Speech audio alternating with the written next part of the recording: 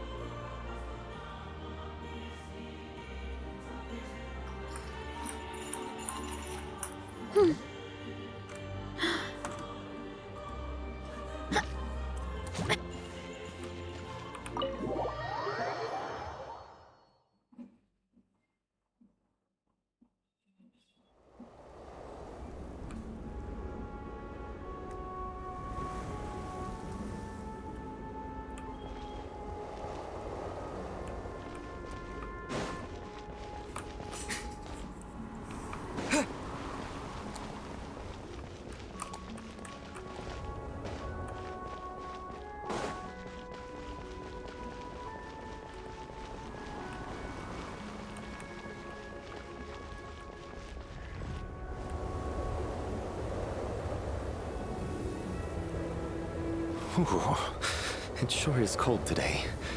I wonder how much heavier the snow's gonna get. Here to see Odette? I just need to see your tickets for the preview. Perfect. Thank you. I'll hold on to your tickets. Come on in. It's freezing outside.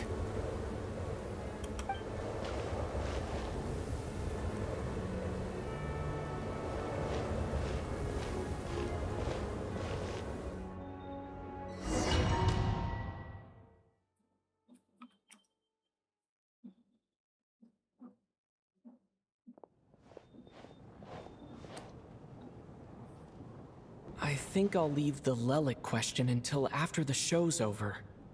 Then I'll go find Odette.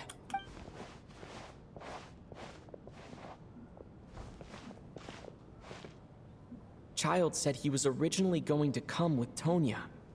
So I'm guessing Tonya's already here somewhere. Is there anyone here who looks like a Tonya? Let's see. It's a small audience. Makes sense for a preview. Wait, I do see some familiar faces. Mr. Chuganov's back again by the looks of it. Oh, and is that Mitya? And that Fatui officer, Valeri. Guess he must be playing cat and mouse with Mitya again. Oh no, it looks like the show's starting and I still haven't found Tonya. Never mind. I'll just have to take a seat for now and see if I can catch her afterwards.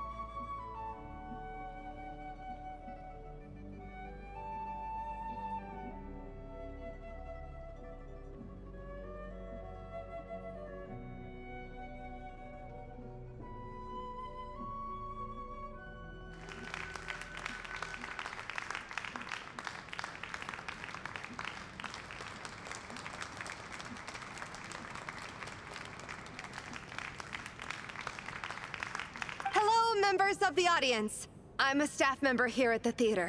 Today's performance was a very special one for us, as it marks the first attempt in a long time to revive the classic Snezhnayan ballet, Spirit Seeker. To commemorate this occasion, we would love to take a group photo of the cast, crew, and audience members present today. could I kindly ask the audience to please come up onto the stage?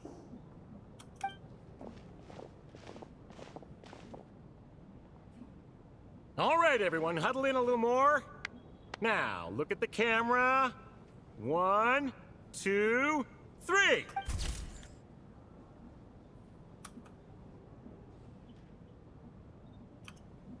Are you quite satisfied, Mr. Energy Scientist? I rather hope you don't have any other escape plans to add to my workload today. What are you talking about, Sarge? This was simply my way of inviting you to watch Miss Odette's new show with me. And wasn't the performance spectacular? In the future, I heartily encourage you to take a leaf out of my book. Find some soul-nourishing pastimes to enrich your time outside of work. It was indeed a fine performance, but I must correct you on one point. This is not time outside of work. These are working hours. Working hours and non-working hours are just a social construct. Human technology can never advance if we're too rigid in our thinking, Sarge. May we leave now? Already? I mean, I was kinda hoping to soak up the atmosphere for a little longer, but... No? Okay, guess I'm pushing my luck. Didn't seem like too much to ask, but fair enough. Off we go then, Sarge. Back to the land of working hours. Lead the way. நான் கூட ஏதோ criminal வேலை பார்த்து தான் துரத்துறாங்கன்னு நினச்சேன் act 1ல். பார்த்தா வேலை செய்யாமல் கட்டடிக்கிறதுக்கெல்லாம் போலீஸ் வராரு. போலீஸ் கிடையாது, சரிசாவோட body guard, personal body guard. அந்த அளவுக்கு ப்ராஜெக்ட் ஷூஷால என்ன இருக்குன்னு தெரியல, பார்ப்போம். That has to be her. She's the only person in the audience around Tonya's age. Excuse me, are you Tonya? Huh? Your brother's busy today, so I took his ticket. Don't worry about him, he's fine. Childeoட sister, okay. Oh, okay. Sorry for the trouble. What's wrong? Are you sick? No, I'm fine. It's nothing. Hi bro, hi. Damon Salvatore, nice to meet you. Maybe she caught a cold on the way here because of the weather.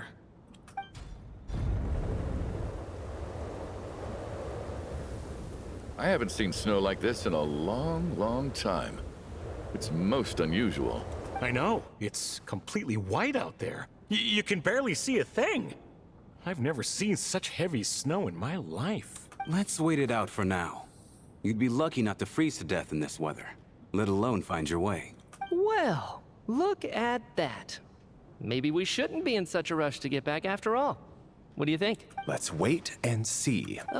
Why do you need to take it so seriously? Fate has given us this wonderful chance to take a break. We owe it to ourselves to make the most of it.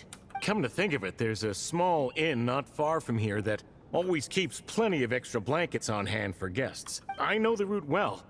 Shall I head over and borrow a few blankets? That way, anyone in a hurry can wrap up warm for the journey back. Just remember to return them next time you're over this way. Sir, there's really no need to go to all that trouble. Hey, it's no trouble at all. Wait here, I'll be right back. அவனே எப்படி வேலை பார்க்காம தப்பிக்கலான்னு பார்க்கறான். What a kind gentleman. Very good. My wife and daughter are waiting for me at home, so I shall be heading back as soon as I get my blanket. So... Are you expecting us to go back to the Armory Palace wrapped in blankets too? Don't worry about that. I made arrangements in advance. Should I not return to the Armory Palace within 3.5 hours after Operation Showtime begins, an armed squad will be sent to collect us.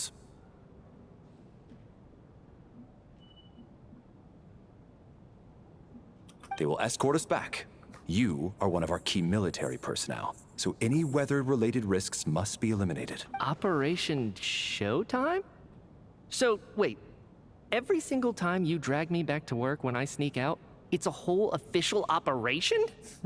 I gotta say, you've really turned this into quite a moral dilemma for me. It's snowing pretty hard out there. I think you should stay here for now. You seem a little under the weather. Sure. My brother might come pick me up in a bit anyway. Time to get to work. I should head backstage and find Odette. I need to look her in the eye and ask her about Lelik. Excuse me, are you looking for someone? Ah, a fan, I'm guessing? Today is just a dress rehearsal, so Miss Odette won't be meeting with fans. She's taking a well-earned rest right now. Sorry, but that area is currently off limits to everyone except the cast and crew. Bad timing, I guess. Well, I might as well stick around. I doubt Odette will be leaving before the snow lets up in any case. Hi bro, Satish bro. Welcome to stream. Hi.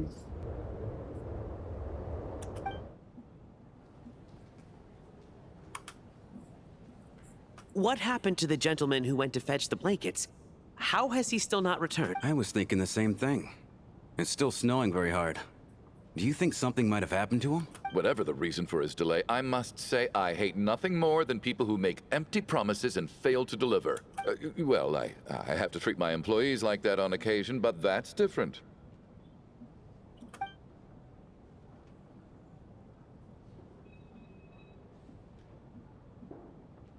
You seem anxious, Mr. Valeri. It's been nearly 4 hours since I left the armory. The army should have arrived to extract us by now. They know how much I despise tardiness and disrupted plans. There's simply no reason that they shouldn't have shown up by now, barring exceptional circumstances. Surely a snowstorm like this one counts as such. Few things in this world can stop the Snezhnayan army, Mr. Mitya. And a snowstorm is certainly not one of them. Why don't you go out and take a look? They might be right outside, waiting for your orders before they dare come in. An absurd hypothesis. I have no intention of leaving your side for even a moment until I have escorted you back to the Armory Palace. This doesn't look like an ordinary snowstorm to me. That guy who left earlier. It looked like he just vanished into thin air. Either that, or my eyes were playing tricks on me. A man-eating snowstorm? Come on. Night hasn't even fallen yet. Spare us the ghost stories.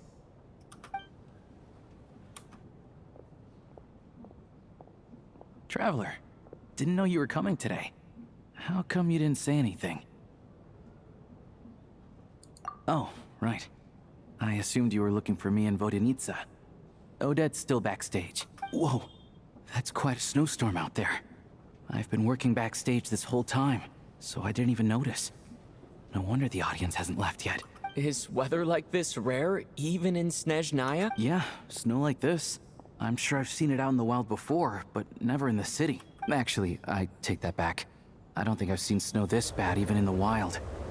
This is something else. It's not normal. If even Alosha thinks snow like this isn't normal, could it have anything to do with that monster people have been talking about? We can't stay cooped up here forever. Someone needs to go out and take a look. No need. I have plenty of experience with snowstorms. Besides, I work here while you're an audience member. I should be the one to do it.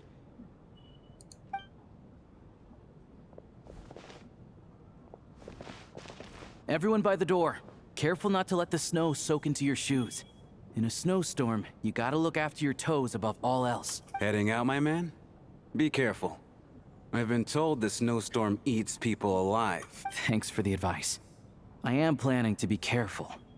I just want to take a quick look at the situation out there.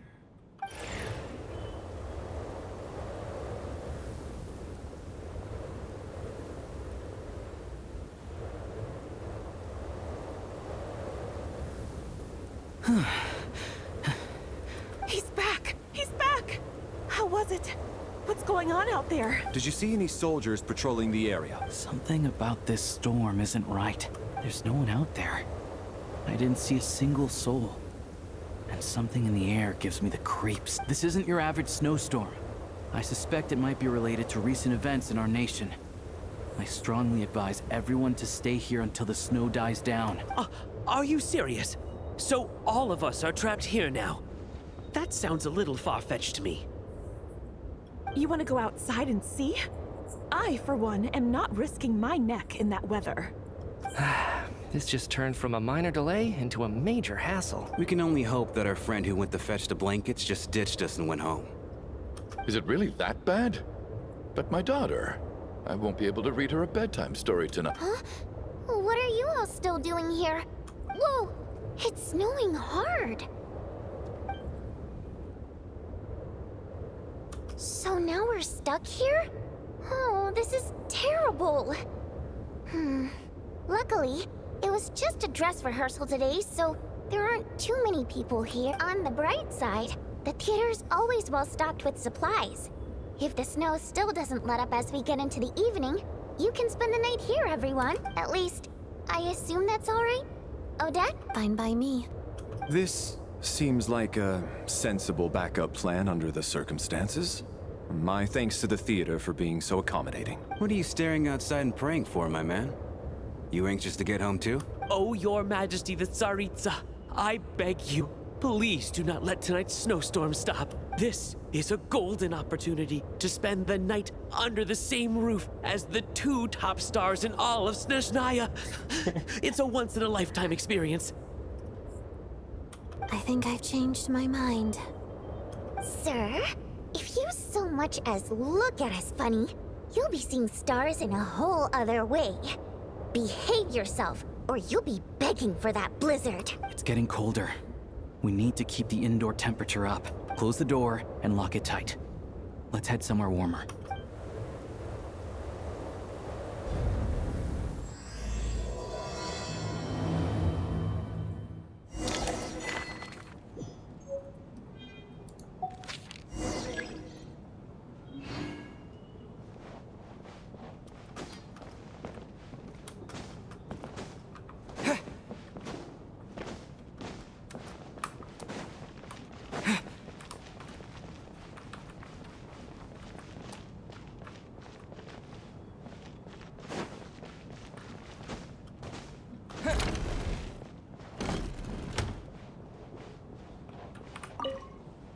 And then there's the aristocrats.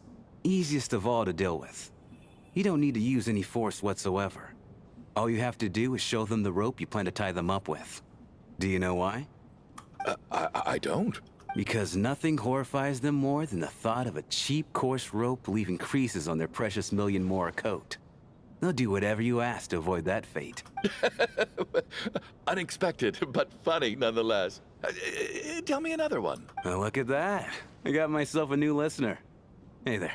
Let me introduce myself. The name's Shram, and I'm a mercenary. The kind that gets paid to do odd jobs for rich folks. And I am Chuganov, an entrepreneur. If my name is unfamiliar to you, you will no doubt have heard of my factory, the renowned Iskra manufacturing plant. Are you really that famous, Mr. Chuganov? How come I've never heard your name before? Excuse me? Is that a joke? Or are you being serious? Oh, I'll have to ask my rope later. He's probably tied up more entrepreneurs than I've ever heard of.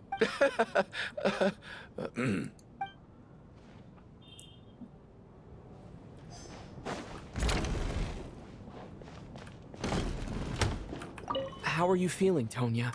I'm fine. Sorry to worry you. I'm used to it by this point. I take medicine for it. My brother usually helps to get it ready for me. Child must take great care of his sister. He's never mentioned Tonya's illness, though. You know, I actually find this whole thing kind of exciting. Stuck in a strange place thanks to a snowstorm. Having to spend the night with a bunch of interesting characters. It's pretty cool, don't you think? Exactly. It's like one of those stories where an ordinary school trip turns into a magical adventure. I've always wanted something like that to happen in real life. I'm fine, really. Just got a little overexcited. Look after yourself.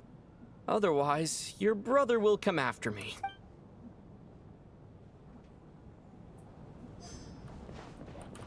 My husband has major trust issues. To him, I doubt even this snowstorm is a good enough excuse for me to stay out all night. That's the price of marrying into wealth. You'll get used to it. I'm not about to stop you if you want to leave. But don't drag me along. Hello? Can I help you?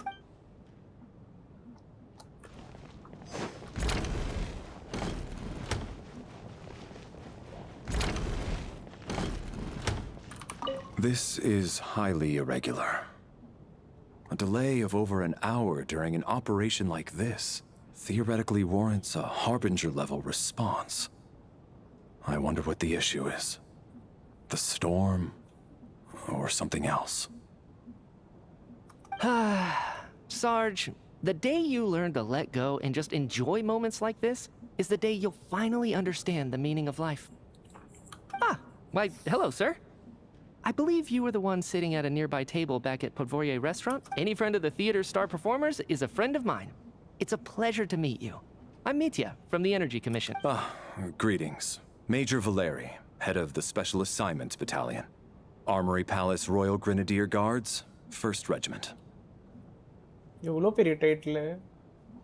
Major Valerie, head of special assignments battalion, armoury palace, royal grenadier guards, 1st Regiment. I am here to ensure Mr. Mitya's personal safety. Please let me know if I can be of any assistance.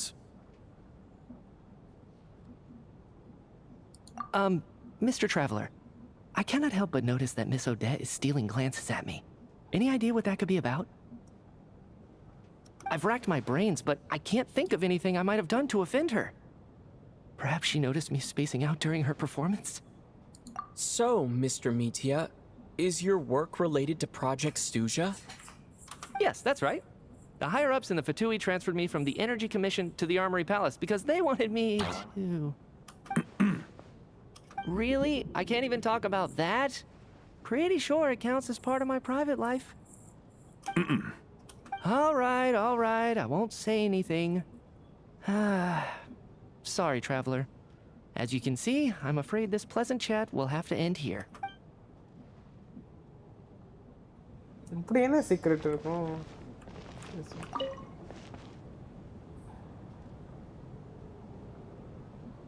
I don't think it's ever been this lively backstage before. I didn't know you were coming today. Hey, have you seen Chuganov? I heard he was coming today. Have you spoken to him at all? I'm with you. This could be just the chance we need. Yeah, I gotta figure out a way to coax some more intel out of him. I wanna know why he suddenly changed his stance on Project Stuja. What exactly happened before the most recent Vecha vote? For the Rokad, or just out of personal interest? Shh! There are other people around. Don't say the R word.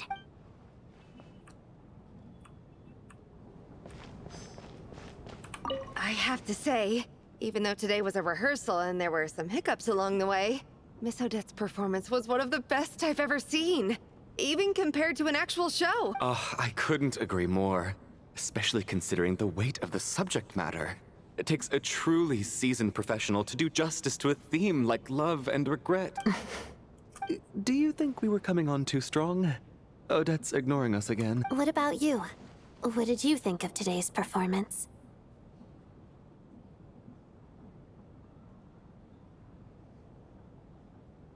Oh my, that's very flattering of you. Thank you. I'll make sure to save a ticket for you when the show's performance ready. This doesn't seem like the time or place to bring up the subject of Lelik. I need a chance to speak with her in private. So unfair. Talk about double standards. And now it looks like I've been spotted.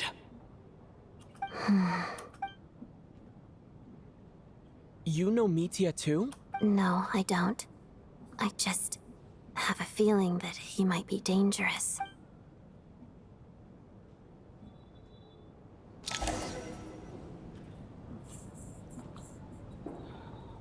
How's it looking, Alosha? No change from this afternoon. Heavy snow with no sign of slowing down. May I have your attention, please? The storm is unlikely to stop tonight, and it'll be even more dangerous outside at night than it was during the day. We at the theater owe everyone here a duty of care. Therefore, we strongly suggest that you stay on site overnight and avoid going outside unless absolutely necessary. In a few short moments, we'll give you a tour of the theater's various quarters. You can choose to sleep in the VIP room, the office, or backstage. Or on the stage if you'd prefer. We won't mind. I'll pass on sleeping on the stage. What if the snow is stopped by tomorrow morning? The early birds in the audience might think we're part of some experimental new show. A drama about sleeping? That could be fun. Maybe we could come up with a title for the production. Not bad. Clear selling point, at least. Could be a big hit. Anyone who doesn't wish to sleep on the stage, please follow me. I'll show you to the rooms.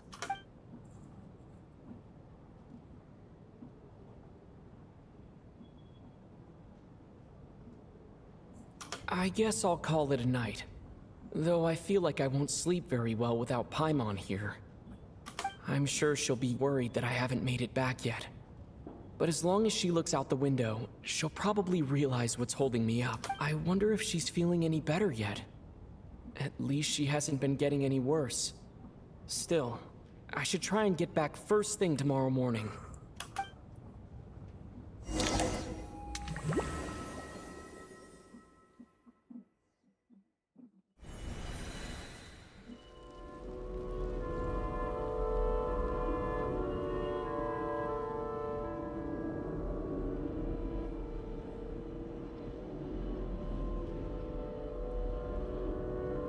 Ah, finally. Welcome back to the world of the living, lazy bones. I was about to wake you. The black mist is almost on us. Oh. Still waking up, huh? You know, the black mist. It's been chasing us from below ever since we were born. You're just dozy. There's no way you've forgotten. Come on, let's keep heading up. Onwards and upwards is the only way to survive. Don't listen to a word those black mist cultists say. Here we go again. The endless march toward survival. What's going on? That black mist down there is creeping me out. And it's rising. Guess I should head upwards and get away from it. The black mist cultists believe that being swallowed by the black mist leads to everlasting peace. But if you ask me, they're just lying to themselves. We're the only heretics left. The only ones who refuse to give in. We have to keep going. But how do you actually know that they're wrong? Dangerous question there, Torgov. The moment your faith wavers, you start a chain reaction that ends in the collapse of your will. Put the question out of your mind. Stay strong and believe that the black mist means certain death. Okay, but it's not my mind that's the problem. My body's about to give up on me. I can't do this anymore. I've had enough of being forever on the run. What's the point of it all? All this will pass eventually, I promise. Keep fighting. It will be worth it. You accuse the Black Mist cultists of being liars. But you're lying too. There is no end to this path. It keeps going up forever. There was never any hope to begin with. The cult of the Black Mist has poisoned your mind, Sobolova. Are you thinking of giving up as well? I am. I think I'll take my chances with the Black Mist over this perpetual torture. As much as I detest the Black Mist cultists, I'm just too weary. Then I bid you both farewell. Let me put my personal opinions aside for a moment and say, I hope that you both find peace within the Black Mist. Fate always appears so impossibly complicated. But at moments like this, its raw simplicity is laid bare. Their fate was sealed from the instant they entertained doubt. From then on, the outcome was both inevitable and irreversible. Let's go.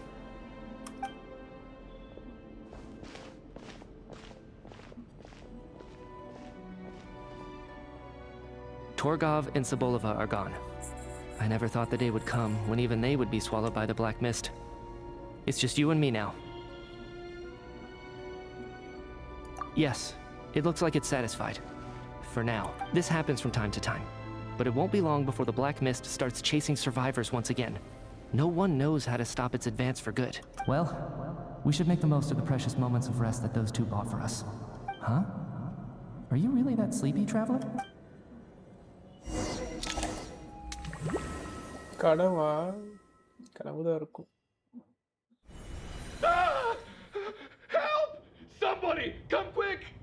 What is it, Chuganov? What's wrong? Is it morning already? What's all the commotion? Sounds like it's coming from next door. I should check and see what's going on.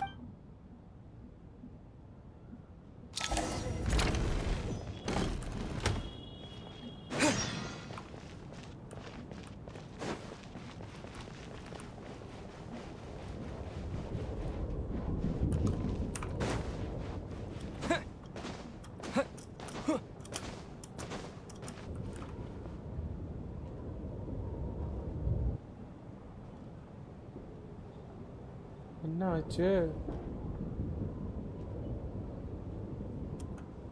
Don't look, Miss Tonya.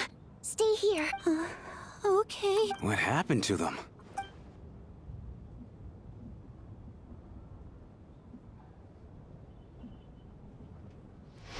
Yo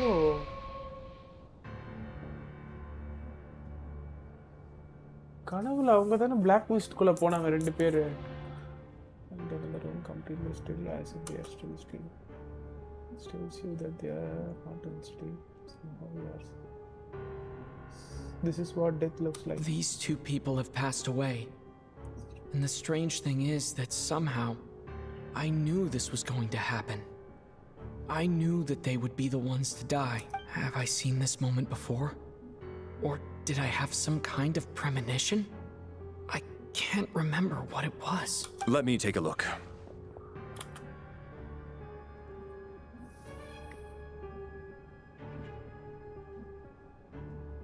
No vital signs in either of them.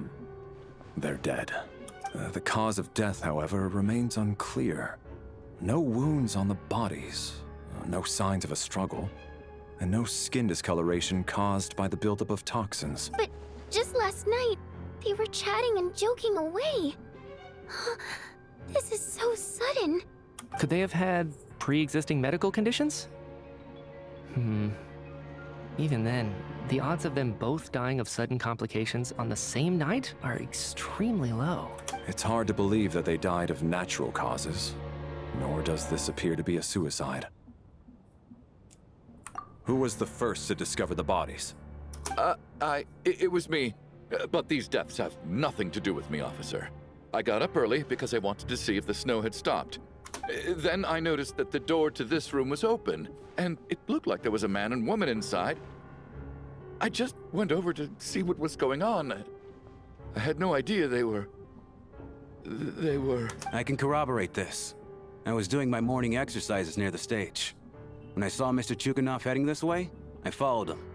I can also confirm that I didn't see a single person approach that room before him. The snowstorm was raging all night, and it's still going now.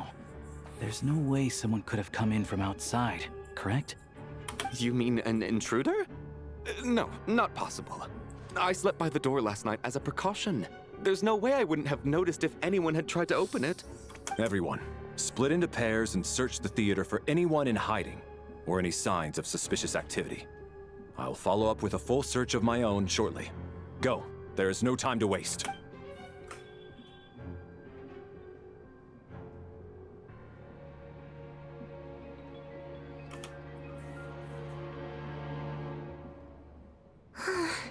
Nothing on your end either?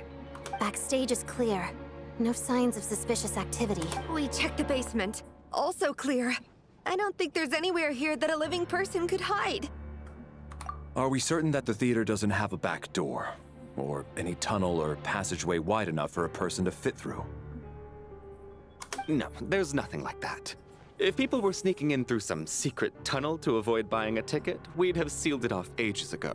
I also checked the windows. All of them are locked from the inside, and there's no sign of anyone entering or leaving.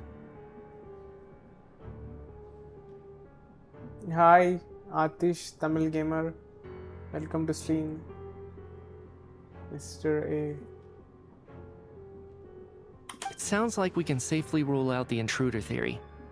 If anyone came in during the night in this weather, there'd be no way for them to avoid leaving footprints or water stains. This can only mean one thing. It's like one of those murder mysteries you see in novels and plays, isn't it? The ones where the killer is... one of us. We can't quite jump to that conclusion just yet. Could he be right? It's hard to imagine something like that happening in real life, set in a theater during a snowstorm. a murder takes place, and the killer is among us. It's such a classic trope that it seems unbelievable. Looking at who the killer targeted, and the clean entry and exit, it all adds up. I know what this is. It's obvious now that I think about it. What is? What have you figured out? Both victims were wealthy, well-known local merchants. And the door was deliberately left open so I would discover the bodies and witness the crime scene first thing in the morning. Such ruthless methods. This was your doing, wasn't it, Lelik? Lelik? You mean Lelik is among us? And he's the killer? Lelik. I know this code name. Member of the Rokot, anti-Project Snezhnaya. Always works alone. I've read the case files at the Armory Palace. Walk me through your reasoning, Mr. Chuganov. What do you know about Lelik? What now, huh? What now, Lelik? What more do you want from me? I already voted against Project Snezhnaya at the Snezhnograd. You snuck into my house the other day while I was asleep. Left a threatening letter. And I did all that you asked. But Project Snezhnaya cannot be so easily shaken. Not with the rooster in charge. So he really was threatened by Lelik. That makes sense. And now you're resorting to murder to threaten me. Isn't that right? I knew it. The Rokot despises the rich. The lives of the wealthy are but refuse in your eyes. Show yourself! Which one of you is Lelik, Tell me! I'll do whatever you want! Just stop playing these mind games! Was this really Lelik's doing? Would Odette really do something like this? If Odette really is Lelik, this seems out of character. But then again, how well do I really know her? I'm probably the only one here with a compelling theory about Lelik's true identity. But if I reveal it now, I'll be putting Odette in the line of fire. What should I do? I don't think it's likely that Lelik killed anyone. At least from the stories I've heard. He's never killed anyone before. And his name has never come up in connection with any murder cases. Besides, even if Lelik did want to threaten you, why resort to such an extreme and roundabout method? It's not his style at all. Vodyanitsa doesn't know that Lelik might be Odette, but her assessment is pretty much identical to mine. Miss Vodyanitsa, why do you suddenly feel the need to speak in Lelik's defense? Defense? Oh, no, it's just... I'm worried that we're jumping to conclusions here, so I wanted to share my point of view. Also, I don't think the Rokot is as bad as you're making it out to be. Well, if you think I'm so wrong, what's your theory then, Why don't you tell us who the killer is? The case is still evolving, Mr. Chuganov. Please do not prevent others from expressing their opinions so early on in the discussion. Even so, there's no denying that the recent threat received by Mr. Chuganov may well be an important clue. So there's still a good chance that Lelik is right here among us. I can't do this anymore. I don't care if it's still snowing outside. I have to get out of here. Whoa, take a beat. We all know it's far too dangerous out there. Even the soldiers can get to us. Go out that door, and you might not live to tell the tale. And whoever this Lelik is, they're surely not going to murder anyone in broad daylight. Be sensible, my man. You're safer inside. As much as I regret having to say this, I'd like everyone to cooperate and refrain from exiting the premises until further notice. Because as things stand, every one of us is now a suspect. Unless anyone has further information to share, let's adjourn for now. Feel free to keep searching for clues, but make sure you don't go off alone.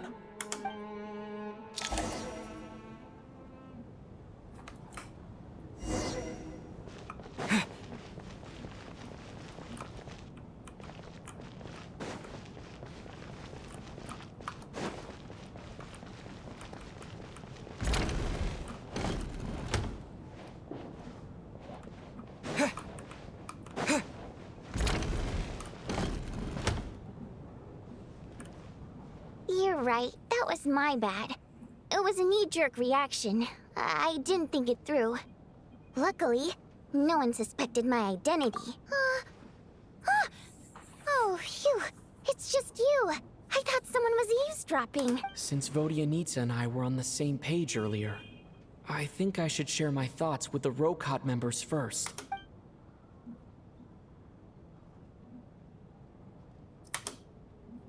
Whoa, whoa, whoa.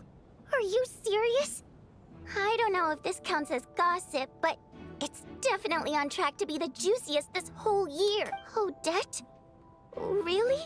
Odette? Oh god, how dumb does this make me look? Lelek has been right under my nose this whole time, and I didn't notice a thing. Actually, it's exactly what you'd expect. Sometimes, hiding in plain sight is the best strategy. And now that you mention it, the more I think about it, the more sense it seems to make. It all adds up. What are we up to now? 1, 2, 3, 4... Odette's identities. She's my coworker, specifically a ballerina, and also a Fatous, a member of the Rokot. Now, Lelek. It must be so exhausting. I just want to give her a hug. I guess since I've always known her as a member of the Fatui, it never even crossed my mind that she could be involved with the Rokot, let alone be Lelek. I don't understand. If she's with the Fatui, what reason could she have for being so opposed to Project Stusha? Probably best if you ask her that in person. Well, since you waited until now to bring this up instead of announcing it to everyone earlier, does that mean we're all on the same page here? Yeah.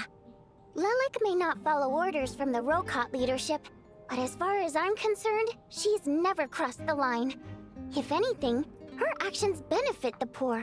We need to confront her face to face. Do you think she'd really admit to being Lelek? I don't know. We'll have to see how it goes. For now, we'll work on the assumption that she didn't kill anyone, and see how much she's willing to tell us.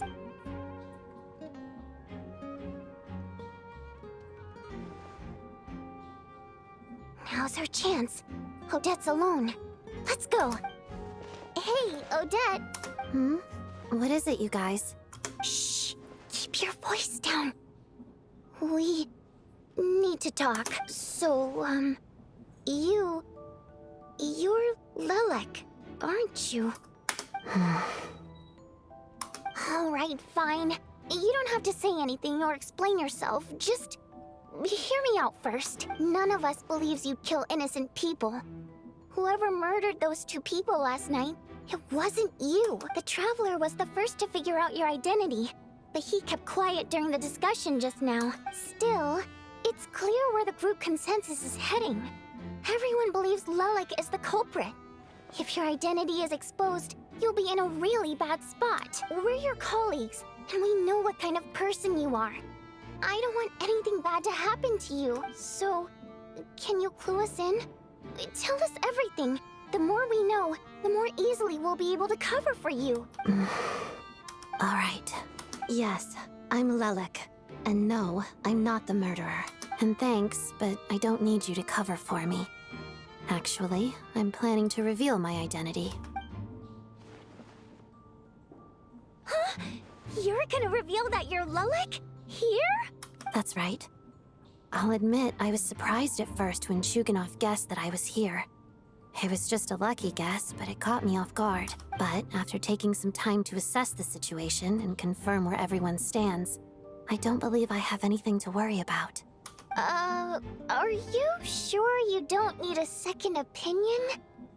Given the circumstance... Mr. Valeri! What?!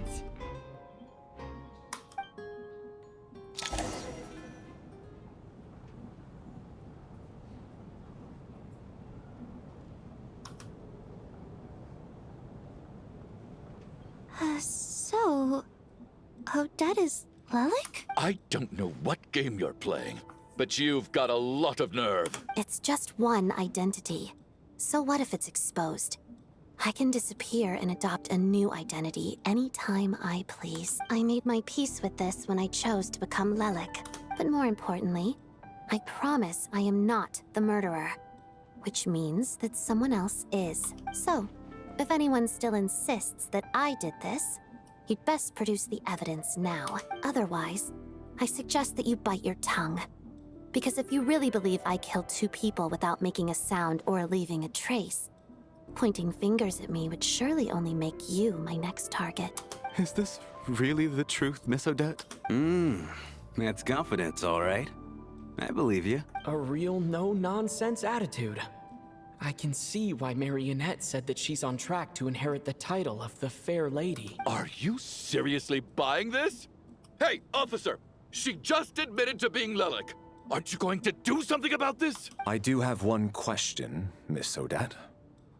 Why have you chosen this moment to come forward and reveal your identity?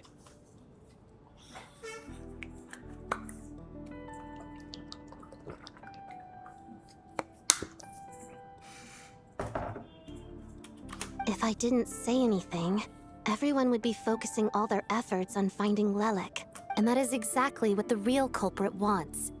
I don't want to be the scapegoat who lets the murderer get away with this crime. Despite all the accusations, she made the smart choice. A remarkable display of rational thinking under pressure. Clearly, Odette's talent extends far beyond the art of dance. She thought so far ahead. Ugh. Why do I always feel like I'm one step behind her in everything? You've convinced me. Dealing with the murder case remains the top priority right now. Let's put the name Lelik and all related incidents aside until further notice. Nevertheless, the group still considers you the prime suspect. I assume you have no quarrel with that, Miss Odette? I understand. You're welcome to keep an eye on me around the clock. I have no objections. Mr. Chuganov? For my wife and daughter's sake, I'll let you off the hook for now. But don't think you're forgiven for breaking into my house and threatening me. Just wait till we get out of here, Lelik. We'll settle the score then.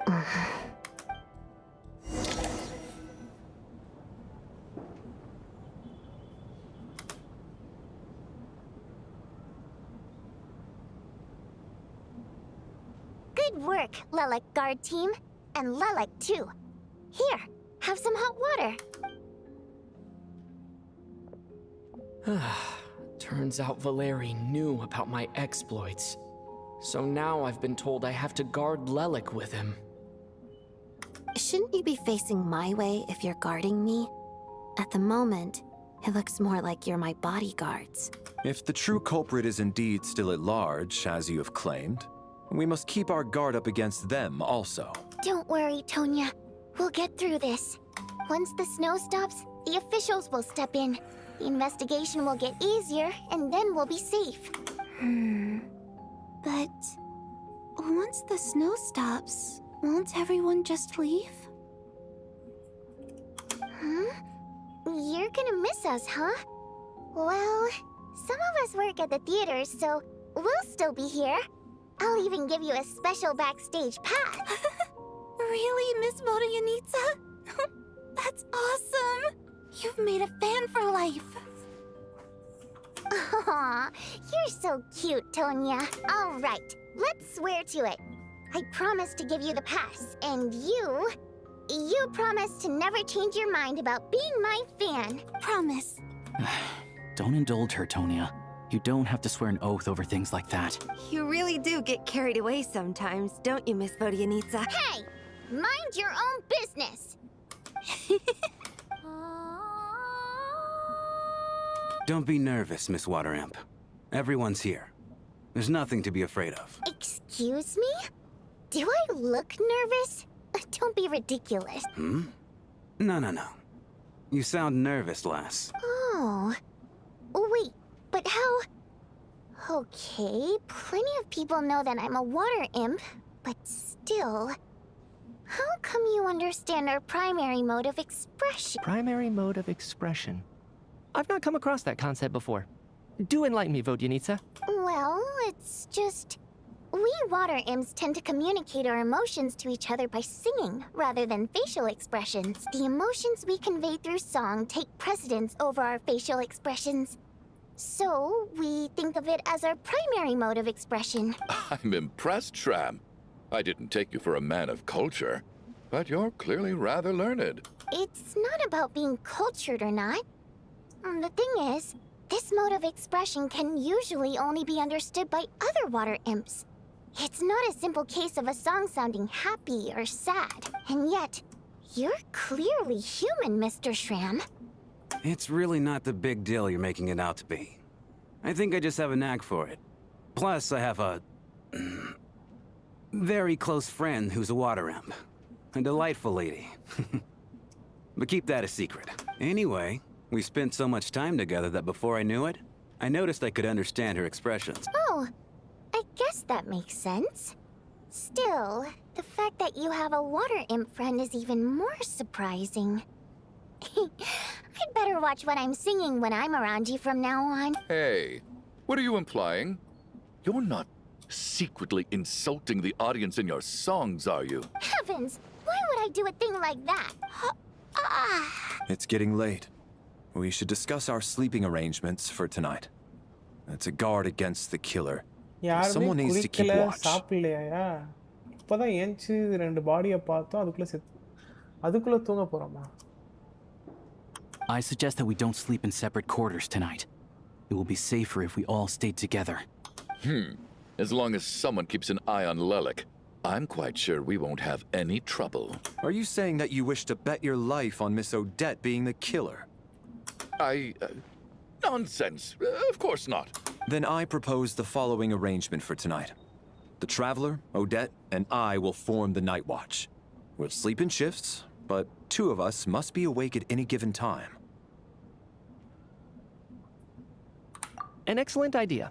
This allows us to handle the Night Watch while also keeping an eye on Lelik. Meanwhile, the rule of taking shifts in pairs resolves the other issue. Namely that we can't necessarily trust the Traveler or Valeri either. I expect that plan took you quite some time to come up with, didn't it? Actually, our field combat manual outlines a similar approach. Although the scenario there involves guarding prisoners overnight during field operations. That being said, I must clarify that I harbor no disrespect towards you personally, Miss Odette. In fact, Lelik's numerous covert operations make fine textbook examples for military agents.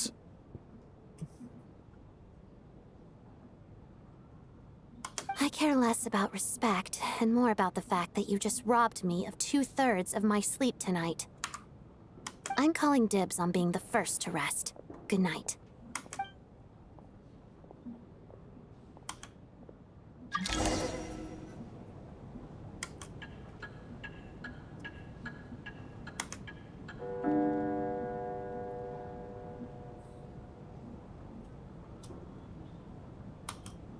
It's almost time. We should wake Odette. How are you faring?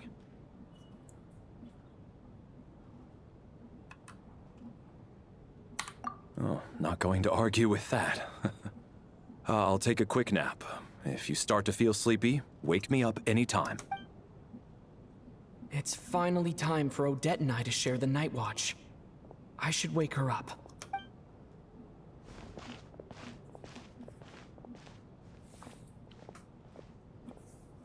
I came here to get information from her in the first place. Maybe I should think about what questions I want to ask before she wakes up. How long are you gonna keep staring at me? Couldn't sleep. My mind's been running haywire. Plus, there's something I've been meaning to talk to you about. I had a hunch that you wanted a conversation too. Let's take this chance to clear the air, shall we?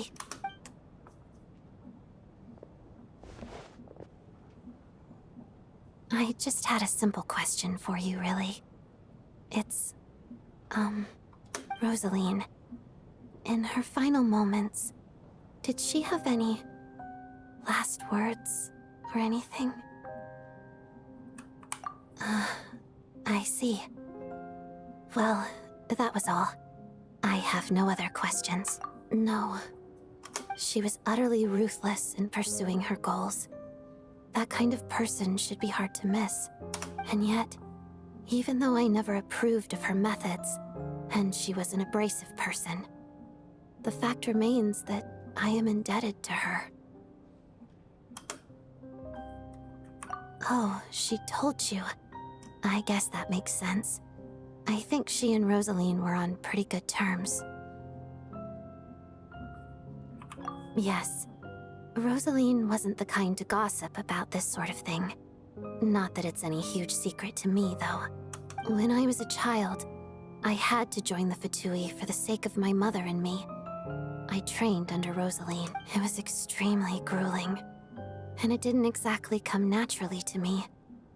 All I could do was try to ignore the biting cold and practice, practice, practice. I was a newcomer who'd managed to make a good first impression on a harbinger. There was pressure to live up to her expectations, to be worthy of the fair lady's reputation. Every day was a struggle against the cold, pain, and fatigue. And most nights, I struggled to fall asleep. After enduring all that, I've become almost immune to the sensation of pain. I suppose that was the cost of survival. Surely, any child who had to experience that would grow to hate her lot in life, don't you think? So, I put an equal amount of effort into my ballet. Because in my young mind, that was the only way to defy my fate. It was my way of telling her, the Fatui's demands and your expectations of me are not what I wish for. One day, I will leave. I think she probably blamed my poor performance in training on my passion for ballet. She knew my heart wasn't in it. One time, when I was secretly practicing a dance at night, she suddenly showed up. I knew she was there to catch me red-handed. I told her, "You don't deserve to watch the dance I learned from my mother." She looked stunned. I guess she was surprised that I lashed out first, before she had the chance. But strangely enough, on that occasion, she wasn't fierce with me like she was during training. Instead, she fell silent for a moment, and then left. After that, she never interfered with my dancing or asked me how it was going. She never came to watch me dance again either. Not even once. She was. But even now, whenever I take out this core Ignis, I can't help but think of that night. Of the look on her face. Sort of. Although gift might be too kind a term. This is her flame sealed within ice. A symbol of her favor, yes, but also our way of keeping an eye on people. She knew the location of every piece of core Ignis. If any recipient started acting suspiciously, she'd be on to them immediately. Trust her to make even a mark of approval feel suffocating. So, when news of Rosaline's death reached Snezhnaya, many people immediately crushed their core Ignis. It gave them a profound sense of relief, like they'd broken free from her shackles. But I kept mine. With my sensitivity to pain being as dull as it is, the warmth from this core Ignis is one of the few things I can still feel clearly. I still wonder, did she really come to stop me that night? I wasn't sure, but I was scared. So I said some really awful things. I guess she didn't leave anything behind. Not that I expected her to. It's fine. It's just a bit of a shame that we couldn't settle our differences before the end.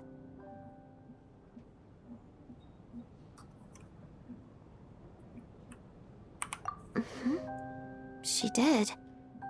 Are you sure she was talking about this event?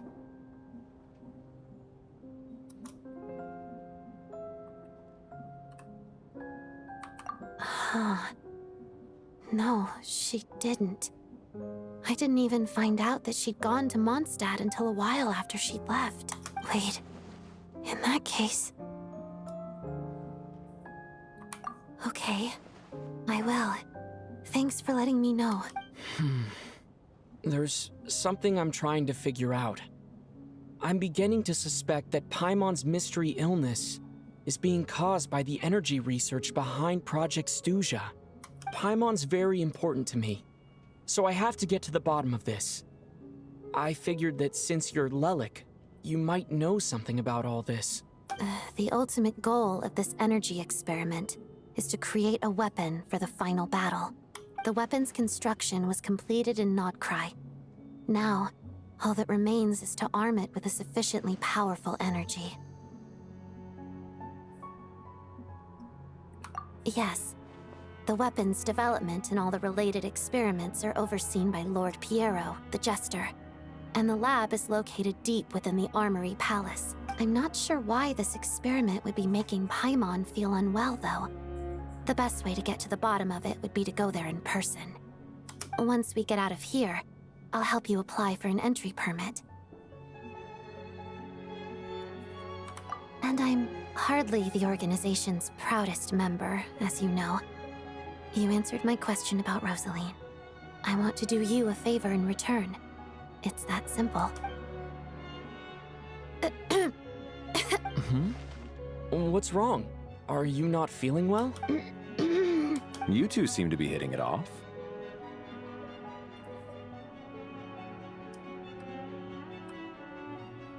I thought you were sleeping. Of course I was. In the military, one learns to fall asleep quickly, even in the most inhospitable environments. It's vital to staying alert and energized. Why? Is something wrong? Even if he was awake, he can't have overheard us, right? Well, thank you both for keeping watch. Traveler, I'll take over for now. It's your turn to get some sleep. Sure.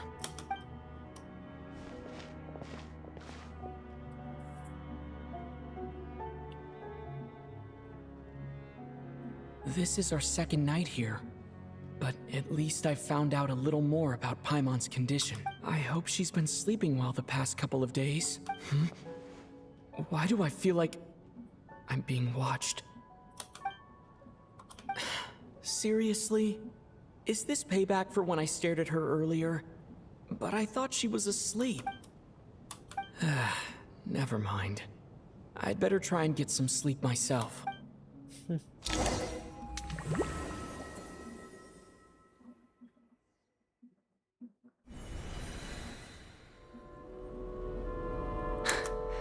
Hey, what are you spacing out for? Are you reaching your limit too?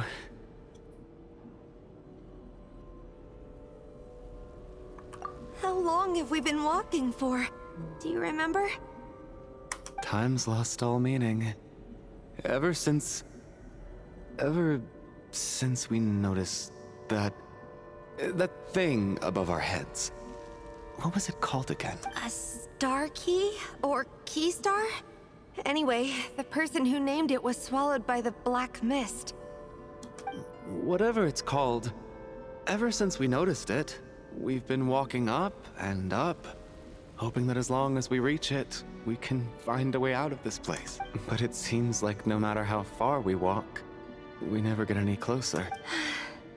Well, we've come this far. You never know. Maybe we're almost there? Come on, enough moping. Let's go. The black mist is catching up.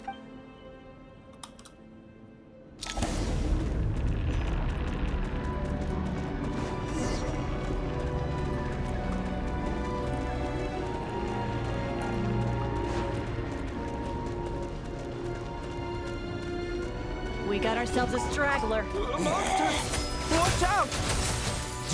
Not again! I've lost count of how many times we run into them. Careful!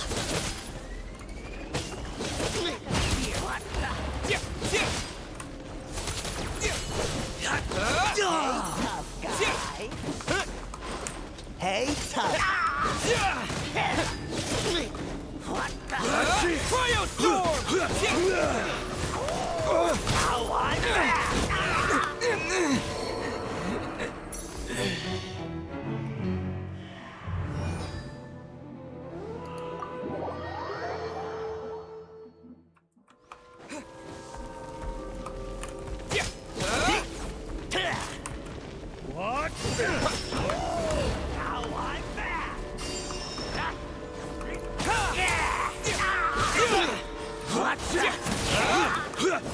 Shut up. Run faster.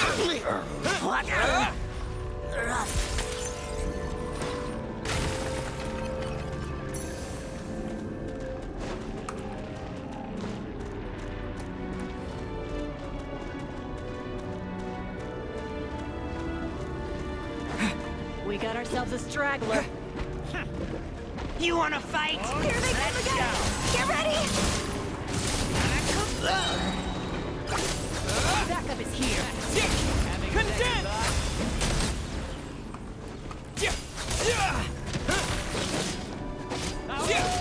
And Kate!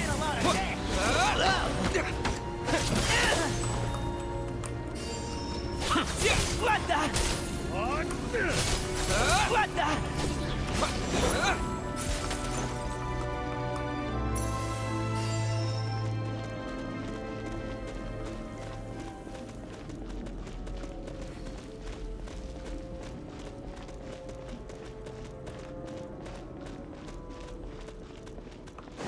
We got ourselves a straggler. Here comes another one. Monsters ahead of us. The black mist behind us. Feels like there's no escape.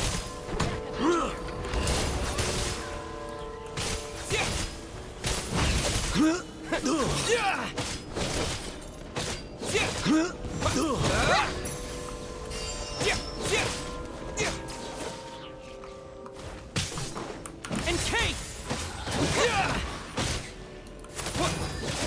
What?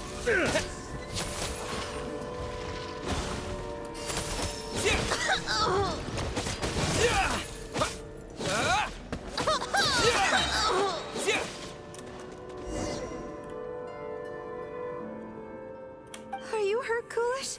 No. I'm fine. It's just...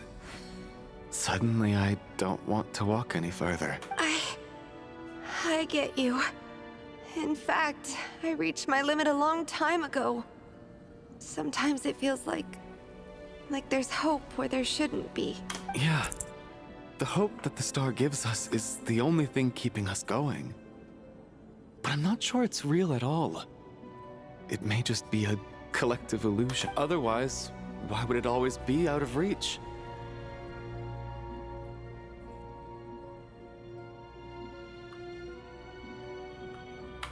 We know you mean well, but you're only saying that to try and encourage us to keep going, aren't you? Thank you, friend. But enough is enough. Please don't give me any more false hope. Hope is poison in this place. You're going to continue, aren't you? I admire that. I've given up, but I wish you the best. May there come a day that you catch up to the star and leave this godforsaken place.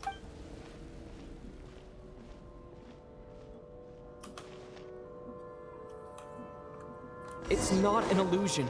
We really are getting closer to the star.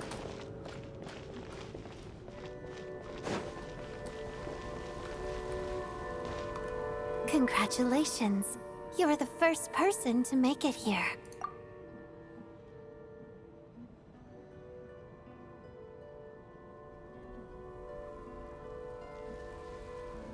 I'm the star's envoy. The black mist has stopped rising. Its hunger is satisfied for now, having devoured your two companions. This is a good opportunity. I'll let you get some rest before we continue. What do you mean, leave? The star represents the starting point. It's the waypoint for the beginning. Congratulations on reaching the starting point. Once you are ready, we will head out and walk upwards. I will be right by your side the whole way.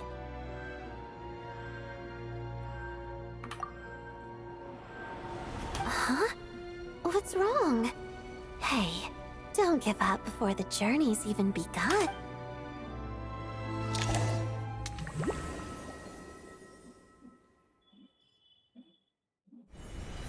Rampana! Rampana! Is that Vodyanitsa's voice? What happened? Coolish, wake up! Please wake up!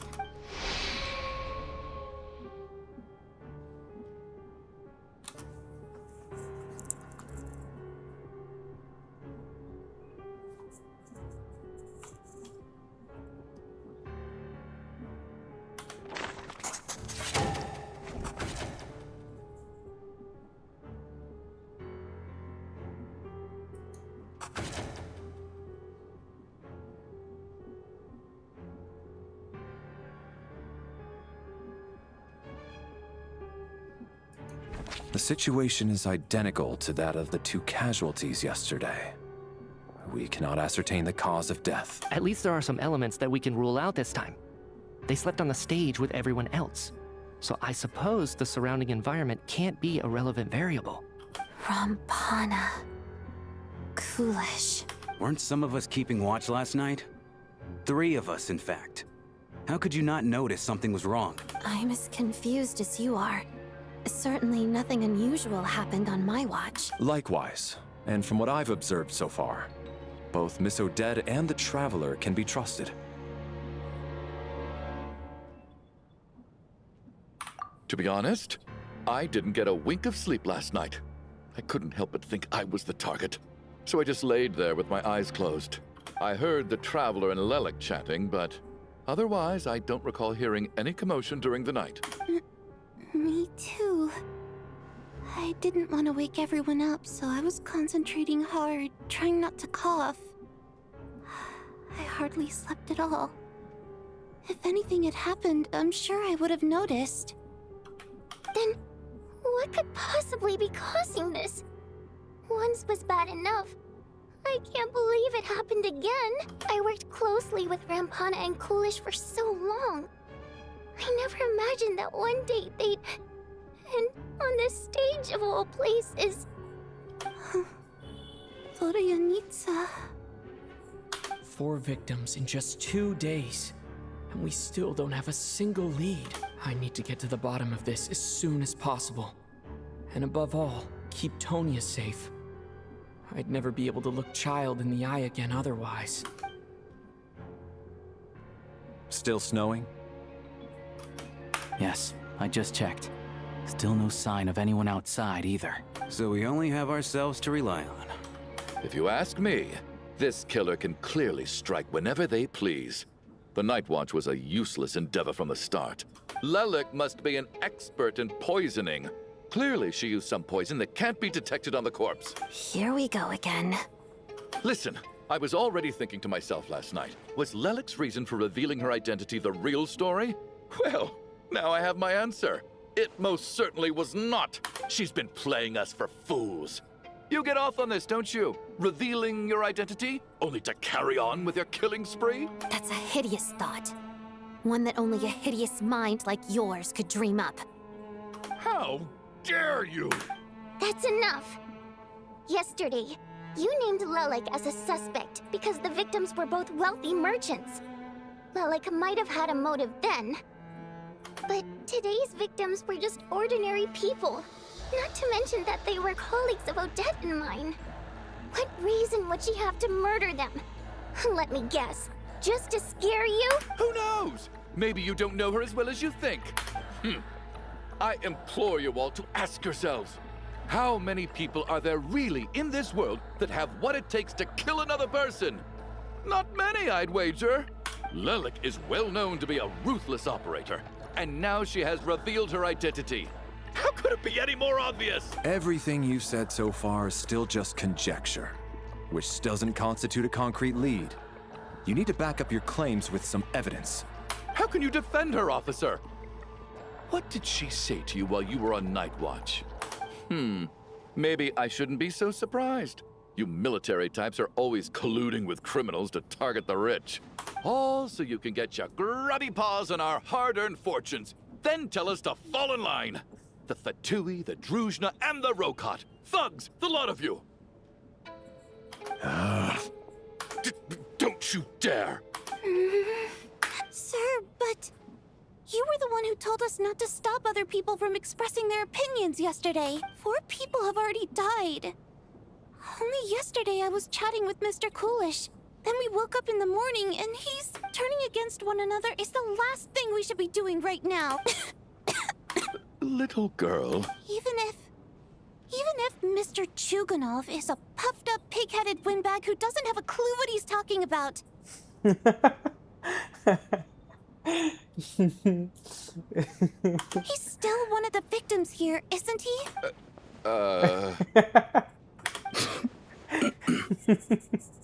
Quite. I had no intention of resorting to violence. But you're right, Miss Tonya. I ought not prevent him from speaking his mind. In any case, I believe Mr. Chuganov has calmed down a little now. We may resume our discussion. I don't think there's any need for that. What is there to discuss? Nothing about this situation is normal.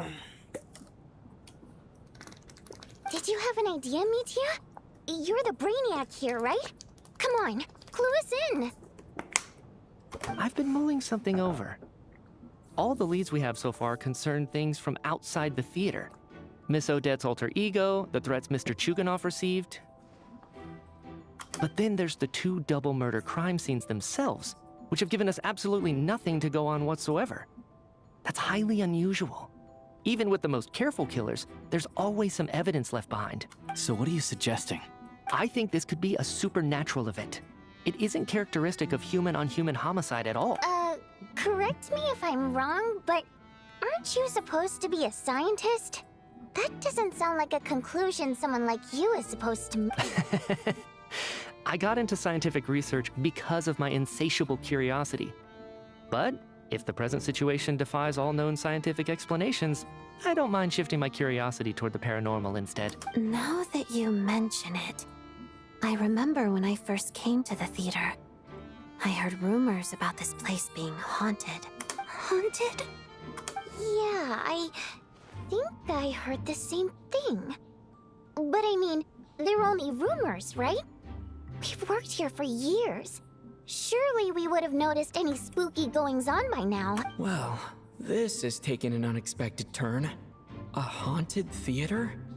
If Paimon were here, she'd probably be hiding behind me in fear right now. Why don't we take this opportunity to look for clues again with a more open mind? Maybe a different perspective will help us see something different. Very well. Whether it's criminals or ghosts we're looking for, the same rules apply. Everyone needs to tread carefully. I'll move the bodies into the same room for now.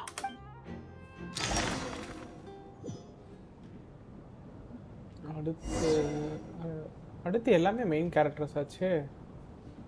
Okay, maybe அந்த 2 பேர் இருக்கலாம்.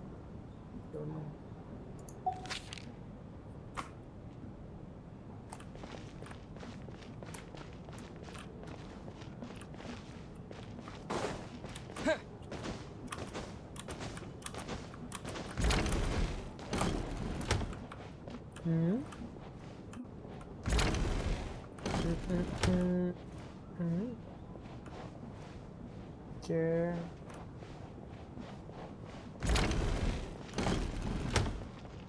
Okay. 1 minute restroom போயிட்டு வரேன்.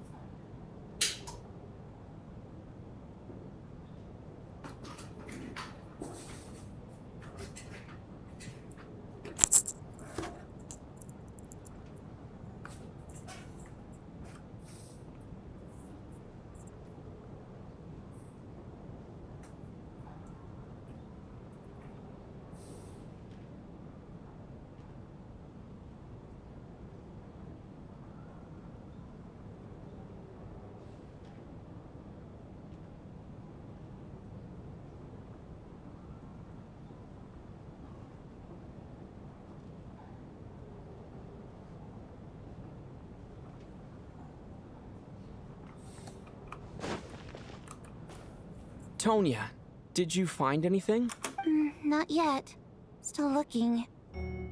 So... Are we supposed to be looking for something paranormal? I think I'd prefer teaming up with you than looking around on my own. This looks like somebody's notebook.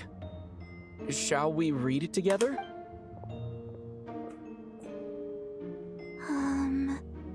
Well, it doesn't look scary or anything. So I guess it should be fine. Alright, let's read it together. You once told me I would understand someday, but even now I still don't. I don't believe anyone should be forced to abandon their homeland because of a change in power. She never considered the feeling of us water imps nobles. Every inch of this land reflects memory of my childhood. If I close my eyes, I can still hear everyone's songs echoing everywhere. I will not forgive those who drove us away. I miss you very much, Mother. I often find myself missing the dress with the tassels and the heavy bed curtains and the ray of sunlight that would stream into the manor every morning. But it's alright now. If I narrow my eye just a little, the light seeping through a crack backstage feels just like the one in our manor. I know that life is gone forever and I can miss it all I want, but I also feel that what I have here now is no less than what I lost. The financial sets designed by the prop manager, the many fans who come all this way just to see me, and the quiet dancing girl who don't talk much. These are all mine. I won't lose any of it again. Never. Absolutely never. I joined a rather remarkable organization, though I can't tell you its name. I think it's Odionissa's diary. Whatever, that's a great figure intend to do the same. This should always be someone looking out for the misfortunes of ordinary people. That's what our organization exists for. Even now, I still don't understand her. Why is it that those who power always seem this way? They clearly have ability to bring great happiness. Some say she has her own difficulty, but what could possibly trouble someone so omnipotent? Never mind, I should just focus on what I can do. I suppose you'll all hear our organization sooner or later. Its name is... never mind. I'll leave it a mystery for now. This has to be Vodyanitsa's writing, surely. Maybe it's a little rude for us to peek at this. I feel like I just read someone's secret diary by accident. It sounds like she's writing this for her parents, right? I don't understand. Why put this stuff in a notebook instead of mailing it in a letter? Because her water imp parents belong to the aristocracy, who were driven out of Snezhnaya by the Tsaritsa long ago. And now they live somewhere new, where the postman can't get to. We're sorry. It's fine. My fault for not storing it properly. I can't leave things lying around and expect them to get ignored when everyone's scouring the place for clues. All right, give me my notebook back. I'll take over the investigation in this room.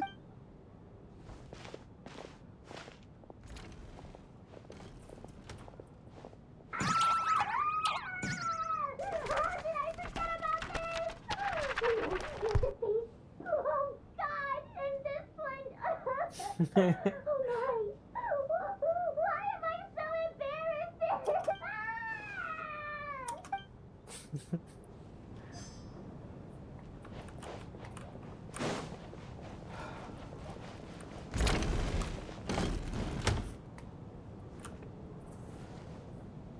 Valeri, come take a look at this. You too, Traveler. Some sort of notebook. What is it for? It's the on-duty logbook for the theater. Coolish was the main person to use it. He mostly used it to record any unusual incidents during a show, audience numbers, exit times, and so on.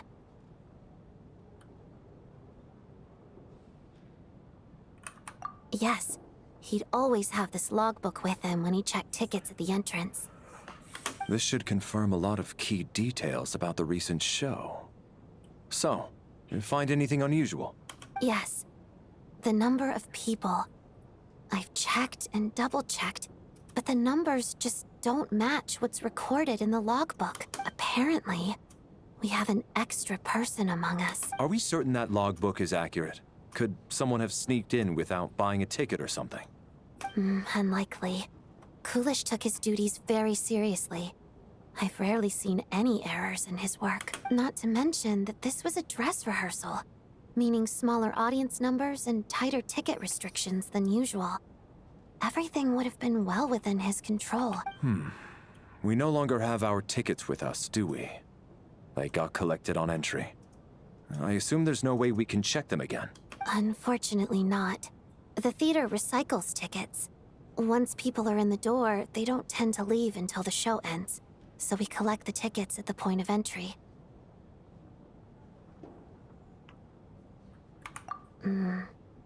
Still, I'm inclined to believe that this discrepancy in the head count is significant somehow. Did an extra person just materialize out of thin air?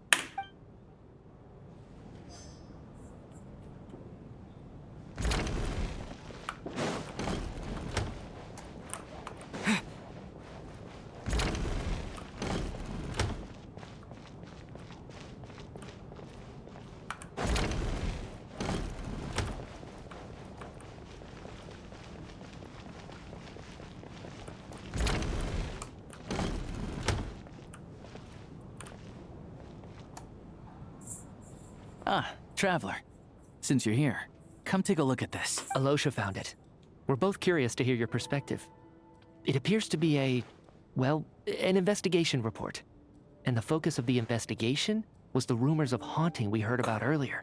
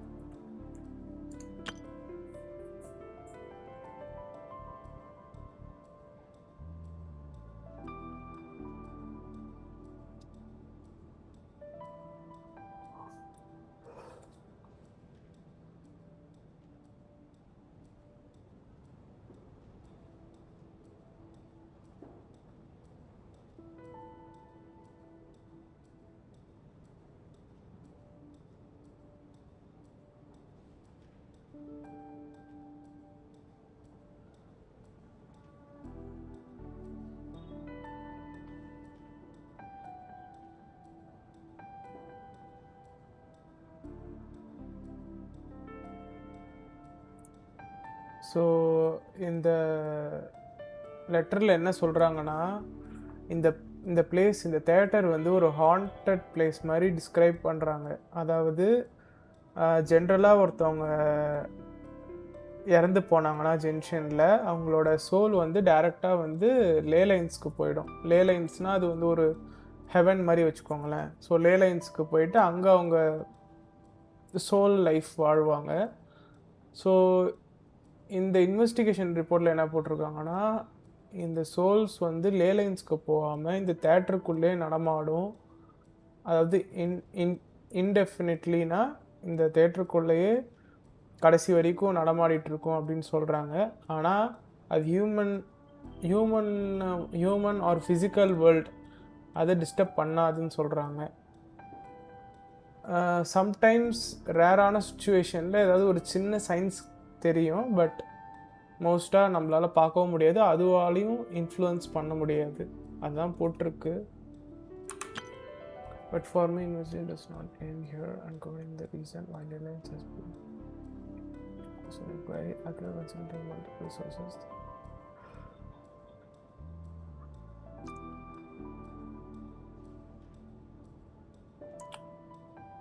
Okay.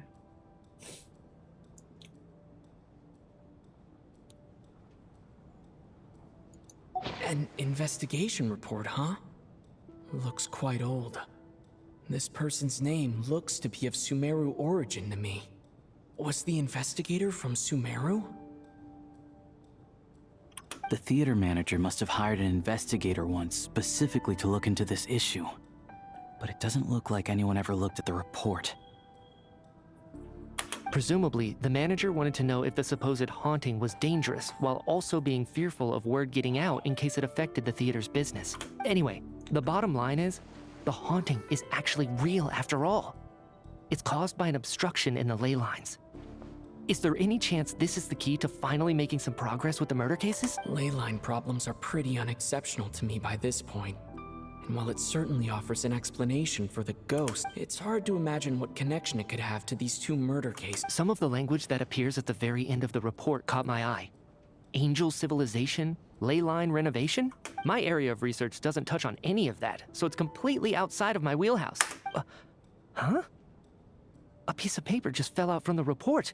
It landed right by your feet.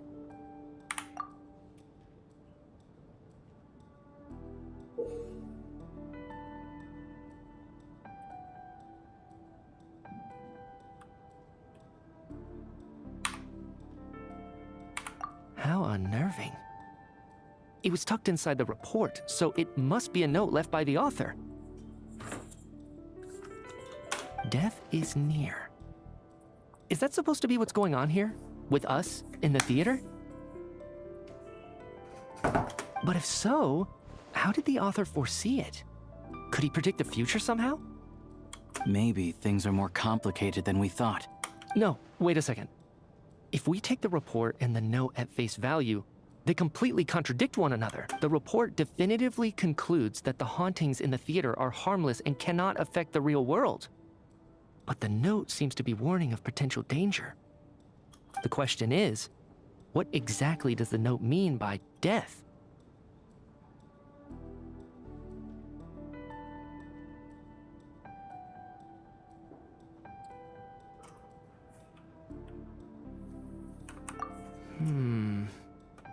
The various ways we could interpret this keyword lead in completely different directions. Let's pause our analysis here for now. I think we need more information.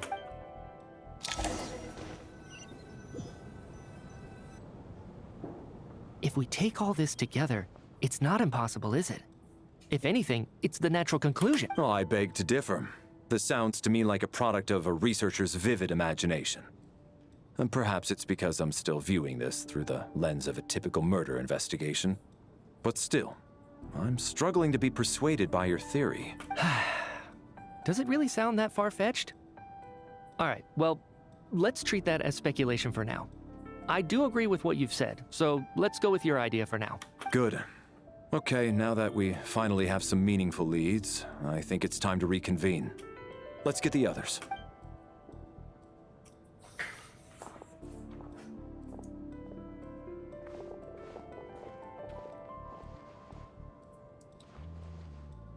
So, that's about everything we've discovered so far. I'll share my theory first. Based on what we've learned from the logbook, I believe the extra person among us is most likely the killer. If the killer had simply bought a ticket, it would have greatly increased the risk of their identity being exposed. I expect he or she either hid in the theater ahead of time, or found a way to slip past the ticket inspection. They then blended in with the group, and waited for an opportunity to strike. What about the note found in the investigation report? Any thoughts on how that fits in? The killer may have simply planted it there as some sort of sick joke. I've seen my fair share of psychopathic killers. They love playing cryptic mind games. So, it has nothing to do with the haunting of the theater after all. This theory makes sense to me. If we have an audience member unaccounted for, chances are they didn't come here to watch the show. Could it really be that simple? So, in other words, all we have to do is find out who got in here without a ticket, and all our problems will be solved? Then let me make one thing clear. All the theater staff should be well aware that I came here for the rehearsal legitimately, yes? There's no way I'm the one who didn't have a ticket. It's true. I hear you used every trick in the book to get a hold of that ticket, too. Everything short of throwing a temper tantrum and rolling around on the floor at the entrance. I most certainly did not degrade myself in such a way. Probably a stupid question, but I might as well ask. Did anyone here get in without having their ticket checked? Guess it was naive of me to expect them to just admit to it. Especially after the unprompted Lelic reveal. Once was already a miracle. Twice would be unfathomable.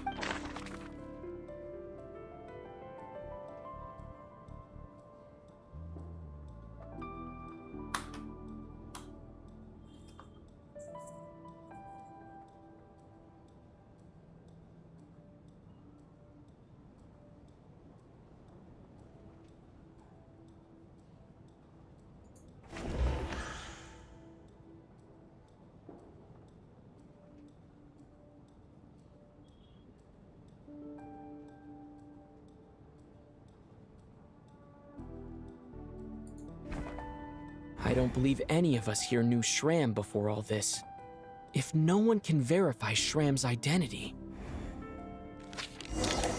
Mr. Shram, did you really go through the ticket inspection to get in here? Huh? Me? Why am I being singled out, my friend? Do I seem that suspicious? It's not that you stand out as suspicious.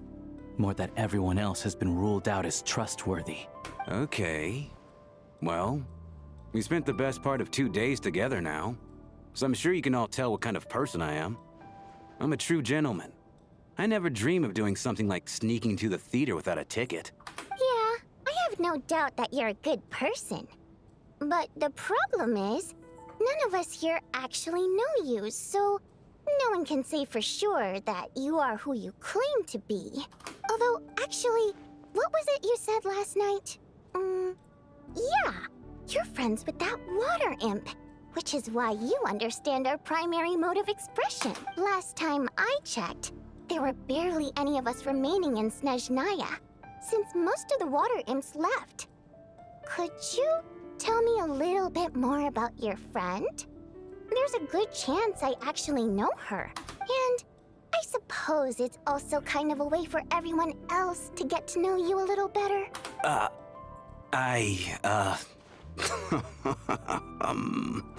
Good grief. Are you blushing? Pull yourself together, man. Stop giggling like a teenage boy. It's revolting. Hey, revolting is a little strong. All right, fine. I'll admit it. That water imp friend of mine, the truth is, we're dating. I was just the bodyguard hired by our family. But the stars must have aligned, because sparks began to fly between me and their daughter. Never in my wildest dreams did I think I'd get so lucky. We don't need details. Just get to the point. Okay. I'm just a little hesitant to reveal her name, that's all. You know how it is. These are delicate times, even with me to protect her. If word gets out that she's dating a human, both the Fae and human factions will give her a hard time. Really? Wait, no. That can't be. Huh? Shram, what the devil are you talking about? Why is everyone looking at me like that? Surely you can understand where I'm coming from. Delicate times? Factions?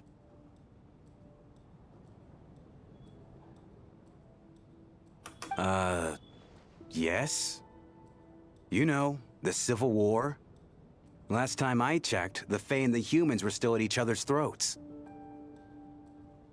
If I'm not mistaken, the last significant civil war in Snezhnayan history was over 400 years ago, when Her Majesty the Tsaritsa had just taken the throne and was consolidating her reign. What do you mean, 400 years ago? What's going on here? Is Shram from the past? All right, Mr. Mitya, you win this round. As far-fetched as it is, it appears that your theory may be correct. I'm just as amazed as you are. I didn't even believe it myself, to be honest. Is someone going to explain what's going on here? From the look on your face, you figured it out too, haven't you, Traveler? என்னையா நடக்குது இங்க? According to the theater's duty law.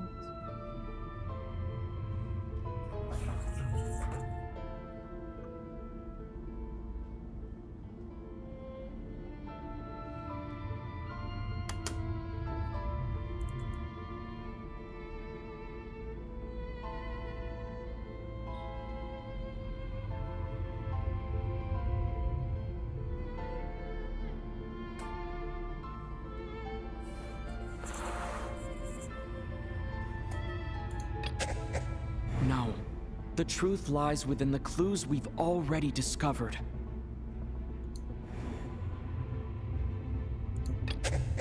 That seems to be the case.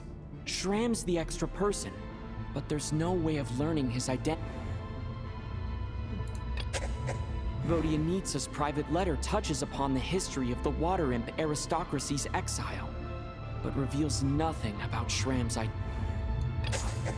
The theater's ley lines have been modified to block souls within its grounds from returning to them. Some souls can even wander this place forever.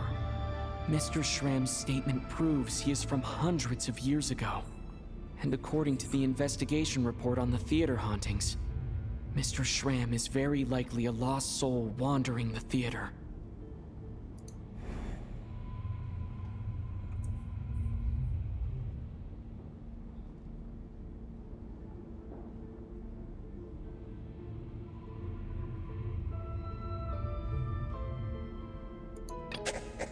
This is Mr. Valeri's hypothesis.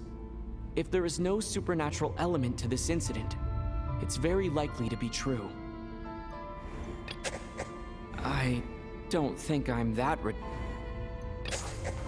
For some unknown reason, the soul that has been wandering the theater due to the ley line issues has joined our group and blended in. Yeah, that must be the immediate reason why the ticket count doesn't match the number of people present.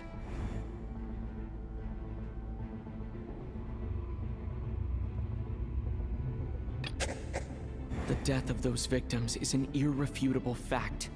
It is the outcome of whatever's going on here. What we need to do now is find the truth within the contents of the investigation report have been verified. There are indeed ley line issues and wandering souls in the theater. Death likely symbolizes the deceased. Mr. Shram, for instance, death is near. That must mean that there's a dead person in our midst. That's the truth, isn't it?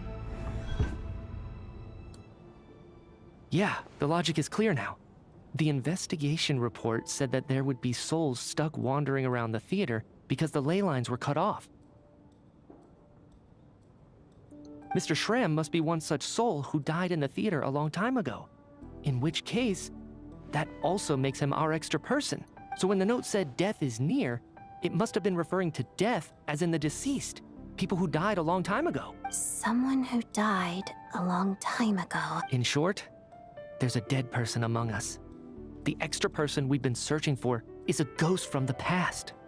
You mean I'm a ghost? No. Don't make jokes like that, my man. There must be some mistake. But even if I was dead, I know for a fact I didn't kill anyone these past 2 nights. Yeah, even if all that's true, the report also said the souls inside the theater can't affect reality, right? They're harmless. Then what if the problem isn't the souls at all, but the ley lines themselves? The ley lines have a powerful ability to attract and devour souls. Let's say that the ley lines are like a black hole, constantly seeking to engulf souls. But the souls that don't want to return are trying to avoid being sucked in. Huh. Why does this analogy sound so familiar? What happens when the black hole can't achieve its goal? I'm only speculating here, but what if it ended up swallowing innocent souls by mistake?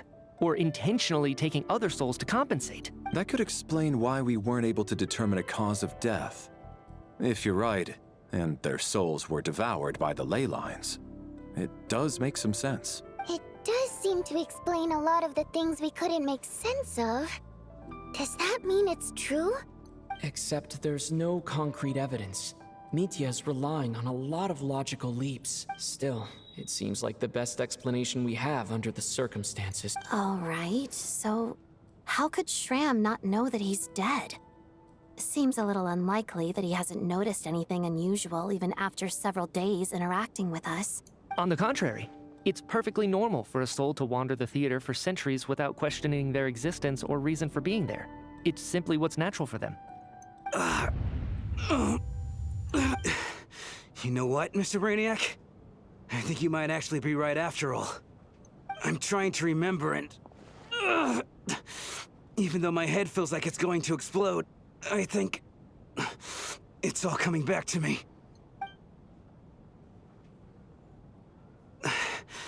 I was the one who didn't want to remember my own death. So I forced myself to forget. Well, I'm sure those are painful memories. My lady and I snuck out to go on a date one day. We bought tickets for the theater. It wasn't really my thing, but I was just happy to be together. All of a sudden, a group of people burst into the theater, shouting for all the water imps to get out. Performers and audience members included. It was clear the conflict between humans and Fae had reached a boiling point. This time, the extremists were even coming after the water imps who had nothing to do with the war. I thought I could pull one over on them. So I took off my jacket, draped it over my lady, and tried to sneak out amid the chaos. But I got caught. They started shouting, calling me a traitor to humanity. But I was going to do whatever it took to buy our chance to escape. No matter how many people stood in my way. I had to. Both as their bodyguard. And out of love. It's all right, friend. You can stop there if you want. You don't need to dig all that up again. It's just... Even now, I'm still struggling to accept the truth. How could I be dead? I'm sorry, everyone. If I'd known I was a dead man walking, I wouldn't have dragged you down with me. If I'm the cause of all this death, then punish me however you see fit.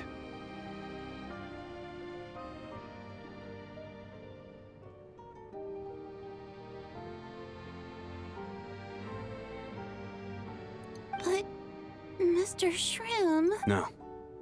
I refuse to be a burden. I know what I have to do. You said I've been wandering the theater for centuries, right?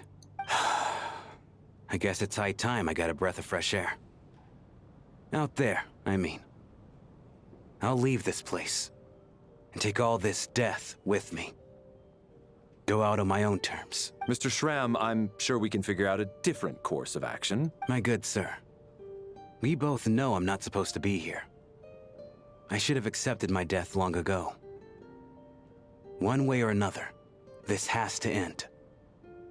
Unless you're saying this goes against another one of your military principles somehow. No, I'm speaking on a personal level this time. Let it go, man. Oh, wait. One last thing. Miss Water Imp. My lover. Her name was Litia. Litia Ozarova. Do you know what happened to her? Ozarova. Oh, Auntie Ozarova. That's what we all called her. I remember her as a very kind elder. She had a bunch of kids, too.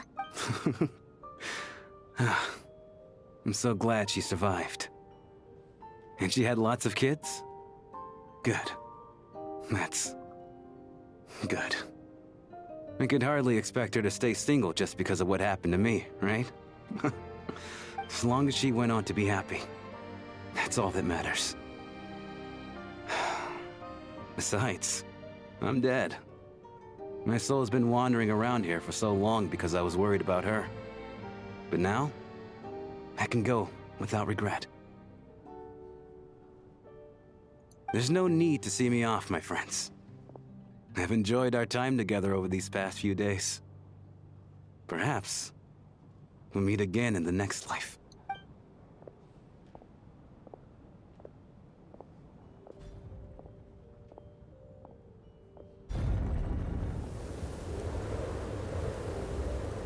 Take care, my man.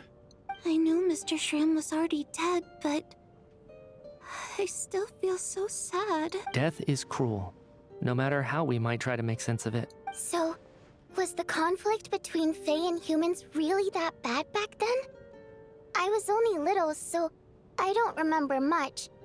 It's terrible to think that so many innocent people had their lives turned upside down. Even the historical records about that time period don't say much about it.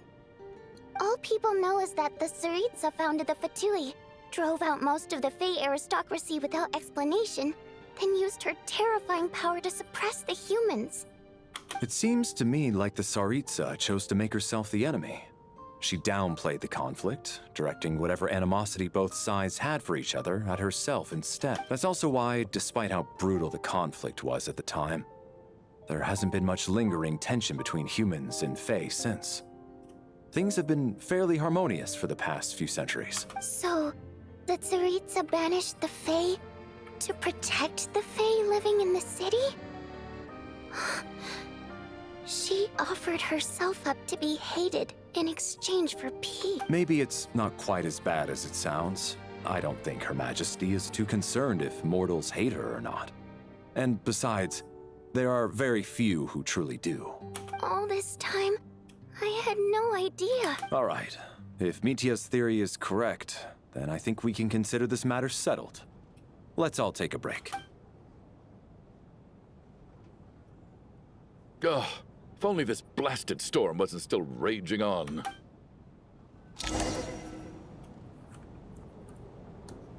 வேற யாராச்சும் செத்து போவாங்களா என்ன?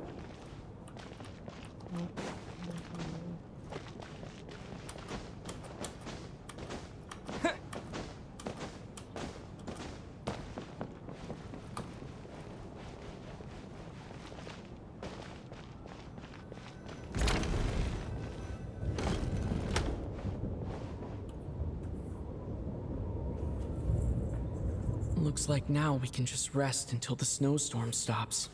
I still can't believe Shram turned out to be a ghost who'd been in the theater for hundreds of years. To think he was dead this whole time. What a strange turn of events. Knock, knock. Huh? Knock, knock. You know the door isn't closed, right? You don't have to knock. Think of it as a signal then. When I'm entering someone else's room and I knock, I'm here as Odette. If I don't knock, it's Lelik.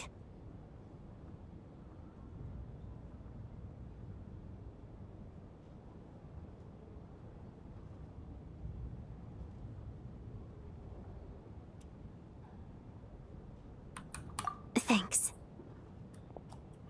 So, why did you come to find me? Is there something I can help with? Vodyanitsa said you knew about my secret identity from the start, but when everyone was discussing who Lelik could be, you were worried that revealing what you knew would be unfair to me, so you kept it to yourself, right? Yes, I'm extremely grateful for that. It's nothing. I mean, you didn't hold what happened with Signora against me, so I should thank you for that as well. Actually, there's something else as well. I found myself in a situation similar to the one you were in when you helped conceal my identity. So I thought I'd come and ask you for advice. It's about Mitya. Before all of this, the last time I saw him, he was dead. As I'm sure you know, my goal as Lelik was to stop Project Stuja. Well, when I found out the tech lead for the experiment behind Project Stuja was Mitya, I immediately started planning to track him down and threaten him to back out. I often saw him around the theater, but I soon concluded that making my move there would risk exposing my identity. So I decided to infiltrate the Armory Palace and go directly to his lab. That way, the threat would be much more effective.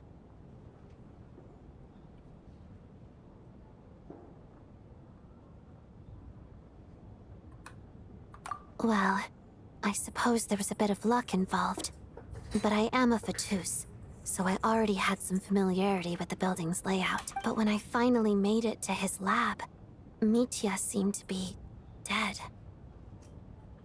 I checked his breathing and his pulse. He had no vital signs whatsoever.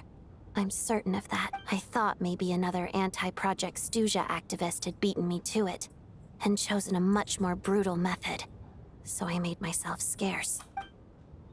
That's why you were so on guard around Mitya that first night here. Yes.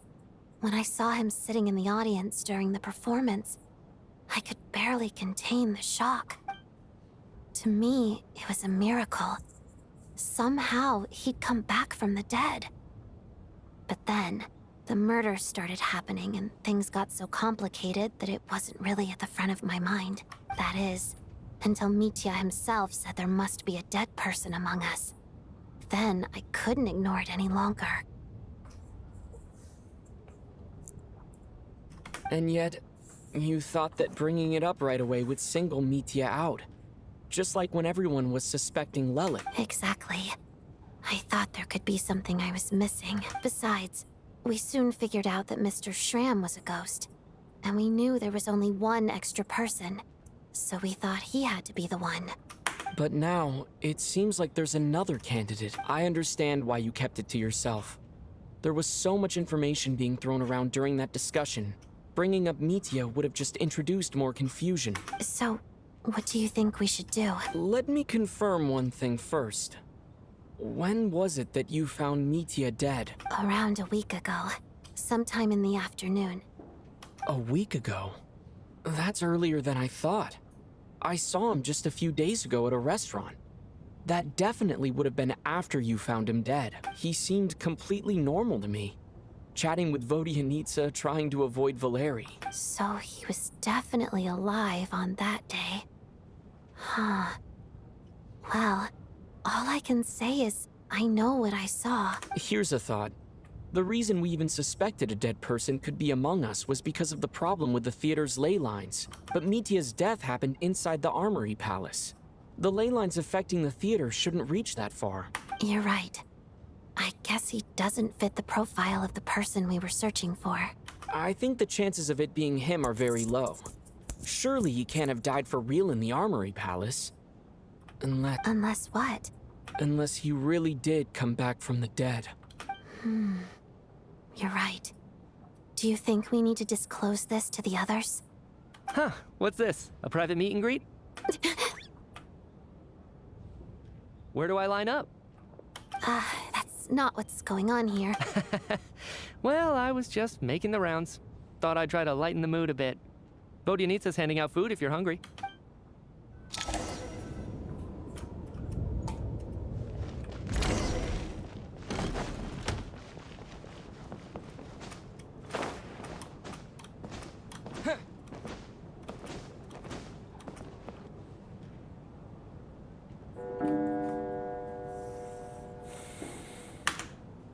What is going on with this storm? Could it be connected to that monster that just arrived in Snezhnaya? I almost hope it is. Her Majesty the Tsaritsa left to vanquish that beast herself. We just need to wait for her triumphant return. Do you think people still feel the cold after they die? I'm wondering about Schramm. Oh, maybe we should have given him a coat before he went out there. Death itself is cold, isn't it? I'm sure the storm will embrace him. Well, I hope he has a safe journey. I'm going to miss him, I think. It's not like we can blame him for Rampana and Kulish's deaths. Thinking back on it, we barely made it out alive ourselves. Once we get out of here, how are we going to explain what happened to their families? Are you okay? Here, take this. I've never used it. Thanks. Look who's Mr. Nice Guy all of a sudden. Is it because Tonya stood up for you this morning?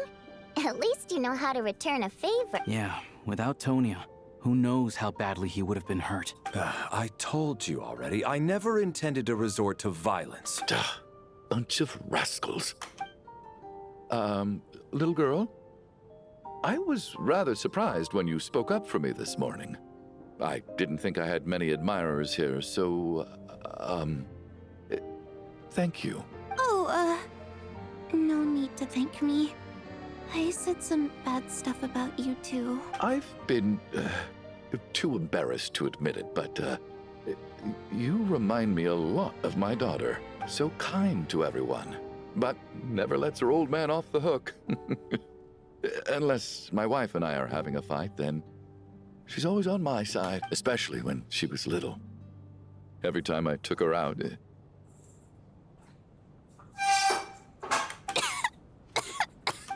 All right, easy now. How long have you had that cough, Tonya? I don't know. It's probably been a while. I'm fine. Are you taking anything for it? Yeah. I'll be fine once I see my brother. He's gonna pick some frost fairy flower leaves and brew a tonic for me. Oh, I'll feel much better once I drink that. I see. That's good to hear then. We should probably discuss arrangements for tonight. Now that the deceased has left our midst, there shouldn't be any more incidents. However, out of an abundance of caution, I'll keep watch. Shouldn't we take shifts? I can take one if needed. No need. I managed to get a nap in earlier, so I have plenty of energy right now. After all the tension of the past few days, everyone else should just focus on getting a good night's sleep.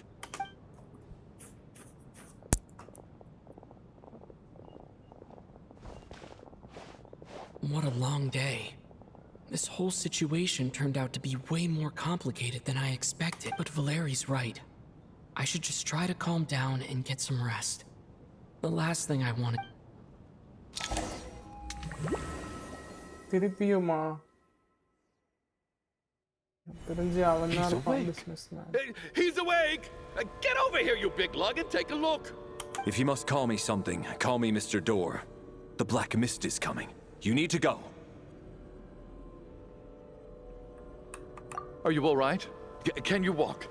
We just got attacked by monsters on our way up. That Mr. Door fellow protected us. He just seemed to come out of nowhere. Not much of a talker, but when it comes to taking down monsters, that man doesn't hold back. Curses! The Black Mist is catching up to us. We need to keep going.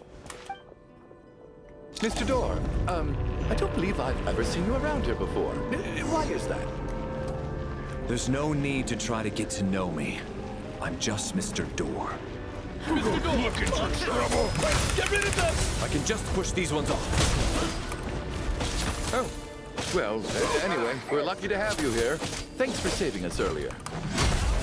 No need to thank me. This is where my duty lies. You asked for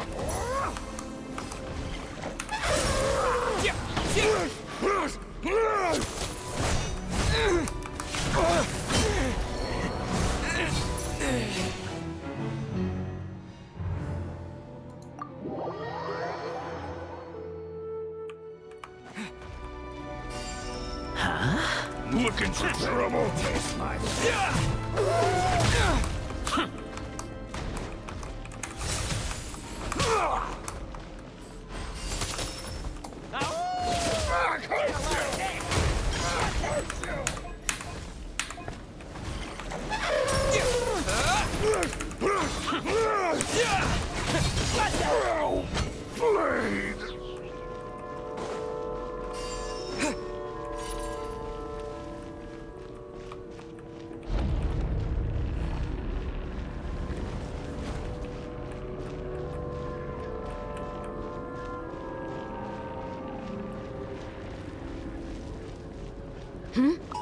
So we're doing this the hard way.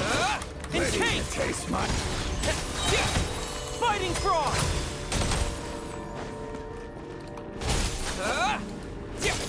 Oh, remarkable work, Mr. Door. If I had your muscles, I'd do the same.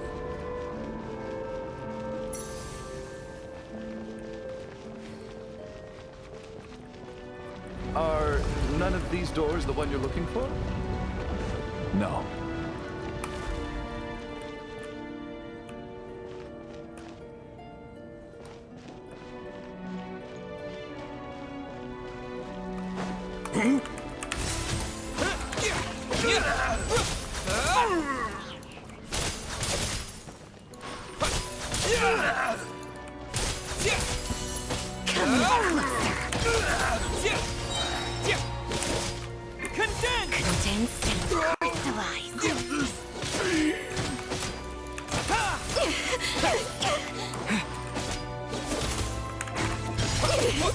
Impossible. Condense and crystallize.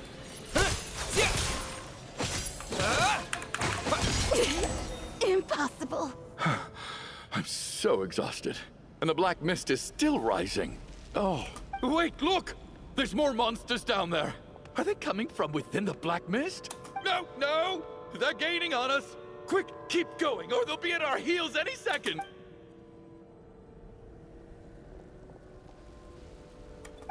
door! What are you doing? We need to get out of here. They're coming! Found it.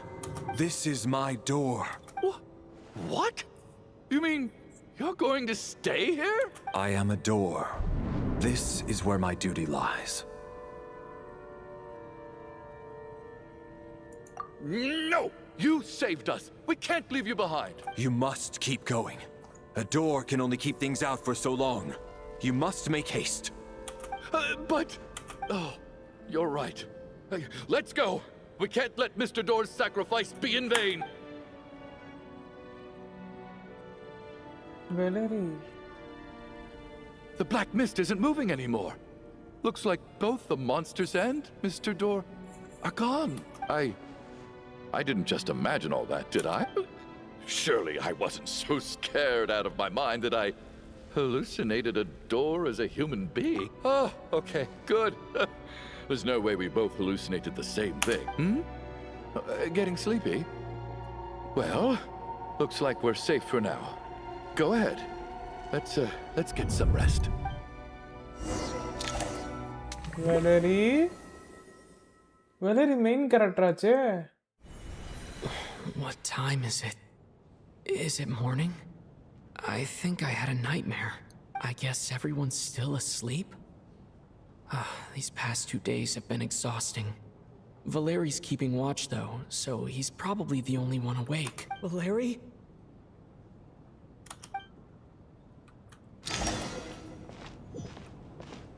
No.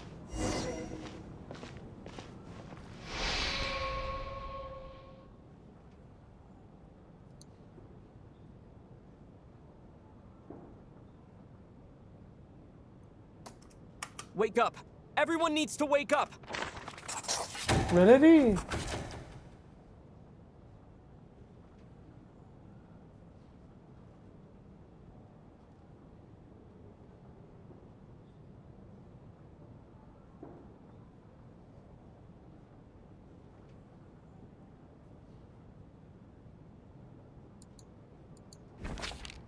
Just like the last 2 nights.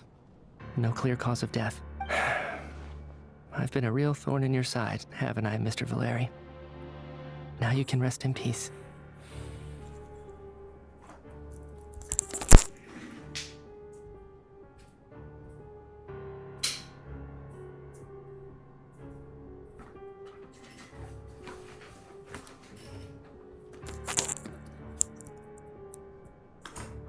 But for me, life will be all the duller for not having to run away from you, my friend. How's Tonya?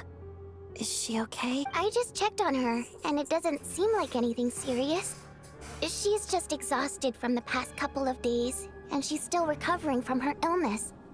We should let her sleep a bit longer. That means Valeri was the only one who died last night. If Valeri was awake and keeping watch, it would have been impossible to kill him without waking everyone else up. That much is certain. This is so frustrating. Why has nothing changed since yesterday? I thought we already dealt with the dead person causing all this. Actually, one thing has changed. There's only one victim this time, not 2. Does that mean...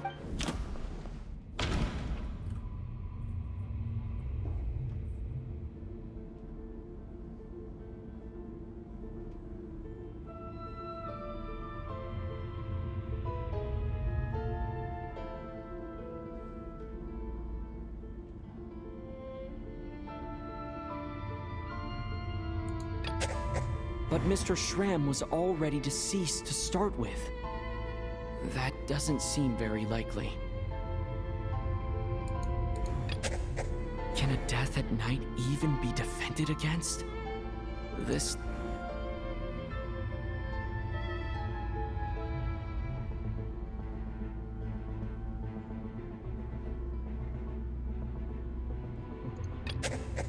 No similar cases have ever been confirmed. So this theory doesn't... After the deceased Schramm left, there was one less victim last night. That more or less tracks. It's a reasonable conclusion, considering the only variable that changed. The number of people who die each night is equivalent to the number of dead among us. That's your theory, right? Exactly. We identified Mr. Schramm, and the night after he left, the death toll dropped from 2 to 1. By that logic, there must be one more dead person left among us. Another one? But there was only one person unaccounted for in the ticket checks, right? The head count should match up now. Having an extra person was definitely a cause for alarm, but being one person short isn't nearly as unusual. Someone could have left in the middle of the show, or made it out before the storm hit. One more dead person among us. If Mitya's theory is right, then what Odette told me seems a lot more relevant. It's just, at the time, we had no reason to think there was more than one dead person. If only we'd taken it more seriously as a possibility. Maybe this could have been avoided. I'm sorry. This is my fault. I had information that could have been helpful, but I held back. I should have brought it up right away. I'm partly to blame as well. I was too quick to dismiss Odette's concerns. What is this about? What have you two been getting up to behind my back? Sounds like there's some big news you've been keeping from the rest of us. Well, we're all ears.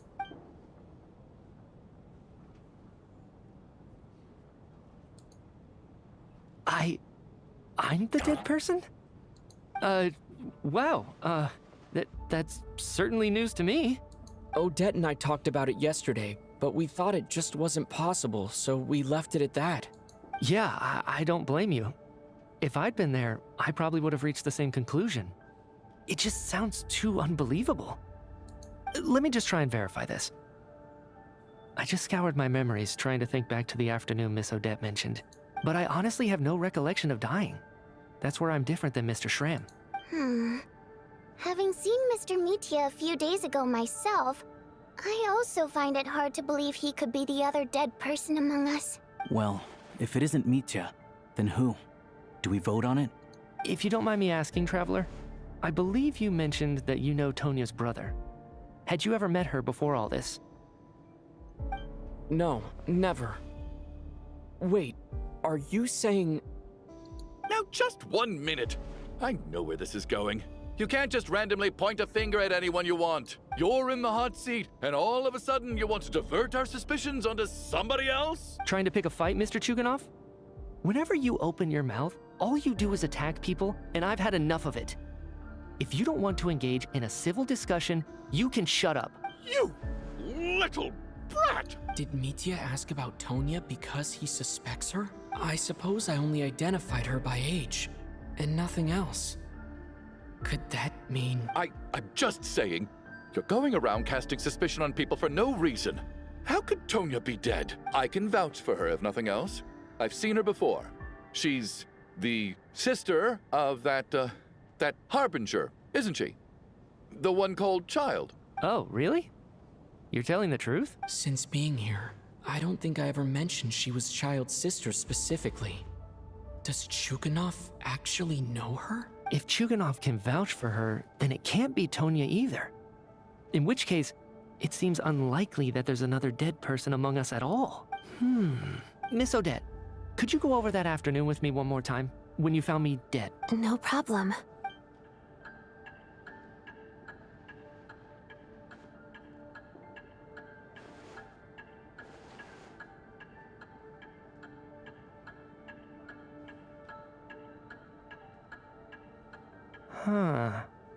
No matter how hard I try, I just can't remember anything about dying.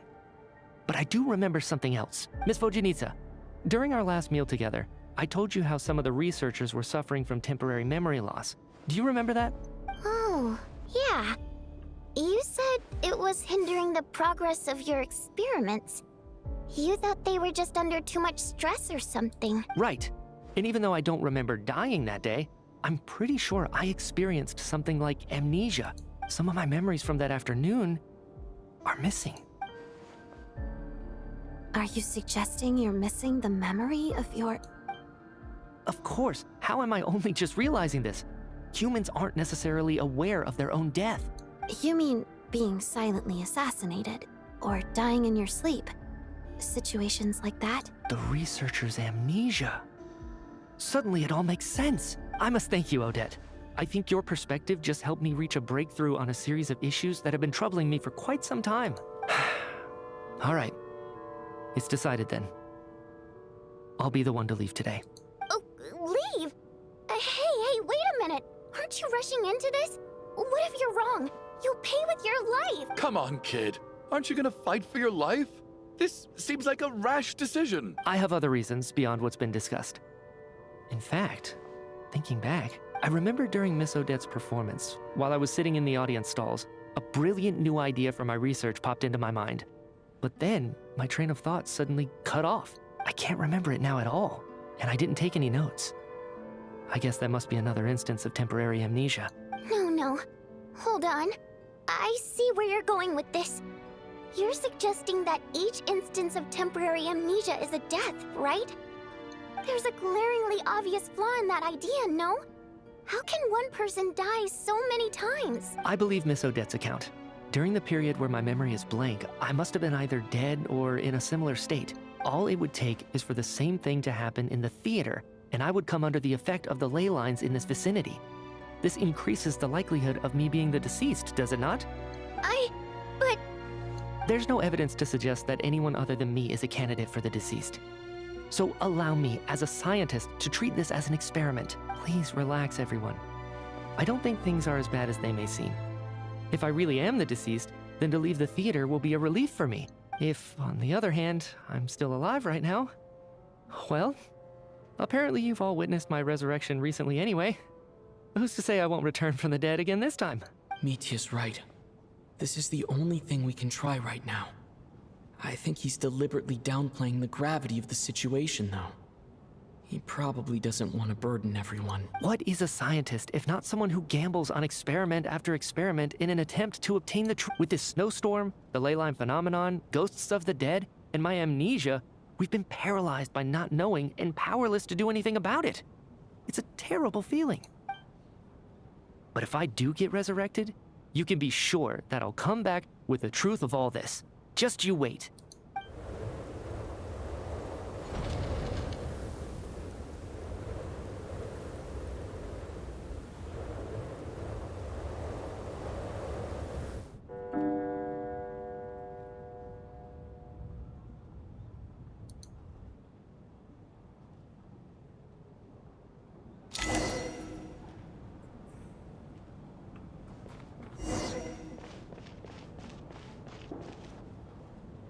Poor Mr. Mitya. I didn't even get to see him one last time. Maybe it's a good thing that you weren't there to see it. It was a hard thing to watch. I hate goodbyes. Why does it feel like everyone around me is slowly disappearing? Not just in here, I mean. In the outside world, too. Maybe it's the realization that, at the end of life, everyone has to face it alone. Come to think of it, the main reason we're still alive right now is pure luck. Each morning here, for every one of us, there's the chance that we might not wake up. You could take it a step further and say that the same is true outside, too. Who can never be 100% sure when they drift off to sleep that they'll open their eyes again in the morning? If I make it out of here, I'm going to cherish every moment that I'm awake and live without any regret. Without regrets. I feel like a strange sense of anxiety has been quietly growing inside me over the last 2 days. Are you okay? You look really glum. If something's bugging you, let's talk about it. There's only a few of us left here now. After everything we've been through, what's the point in keeping things bottled up? I have a travel companion named Paimon. Alosha and Odette have met her before. She's been feeling unwell recently. You're worried about her, aren't you? That makes sense. We've been trapped in here for days. To be honest, I used to feel like I was just a spectator in this world, watching everything that happens from the sidelines. Maybe it's because I'm a descender. A descender? But with Paimon by my side, over time, I slowly felt my connection to this world growing stronger. She loves eating, sleeping, and having fun, but she's also a great guide. It's her authenticity that makes this whole world feel more real for me.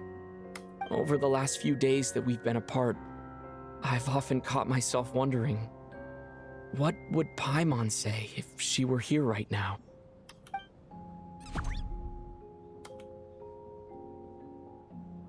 But by the time I snap out of it, the conversation has already moved on, and I'm still in my own little world. I'm trying to overcome this sense of detachment, but I really miss Paimon. I guess, in a way, she means the whole world to me. I bet she misses you when you're not there as well. Maybe you're her entire world too. I don't know if this will make you feel any better, but back when the water imps left Snezhnaya in droves, I also felt like the whole world was suddenly empty. I could be surrounded by people all smiling and having fun, and still feel completely separate from it. So, I totally understand how you feel. Later on, I started to think, maybe accepting the fact that our loved ones won't always be with us is something that takes a lifetime. All we can do is cherish their companionship from moment to moment. So, once we get out of here, you better hurry back to our side as fast as you can. You can't let your story end in regret. That's the trope I hate the most. Thank you. That's exactly what I needed to hear. But Vodyanitsa, if you hate goodbyes too, why didn't you leave with your people? That's just the choice I made. I used to regret it, but I don't anymore. Like I said before, singing is a water imp's primary mode of expression. It's how we convey our emotions. Our songs have echoed through this theater for hundreds of years, each one a story pieced together through moments of joy and sorrow. But does a story exist without someone to read it? To me, the answer is no, so I made the choice to stay. That way, there would still be someone left to sing these songs and listen to their stories. Otherwise, they could have been lost forever. Could you teach me how to understand your people's songs sometime? I want to be able to truly hear them, like Mr. Shram. A fan after my own heart. Thank you, Tonya. How about I sing something for you, and you tell me what you hear? Okay, I'll do my best.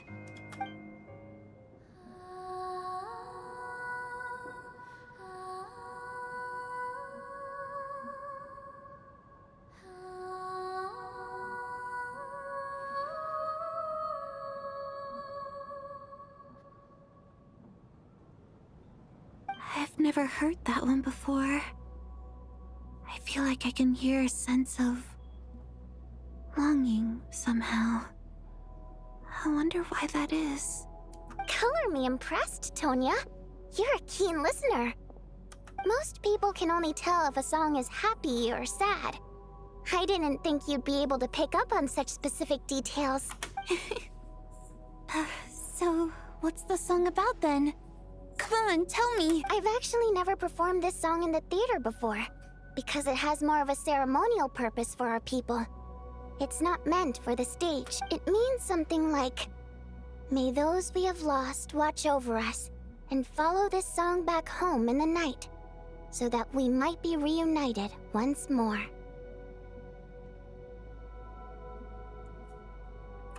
No wonder I could hear that sense of longing. You sing it for loved ones who have passed away. I hope it reaches them. It's getting late, Tonya, and you're not well. We should all turn in early. I suppose there's no reason to keep watch tonight. Okay, but, before I go to bed, could you sing that song a couple more times for me, Vodyanitsa? Of course! Anything for my #1 fan.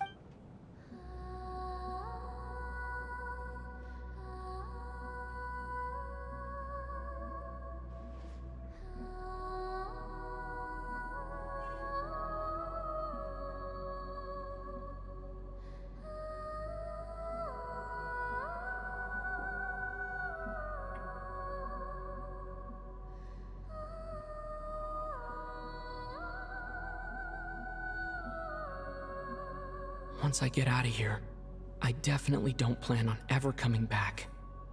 But I guess that means I'll never get to hear Vodyanitsa sing again. That's a sad thought. Before I fall asleep, I should cherish this moment of companionship while it lasts.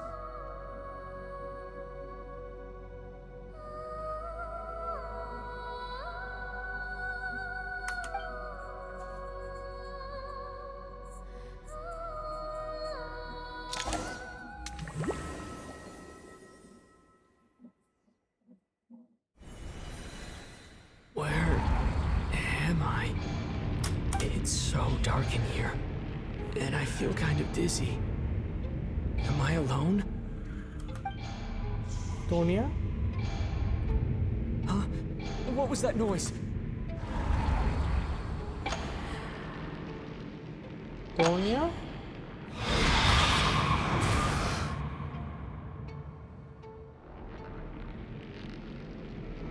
Return, O spirits. Fulfill your oath of protection.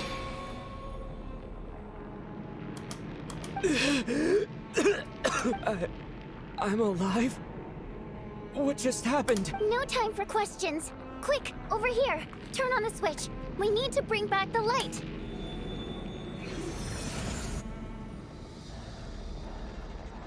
All right, we're safe. The spirit just now is called Night Prayer. The light subdues her, but she'll attack without a second thought in the dark. Sort of. I know it's hard, but you can't let this place go dark, or she'll kill you again. Yep. Luckily, I was here to resurrect you. Otherwise, that'd have been a real bummer. A bit more than a bummer, I'd say.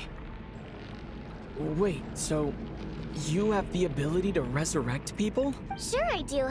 I'm your guardian spirit after all. I specialize in soul recall. Oh, it's nice to meet you, by the way. Thanks. It's nice to meet you too. All right, there's no time to waste. The black mist is already catching up. We need to avoid it and Night Prayer at all costs. Come on, let's go. No. Vodyanitsa, Savada. We need to reach the next switch before the place gets too dark. If we bring the light back, Night Prayer won't be able to get to us. Sweet, sweet light! It's back! Now that's a sight for sore eyes. Huh? Shh! It's Night Prayer. We need to move quick, but don't let her notice you. Look out!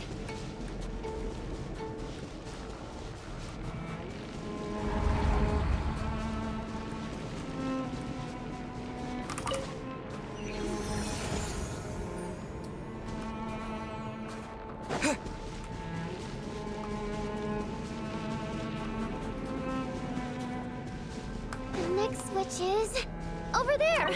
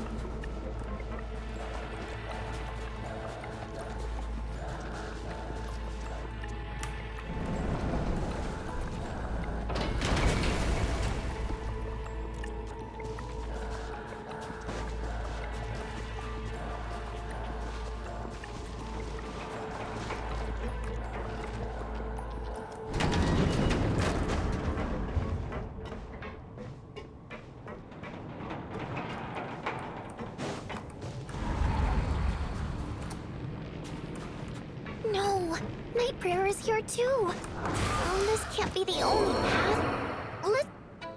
I won't let you die like this. Not on my watch.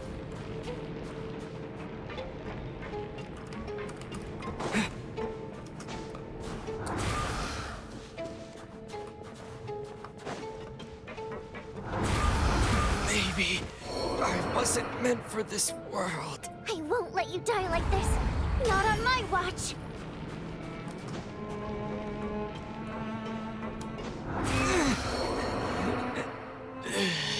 Return, O spirits. Fulfill your oath of protection.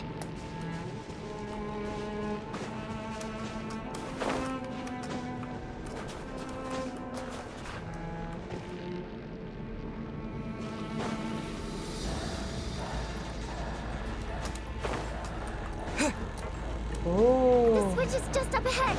Hurry! It's too dark. We're not gonna make it! Come on, faster!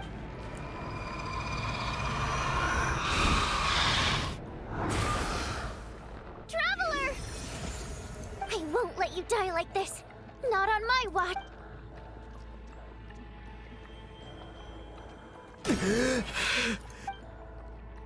Even though it's not permanent, dying is definitely not a pleasant experience. Great. You're back. Yeah, thanks to you. Time for you to get out of here. Quick, before the light runs out. What about you? You're not coming with me? I can't. I've already been used up. A guardian spirit's skills are finite. I can only resurrect someone so many times. I might not look any different, but my essence has been exhausted. Now, I will slowly start to fade away. I can go no further. The black mist is where I belong. It's okay. Why didn't you tell me sooner? Because it wouldn't have changed anything. That knowledge would have just burdened you. And a guardian spirit's role is to protect. But... Go. Now, before it's too late. I already hear Night Prayer approaching.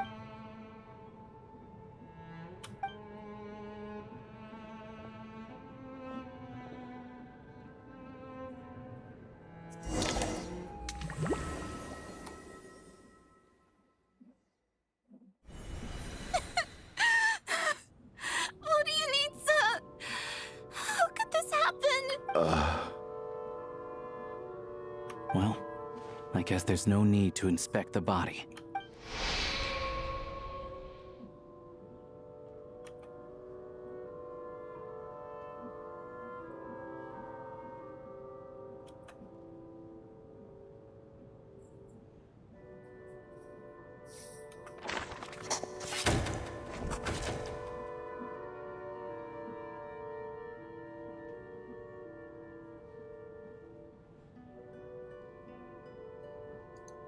This wasn't supposed to happen. You lied to us, didn't you, Chuganov? You've been lying from the start. Take a long, hard look at yourself before you go around accusing other people. I suspected you on day one, Lelik, and now look where we are. By some strange coincidence, you've never been targeted. You just happen to have survived this long? No, you should be the prime suspect.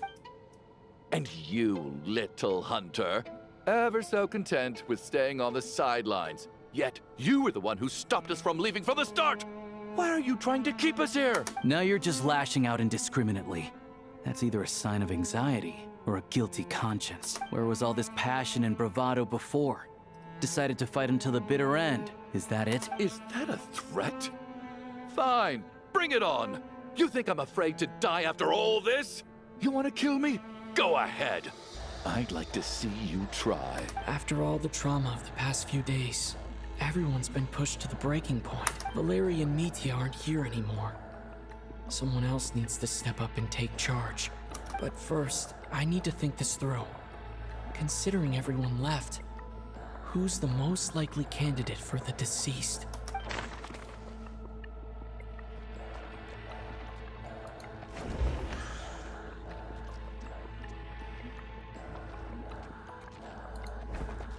Of those who remain, the only person we've never met before is Tonya. There is room to doubt her true identity. People are easily misled by first impressions. Now that I think about it, Child Sister was in fact a label I imposed on her due to my own assumptions. But Mr. Chuganov vouched for Tonya's identity yesterday, with basically no other possibilities left. Could it be?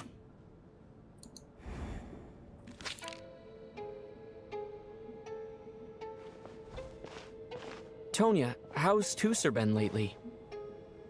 Tusser? Your brother Ajax must have mentioned me in his letters home, right? Did he say anything about a blonde traveler? No. And my brother's name is Razik, not Ajax. Chuganov, looks like it's your turn to do some explaining. Yesterday, you said you could vouch for Tonya. Why did you give us a false testimony? I knew you were behind this, Chuganov. You've been lying through your teeth from the start. Everything about you is fake. Down to the wife and daughter you're always talking about. Your entire family man persona is a charade, isn't it? That night, when I infiltrated your place as Lelik, I noticed you were home alone. Didn't think much of it at the time. Just thought everyone else was out. But thinking back on it now, that doesn't seem very likely. My guess is, you live alone, don't you? Even that was a lie? But why would he lie about having a family? Oh, curses! Oh, why is there no end to this blasted snowstorm? If it would just stop! If it would just stop. I think I remember now. I know how I ended up here. It feels like a distant memory.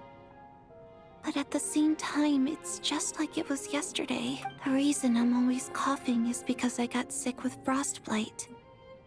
The locals usually call it the snow cough. It's not a very common illness. It's partly genetic and partly caused by the cold climate, but it can be fatal. They sent me to the hospital as soon as they found out I had it, and I spent so long lying there in that hospital bed. After a while, I felt myself growing weaker and weaker. Nothing seemed to be working anymore.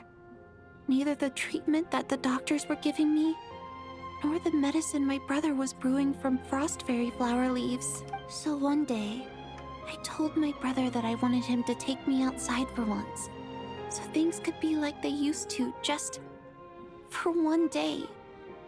I wanted to meet loads of friends, experience new things.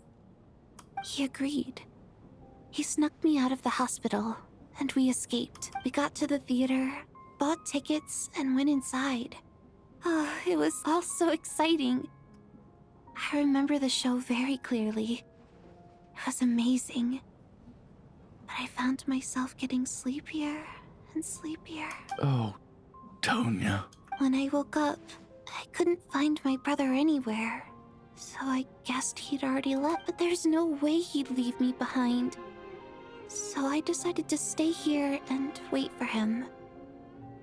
At the time, I figured he'd probably gone to brew some more medicine for me. I was planning to chew him out for abandoning me when he got back. Tonya, it sounds like by then, you'd already... Yeah, I know. I understand now. Dead, aren't I? This cough and the feeling weak, it's probably just my body's memory. After all of that, it turns out I can't blame my brother after all. I was the one who abandoned him. I'm sorry, everyone. I realized this much too late. It seems like death skewed my perception. And now I've dragged you all into this mess. Your name probably isn't even Tonya, is it? Didn't that ever strike you as odd over the last few days? Well, when I was little, my brother and I read a storybook. And Tonya is the name of one of the characters. When we escaped from the hospital, our family and the hospital security were looking everywhere for us. So when you first approached me and said my brother had sent you, and called me Tonya, I thought he must have chosen a fake name that only the two of us would know. Because he was afraid of getting caught. No. It seems like that was just wishful thinking. At least your memory of death isn't painful. That is a small comfort. Now it's your turn, Chuganov. Talk to us. I believe no lie is ever told without a reason. You're right. I was lying. I happened to know that the Harbinger child and his sister Tonya managed to get tickets, so I lied to you and pretended I knew them. And yes, I was lying about my family too. The truth of the matter is, I lost them a long time ago. I just refused to accept reality. And now I've spent the second half of my life living a lie. I'm a joke. My daughter's name was Iskra. And before you ask, yes, Iskra, as in Iskra Manufacturing Plant. She also died from the snow cough. She was just 6 years old. If she were still alive today, she'd be around the same age as little Tonya here after Iskra passed. My wife couldn't bear to face those memories either. So she chose to start a new life without me.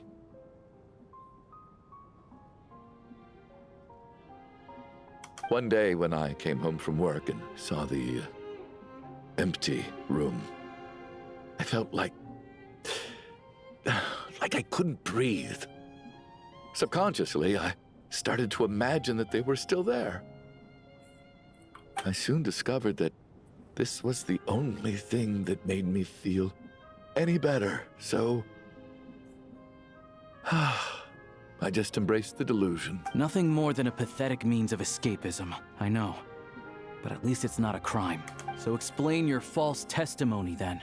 The night before last, when I was chatting with Tonya, she mentioned that her brother would brew medicine for her from frost fairy flower leaves. Combined with her various symptoms, I suddenly understood everything, including the fact that she was deceased.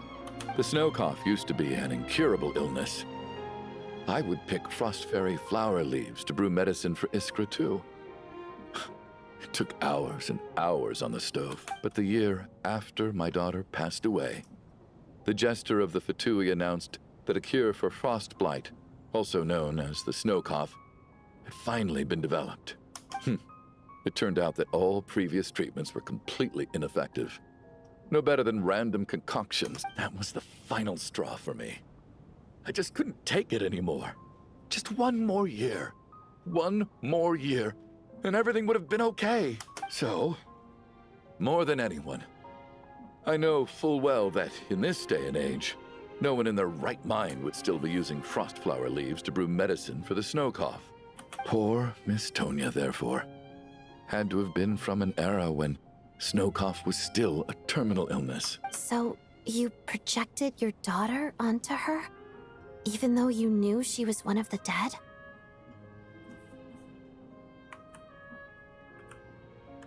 That doesn't make any sense. You knew she was already dead. What did you hope to achieve by protecting her? I just don't believe in your crackpot theories. Nor do I approve of your actions. How can you just declare a living person dead and throw them out into that snowstorm? Nitia's gone. My good buddy Shram's gone. And now it's Tonya's turn, isn't it? The others I can make my peace with. But little Miss Tonya, here she is, standing right in front of us, alive and breathing, and fighting her own battles. Yet you're quite happy to say she's dead? I just want her to live. Once this snowstorm is over, the very moment it stops, I'm going to march out that door and find someone who can fetch the very best medicine for her snow cough. I'll be damned if I'm gonna let you cast her out into the snowstorm before I have the chance to cure her. Not again. Not this time. Not when the cure is right within our grasp. Mr. Chuganov, stop. I can't let you do this. Tonya. By the sounds of it, you've known I was dead since the night before last, right? I really liked Mr. Valeri, Mr. Mitya, and Miss Vodyanitsa. And now they're all dead because of me. I'm not happy about that. The reality is, you've been trying to fight your own demons through me. But all you've really done is trap me inside your delusion along with you. No! Listen to me. I want to save you. I do! Well, at this point, I'm quite sure that I'm dead. I don't need to be saved. The time I got to spend with all of you is more than enough for me. Despite all the bad things that kept happening, I got to meet so many interesting people, and spent so many days and nights by your side. Since the day I escaped that hospital until now, this has been an adventure I never even dared to dream of. I'm very fond of you all. If it were only possible, I'd trade my soul to bring back the ones who died. If it meant things didn't have to end like this. And that's why I'm not fond of you at all, Mr. Chuganov. I'm sorry. It's them that you owe an apology to, sir. Not me. Well then, I suppose this is it. It's time for my adventure to end. I've caused enough trouble. You're leaving already? It's still early. Don't you want to stay a little longer? No, thank you. Oh, and by the way, my name is Patoshka. It was nice meeting you all. Feels strange that we're only being properly introduced now that it's time to say goodbye. Toshka.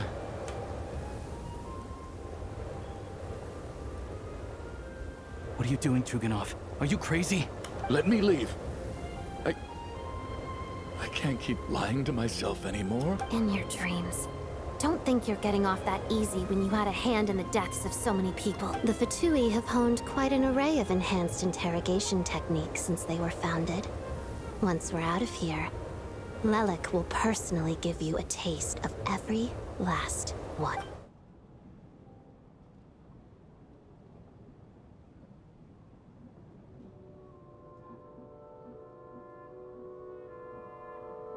I think we should leave. I doubt this snowstorm is ever going to stop. For all we know, this storm might have destroyed all of Snezhnaya by now. Maybe even the whole world. Wait, we finally solved the mystery of the haunted theater today. Maybe let's at least try to enjoy tonight? Fair enough. I don't particularly feel like dying in Chuganov's company anyway. And yet you won't let me die first. Hey, Chuganov, on a serious note, if we do make it out of here, you should close down that factory of yours. A lot of people are freezing thanks to you. Is this really the time to be discussing my factory? All right, fine. I'll shut it down. Doesn't matter to me anymore. Am I hearing things? Or was that a knock at the door? There it is again. But I don't understand. The snowstorm hasn't stopped, has it? Should we open the door? Is this it? Is this nightmare finally over? If the last few days are anything to go by, I probably shouldn't be getting my hopes up. Whatever lies beyond that door at this moment. It could be something even more terrifying than everything we've been through so far.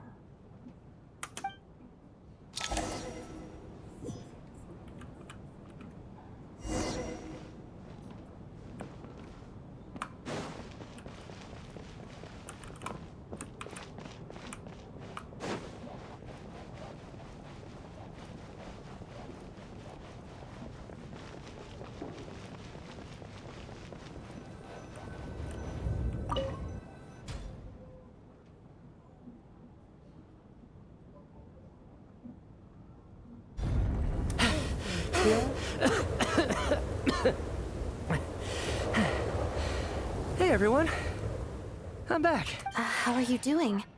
Feeling any better? Much better, thanks.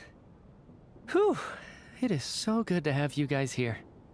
I was a little worried that the theater would be empty by the time I got back. Let me see. Tonya and Vodyanitsa are missing, which means Vodyanitsa died last night. And then you discovered that Tonya was the other dead person. Am I right? Not Tonya. Patoshka. First, tell us how you made it back here. Given the conditions outside, no one should be able to return alive. You're right. The thing that got me back safely was a song. I heard someone singing. After walking into the snowstorm, my mind grew hazy.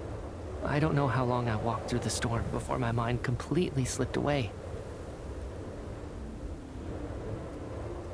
Then, suddenly, I heard the sound of singing. The voice instantly brought me back to my senses, and I regained consciousness. So I followed the voice, searching for the source of the singing. I searched and searched, until finally, just a few moments ago, there was the entrance to the theater, right in front of me. I've actually never performed this song in the theater before, because it has more of a ceremonial purpose for our people.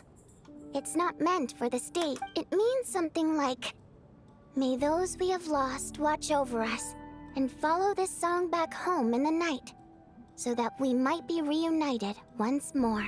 That must have been Vodyanitsa's Requiem.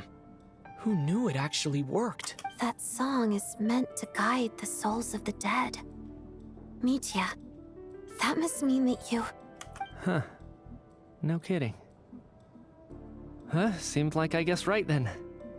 This is what I've been so desperate to tell you about. When I first stepped out of the theater, I was still quite lucid. My memory of it is still pretty intact. I remember the outside world being completely different than what I'd expected. It was like this was a world where only the snowstorm existed.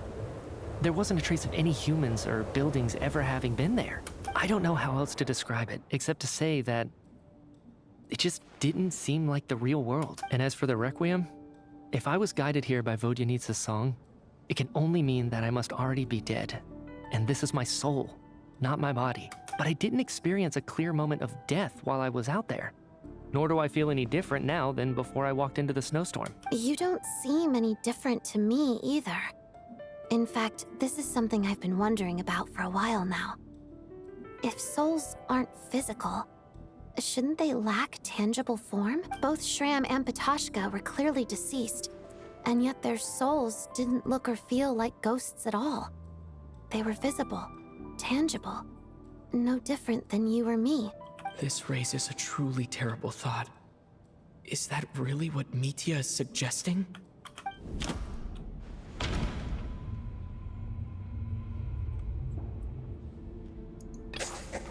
Mitya's soul was summoned back by the Requiem, confirming that he is indeed already dead. And yet, he looks no different from us. Of course, if even the long deceased like Mr. Shram can blend in with us undetected, then maybe we've all been dead from the very start. And all of us are now souls wandering the theater.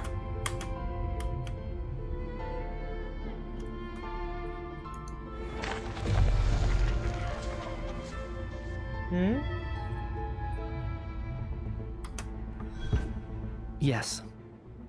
I think that this is probably the afterlife. What did you say?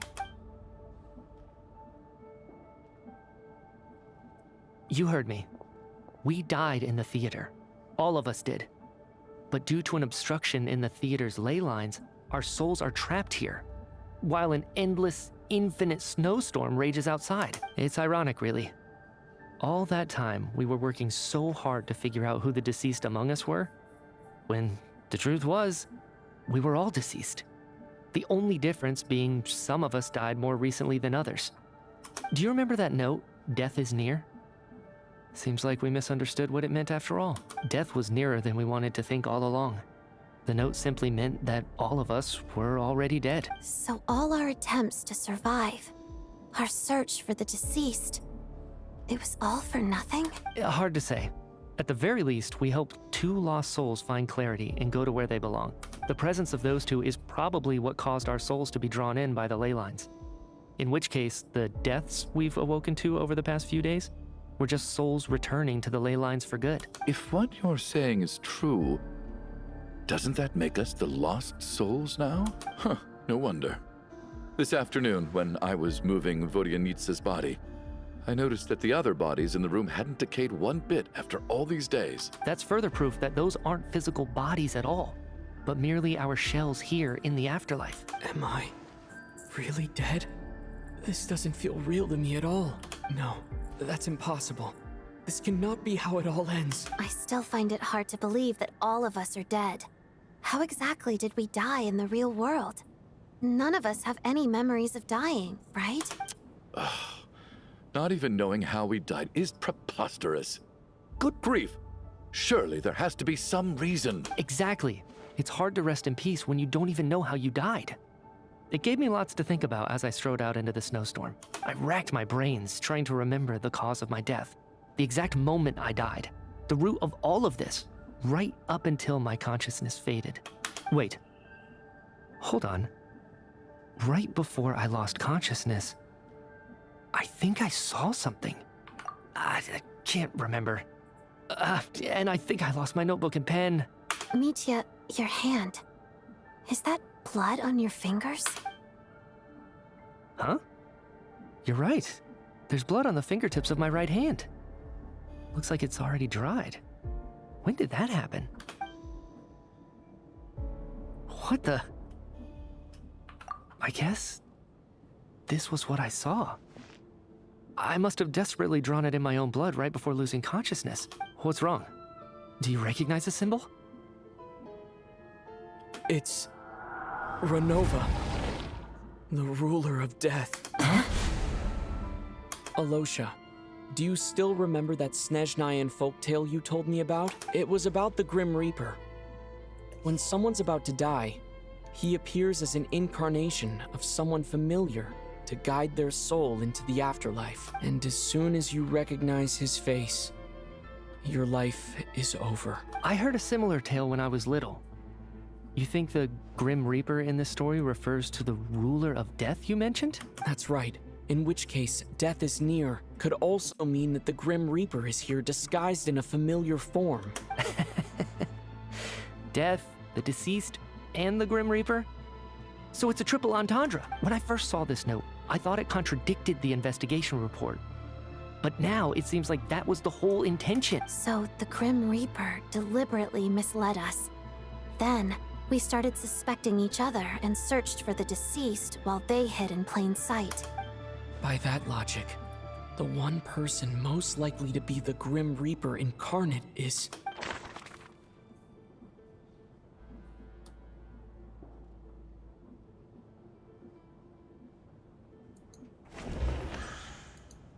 Identifying the Grim Reaper is a major decision to make.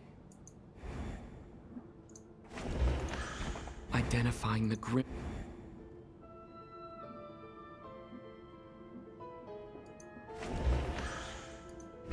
Identifying the Grim Reaper...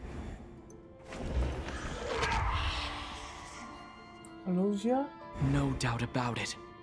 It's Alosha. Looking back at how everyone has acted over the past few days, Alosha is most likely the Grim Reaper lurking among us.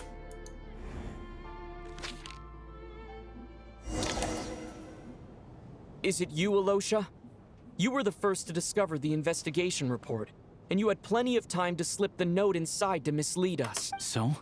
Surely you can't suspect me based on that alone. What if someone else found the investigation report first, slipped the note inside, and then put it back without telling anyone? There's no denying it. The note could easily have been slipped in much earlier than it was discovered. That's not all. I've also noticed that although on the surface, Valeri, Mitya, and sometimes I were the ones taking charge of the situation,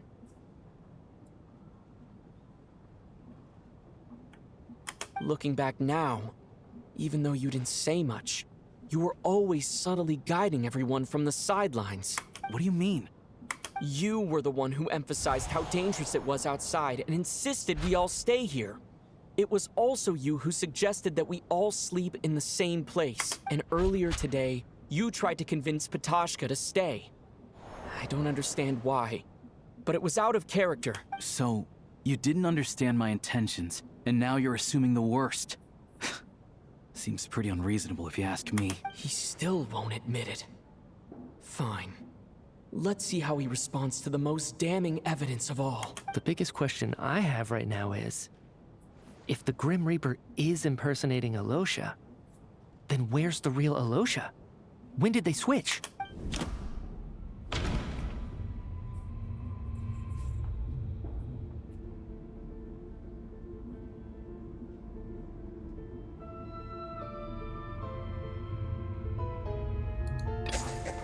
That's right. This was the moment. Right at the start, before any victims had even emerged, Alosha was switched with the Ruler of Death while everyone's guard was still down.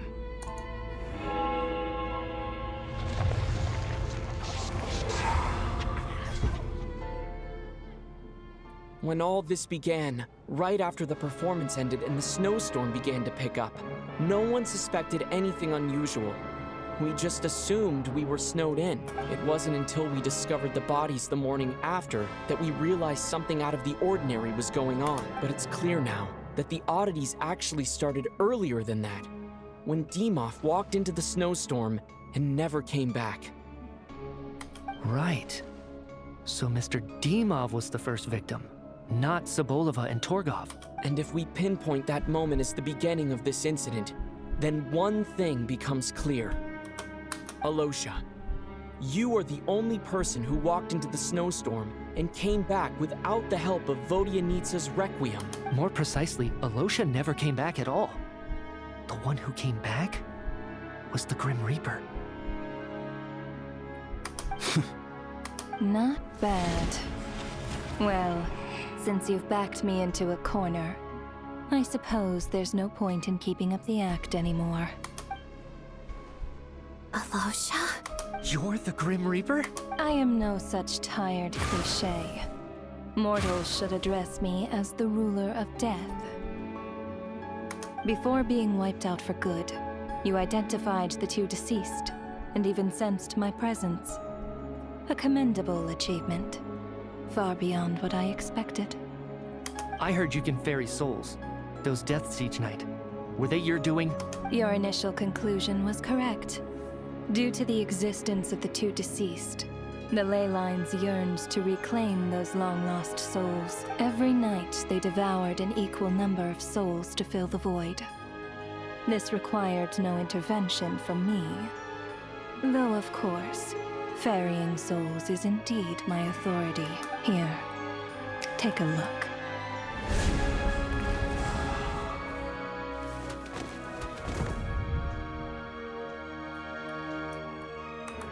What are you doing?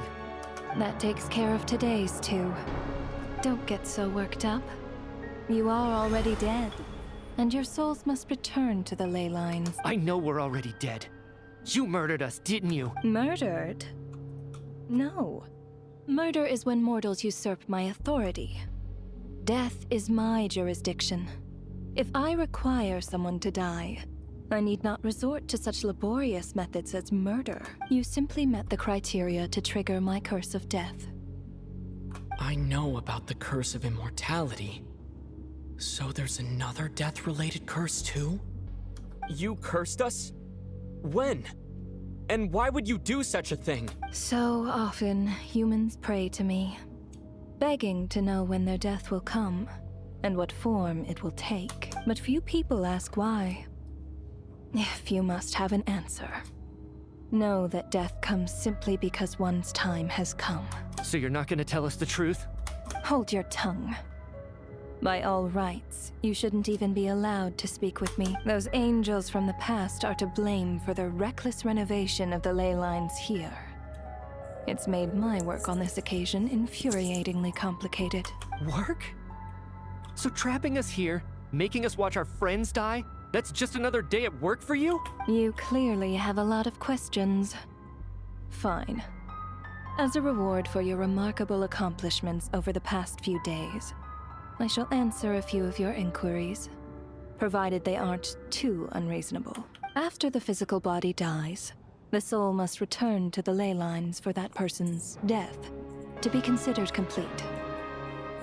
My work encompasses the entire process of death, including, naturally, the guiding of souls into the ley lines, with which you are now so familiar.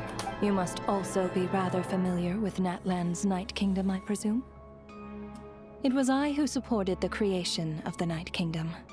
It provided a convenient means of guiding the souls of Natlan. Here, too, the ley lines connected to the theater underwent some modifications.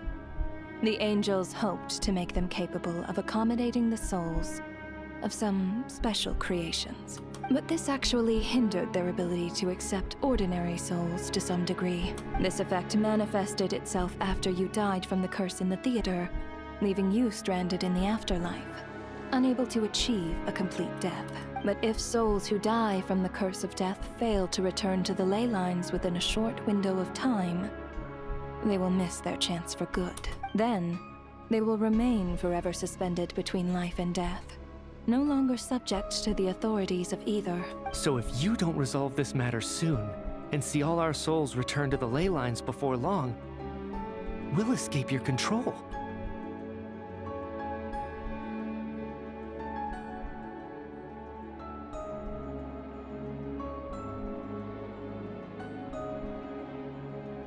Mitya is sharp. This must be what Renova was worried might happen, and the reason she got involved to begin with. But if you have the authority to guide souls, why didn't you just show yourself and get it over with? Why hide among us in the form of Alosha? You seek to understand the mind of a god. Very well. I'll tell you. This is a theater, and I decided I wanted to watch a show about death. That's why I encouraged you to take the events to the stage. I found myself getting quite immersed. I suppose the entertainment you provided makes up for all the trouble you've caused me by being so defiant in the face of death. There. Are you happy with my answer? Can't say I am. Really? But it fits the stereotypes you humans have about gods. Just moments ago, you were complaining about how infuriatingly complicated your work here has been. Work is work, I get it. There are times when it's a huge pain, but you just have to get it done, right? That's a rather unique perspective for a human. You are in fact correct. There is a pain point in this case. Due to the obstruction in the theater's ley lines, there is a hard limit on the number of souls they can receive each day, making it impossible for me to ferry all your souls at once. Revealing my identity too soon would inevitably have led to futile resistance, and there was a risk that any souls who chose to run would disappear. Then there was the issue of the 2 lost souls you called the deceased. The way you resolved that quandary was all part of my design. That's what I don't understand. If all of us were souls of the dead, what made their presence among us special? For centuries, they have refused to return to the ley lines, exploiting the issues created by the angel civilization to resist being drawn in. Centuries of obsession accumulated during this process. You may think of this obsession as the resentment of the dead, and in this quantity, it was a bomb that could have detonated at any moment. It reached the point where I could not afford to leave it unchecked. But the only way to fix it was to help them acknowledge their own deaths, make peace with their regrets, and willingly walk into the snowstorm. Only then, with my guidance, could they finally return to the ley lines. Otherwise, you would not like to know what the consequences would have been. I vaguely remember seeing Batashka, but in the most terrifying form. Was that in a dream? Is that what would have become of her if she hadn't returned to the ley lines? I see your dreams brought you many revelations. So you see, death in fact grants wisdom to mortals. Souls connect to all things in the world and see the chain of cause and effect between them. It's nothing unusual. Anyway, giving psychological counseling to lost souls is not my strong suit. That is more of an angel's role. It was something I could not resolve directly using my authority, so I decided it was easier to leave the bomb defusal to you. Meanwhile, of course, their presence caused the souls of other members of your party to return to the ley lines each night. From where I stand, that was killing 2 birds with 1 stone. As both issues slowly resolved one another without me having to lift a finger, all I had to do was stay close by and keep the situation under control. Then use my authority to wrap things up at the end. And, of course, while I was at it, I thoroughly enjoyed watching this drama, dealing with death from a mortal perspective play out on the stage. Sounds like you had it all figured out, Grim Reaper. I just did the math. You said there's a hard limit to the number of souls the ley lines here can receive each day. It's 2, isn't it? That much is obvious, even to a fool. It's time to review this whole affair. If the ley lines can only take in 2 people per day, I need to go over the deaths from these past few days again.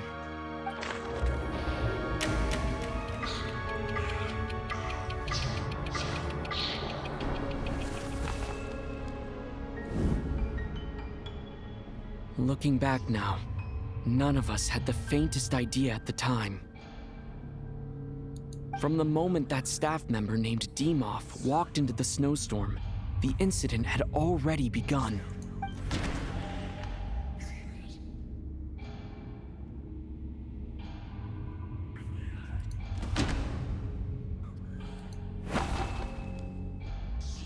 No. Let me go over this again.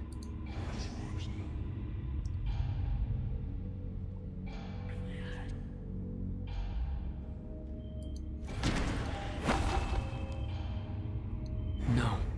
Let me go over this.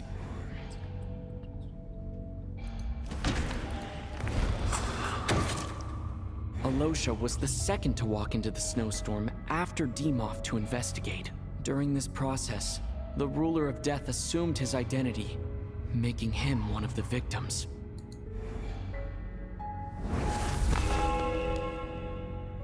During our first night in the theater, everyone was caught up in the novelty of it all. No one could have expected there would be victims the very next morning.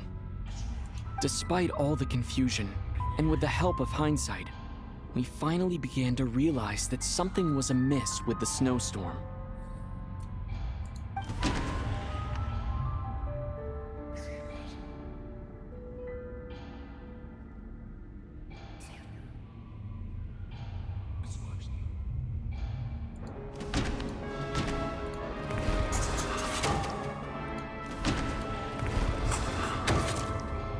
The ley lines devoured Torgov and Sobolova on the first night. At the time, we thought this might be a murder case connected to Lelik.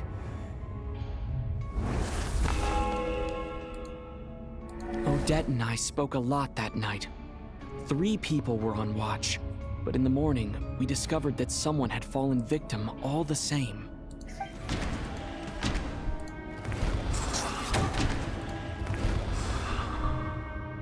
The deaths of Kulish and Rampana caused everyone to stop suspecting Lelik. Unexplainable phenomena occurred one after another, leading Mitya to suspect that we were caught up in a supernatural event.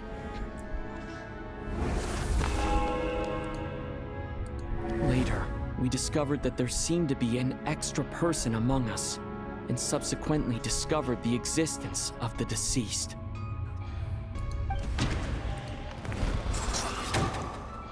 Mr. Schramm realized he was the deceased and walked into the snowstorm to return to the ley lines of his own accord. It turns out there really was a dead person among us.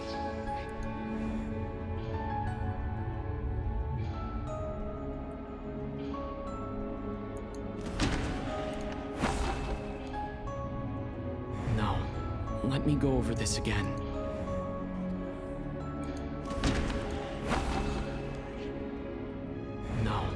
Let me...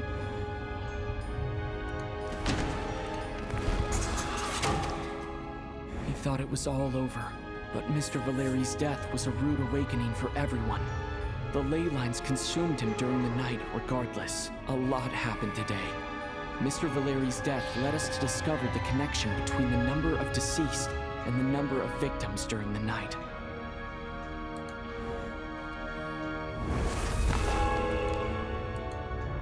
The fact that there was more than one deceased seemed to bring us back to square one. Odette revealed some information she had been keeping to herself.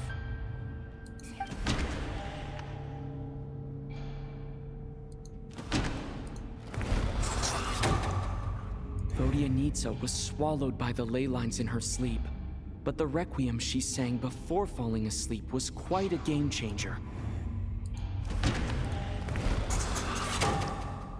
As it happened, Patoshka filled the void left by Mitya's return from the ley lines by walking into the snowstorm this morning.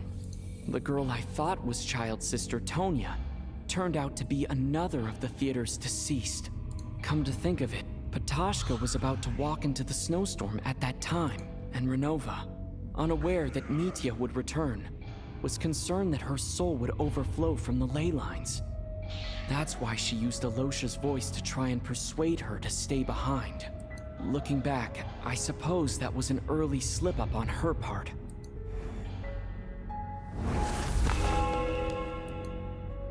No one could have expected anyone who walked into the snowstorm to return. But just after nightfall, Mitya returned, bringing crucial information with him. Various truths began to surface, including that all of us were already dead and that the ruler of death was here among us. Then, after revealing her true form, Renova callously claimed 2 souls.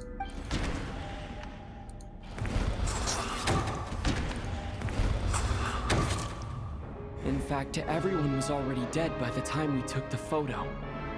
And in the days since, we've experienced many more partings in the afterlife. Now, only Mitya and I remain. And the true culprit behind everything still stands before us. In Mitya's eyes, I see the same anger and frustration that I feel.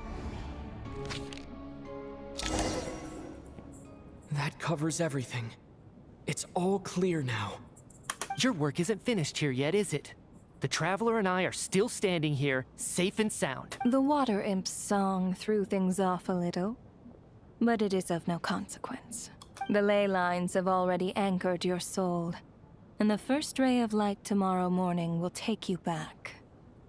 I, meanwhile, need to review my attitude towards the Water Imp race. So the reunion in the night that Vodyanitsa mentioned, I suppose that was never meant to be a permanent reunion.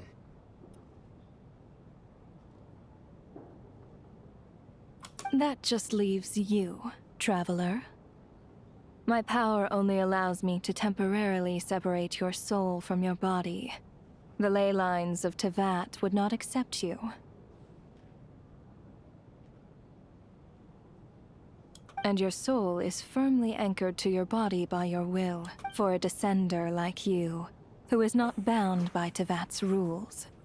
Your death can only be brought through the most violent of means, such as directly destroying either your body or soul.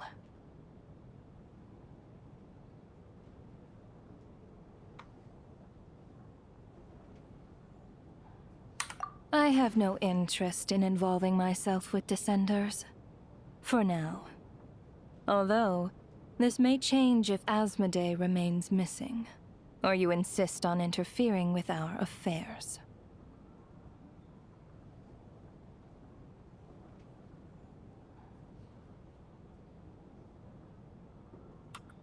One last question then. All our struggles and sacrifices here, they were meaningless from the very beginning, weren't they? Death abides no reason. Besides, what you call sacrifice is merely a concept created by humanity. To me, it is nothing more than a self-indulgent charade in the face of death. Mere mortals fantasizing that their actions could reclaim something from my grasp. A truly laughable idea. Grim Reaper, you really know how to get on my nerves. I'm not here to ingratiate myself with you. I kill merely because your deaths are necessary. Oh, you've made that quite clear. But humans don't take well to being scorned. Not even by the gods.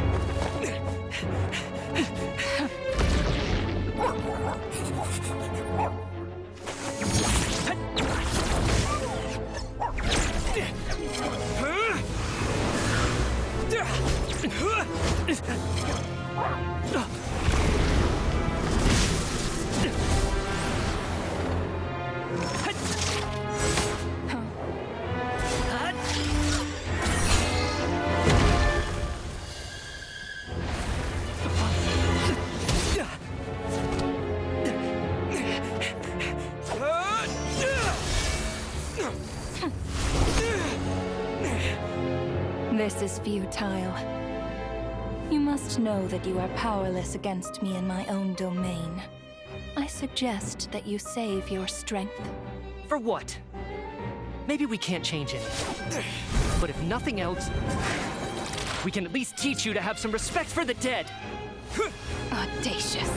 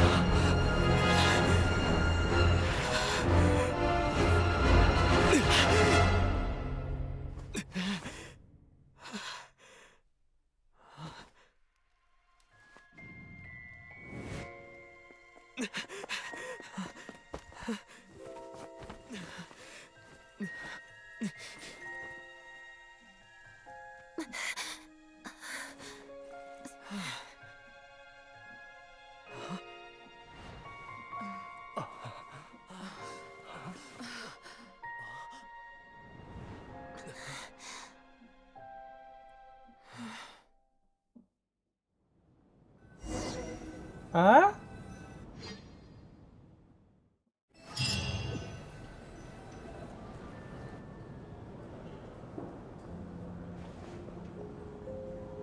How are you holding up, Odette? What happened to me? How much do you remember? What do you mean? Is the performance over? I can't seem to recall what happened. Has Odette already forgotten?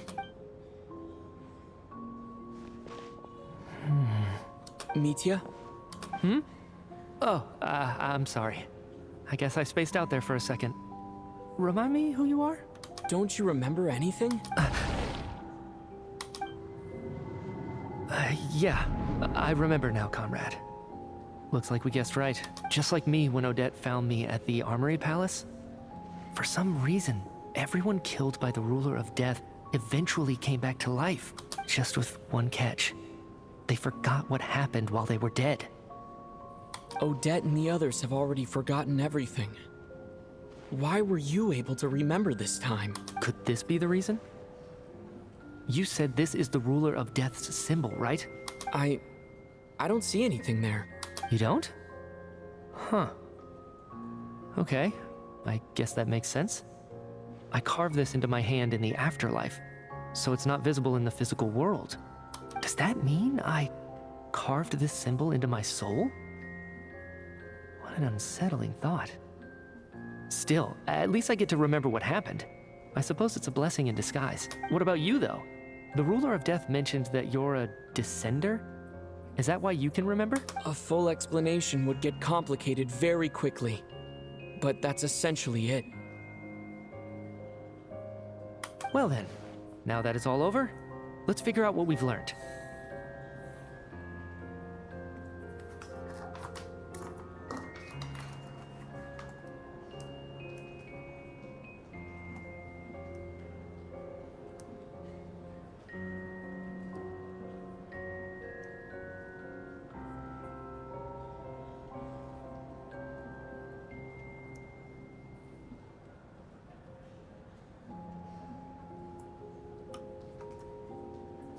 The first thing I notice is that everything here is precisely as we left it, right before our deaths.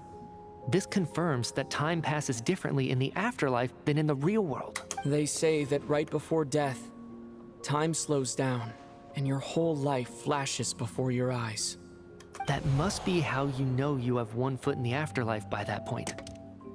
Anyway, clearly the few days we spent in the afterlife probably only amounted to a few short minutes in the real world. This also aligns with previous reports of widespread temporary memory loss among the Armory Palace personnel. Now it seems likely that those were all brief deaths caused by the Grim Reaper's so-called curse of death. To those unaware of the truth, dying and coming back to life must feel similar to a short bout of catatonia. This leaves me with a couple big questions. What are the conditions that trigger this so-called curse of death? And why are we resurrected after we die? If nothing else, I think it shows that killing us wasn't her ultimate goal. We still don't know her true reasons for subjecting us to death. Right. This time only got complicated because of the situation with the theater's ley lines. That's why she had to approach it differently. If the previous incidents of amnesia among the researchers are anything to go by, killing us is usually a pretty routine matter.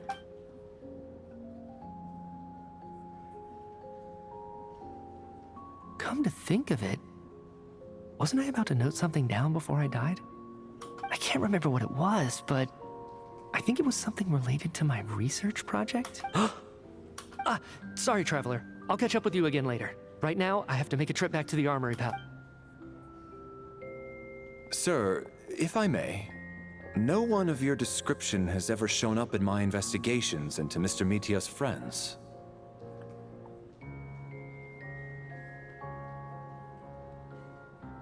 Yet, you two seem very familiar with each other. Could you perhaps tell me where he was in such a rush to get to? And, by the way, have we ever crossed paths? Forgive the presumptuousness, but I feel a vague and indescribable sense of familiarity about you. I can explain everything. Could you help me gather everyone in the theater in one place?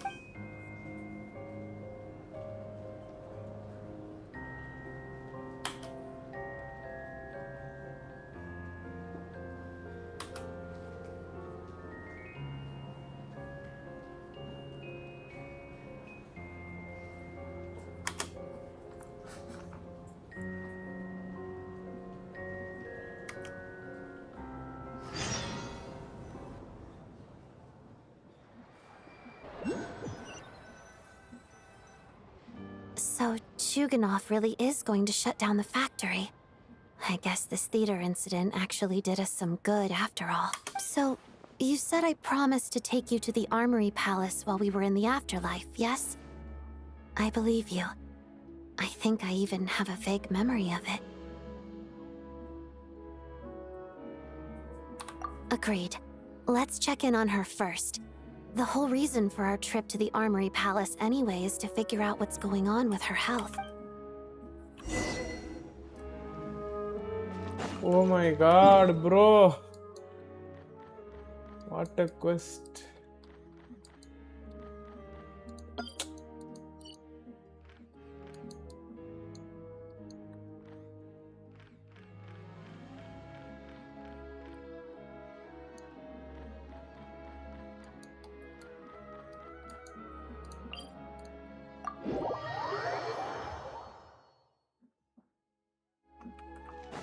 Running late again.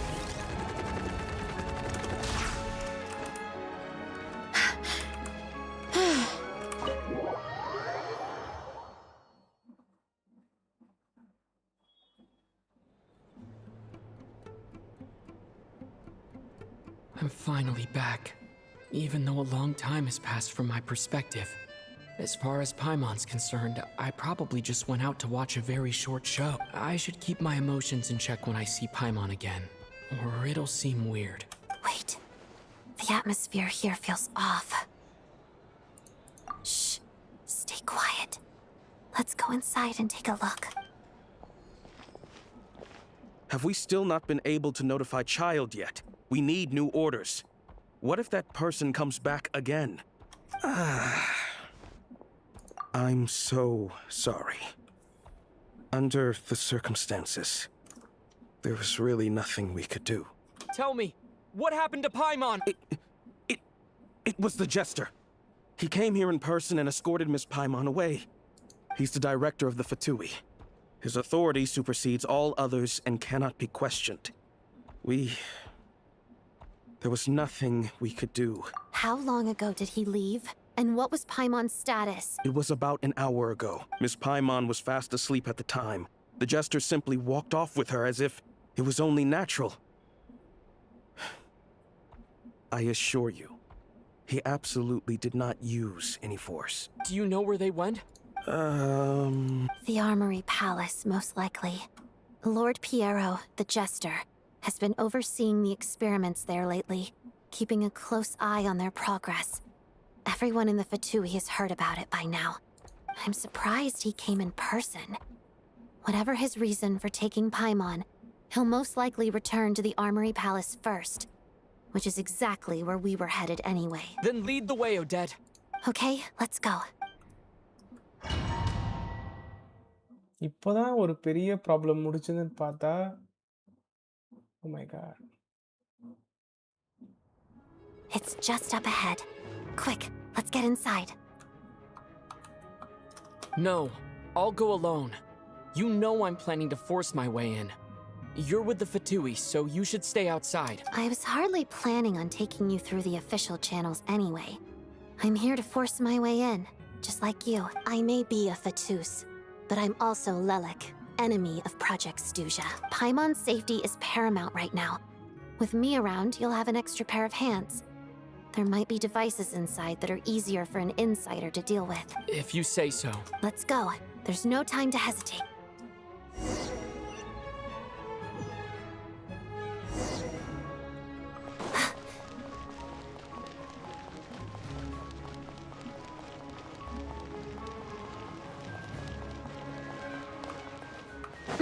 Hey, who are you?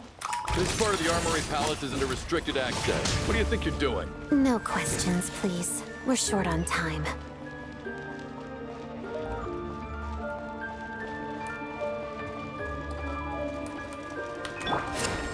Control! Trespass at your peril. Where are you?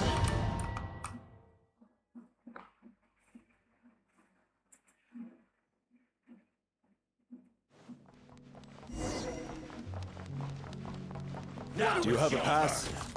Where are you coming from? So, you're intruders, huh? Don't blame me for what happened.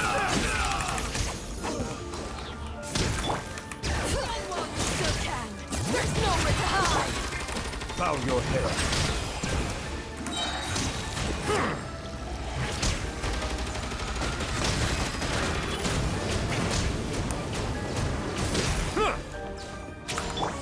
Let's begin.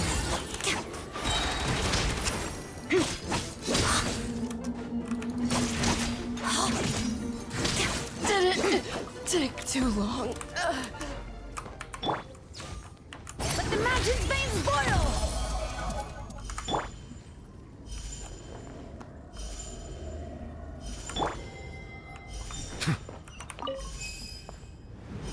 The Armory Palace is hidden this deep in? This place is much bigger than I imagined. They're conducting top-secret research after all. The deeper it's hidden, the better, is standard Fatui logic.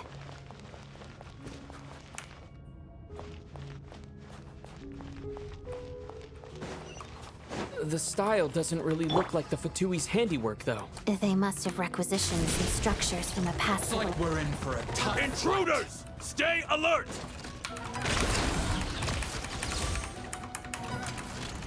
Headbutt!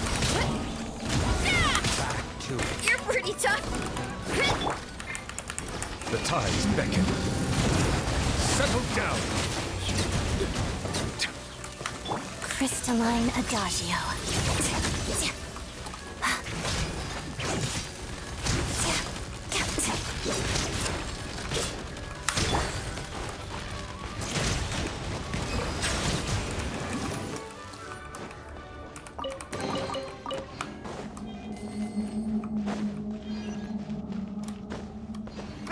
Intruders?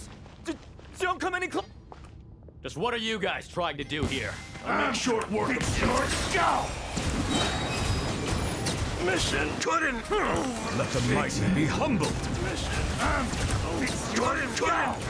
Fix. You wanna stand down!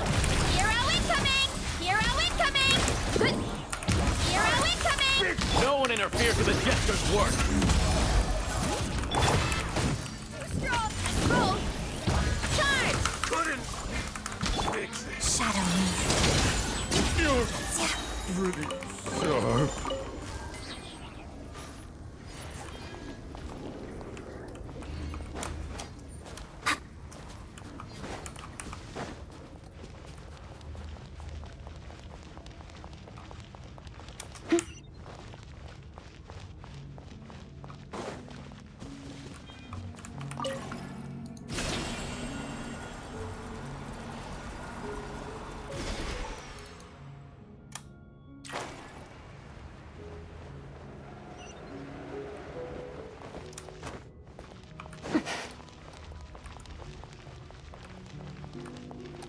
Looks like no one's guarding this place. There's something off about that decoration over there.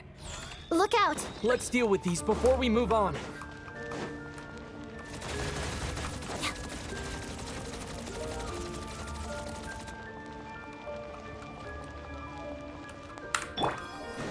Bow your head.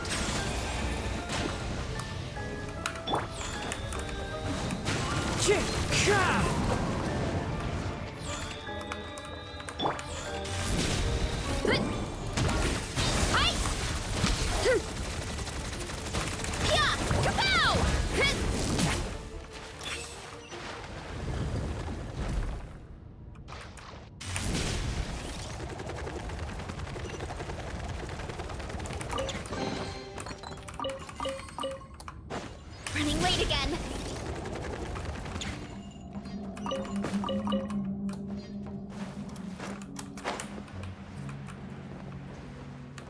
The researchers here probably don't know that we're uninvited guests. Let's try not to hurt them. Hmm?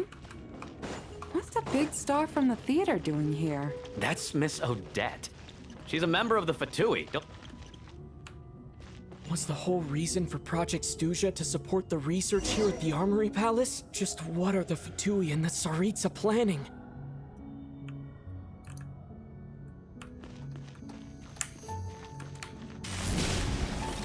Here I go!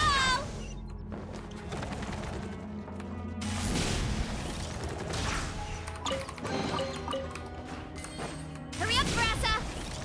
Whoa! Who are you? Never seen you around here before. Looks like there's no way through here. Maybe using the power of this prism could help?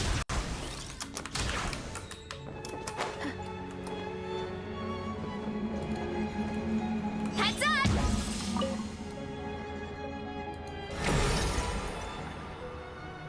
I think I see some images. It's the prism's power at play, causing images of the past to reappear, albeit only as...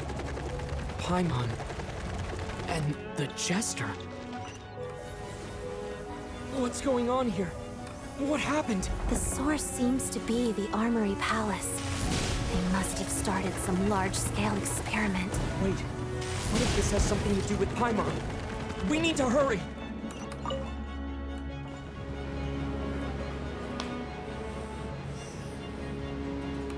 Hurry up, Brassa! We're almost there. The Armory Palace is just up ahead. Paimon, please be okay.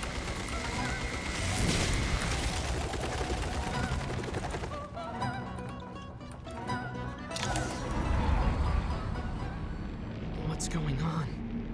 Wait, I remember this feeling. It's the curse of death.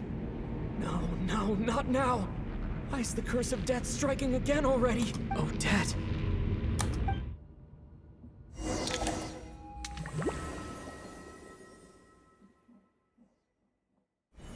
Is this the afterlife again? I need to find a way back to reality. Is that Odette's core Ignis? Could that be what just woke me up?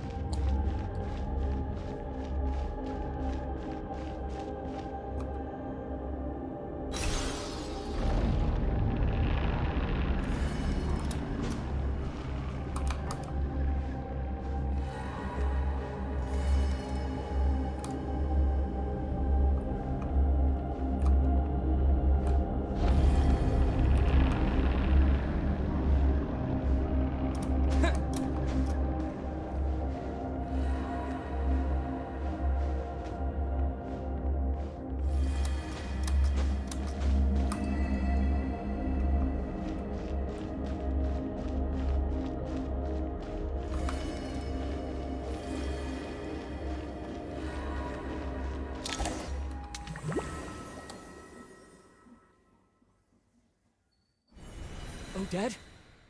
No signs of life. But past experience says that she should be resurrected before too long. Right? Did Odette intentionally use her core Ignis to guide my soul? I feel like something similar happened in a dream I had before. Thank you, Odette. If not for you, my soul wouldn't have found its way back to my body so quickly. And I might not have woken up so soon, but I'm sorry. I don't have time to protect you. I have to use the time you bought me to get Paimon back.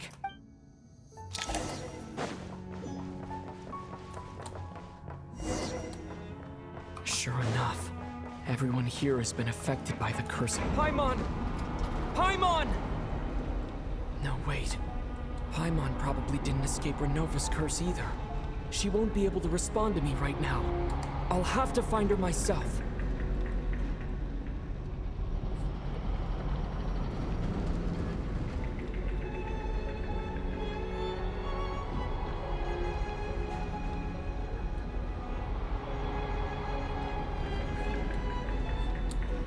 Mitya! Is this the laboratory he works in? What happened here to trigger the curse of death again so soon? I'll have to ask him when he wakes up. Finding Paimon has to take priority now.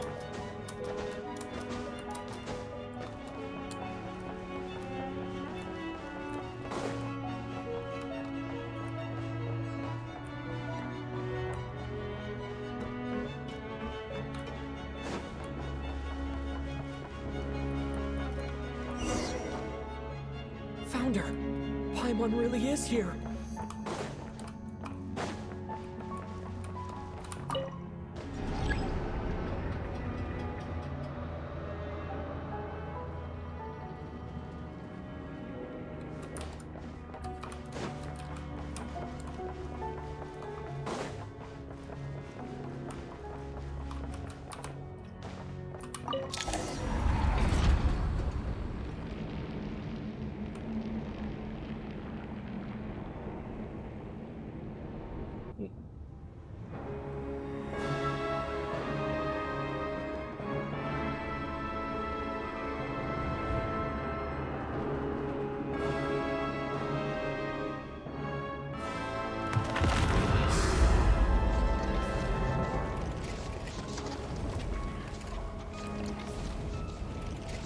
You don't learn, do you? You've already been involved in one mass death, and now you show up at the scene of another. This might have passed for a coincidence the first time, but a second time? Am I to assume you are intentionally interfering in Snezhnaya's affairs? Judging by your expression, it seems that you understand little of what is going on here. In that case, a word to the wise. Do not interfere in Snezhnaya's affairs. A civilization that fails to learn its lesson constantly depletes its own worth. It will one day lose any reason for its existence, and as a descender, you are perfectly suited to be the lifeline to which a dying civilization might desperately cling.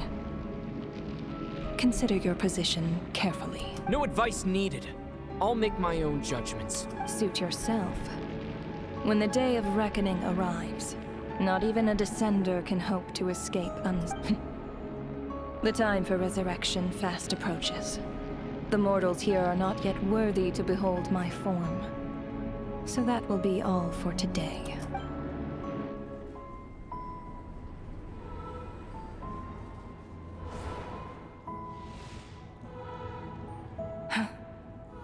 That thing is coming with me.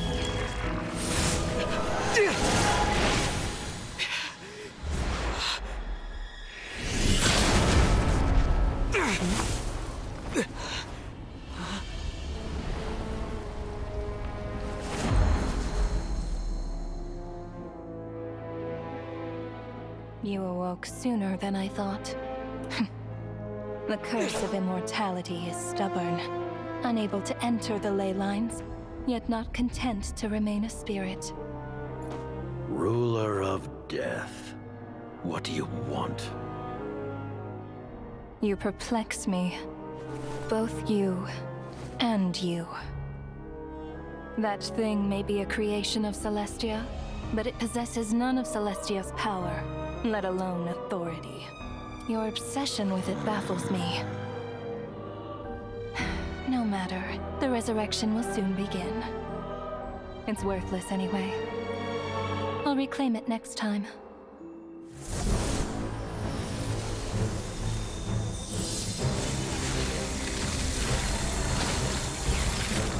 Hey, who says there'll be a next time?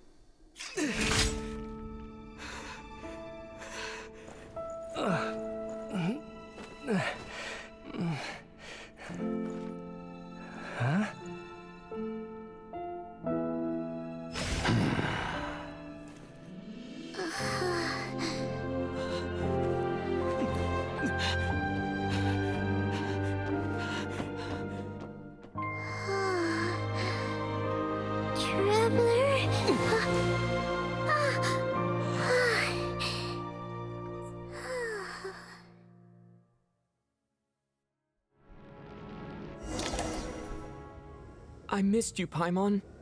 What are you talking about? We haven't even been apart for that long, have we? It was different this time. You seem to be in pretty good shape. Yeah, Paimon's back in tip-top condition. It's the weirdest thing. Paimon fell asleep earlier, and when she woke up, she found herself here. The Jester and that guy talking to him used some kind of energy on Paimon. And she could kind of feel it canceling out that other thing that was making her feel unwell.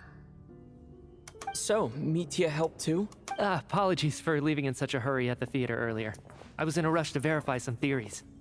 Rest assured that your companion is perfectly safe. We reversed the effects that the experimental energy had on her. The Jester specifically instructed me to do so. I suppose this is our first official meeting, Traveler. I could not let Paimon suffer in her condition for a moment longer, and so I simply took her without explanation. I hope you do not mind. But why would a big shot like you care about what happens to Paimon?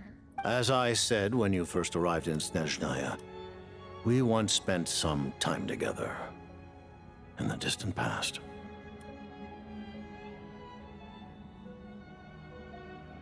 Oh yeah, you did mention that. And Paimon did think you seemed strangely familiar the first time we met. I'm afraid the reminiscing will have to wait.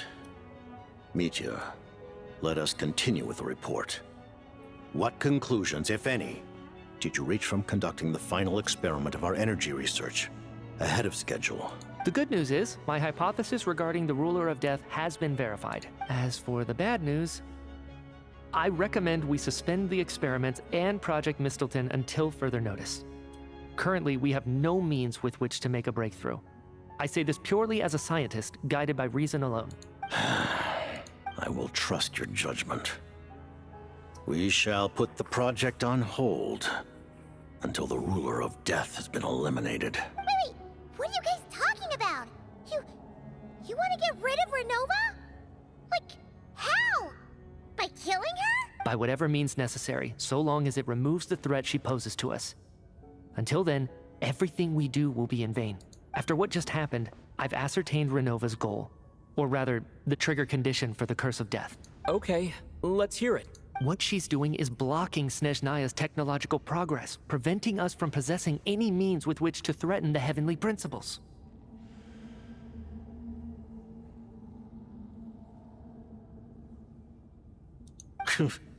Just like the little lapdog she is. So, any ideas, research, or experiments that lead to technological progress can trigger the curse.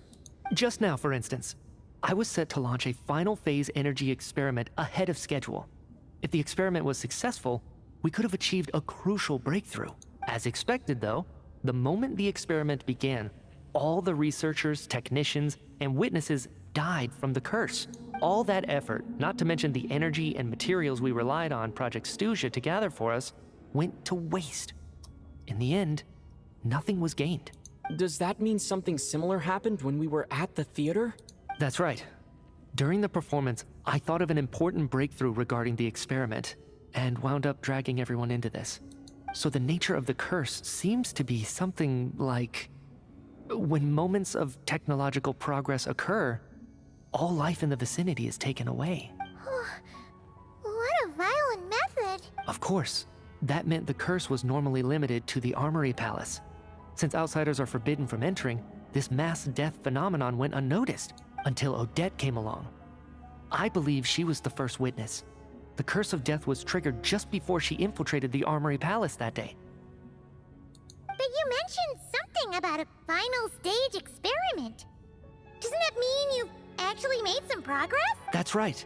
Even with the gods locking certain key components out of reach, humanity can still advance technology in incremental steps accumulated over time.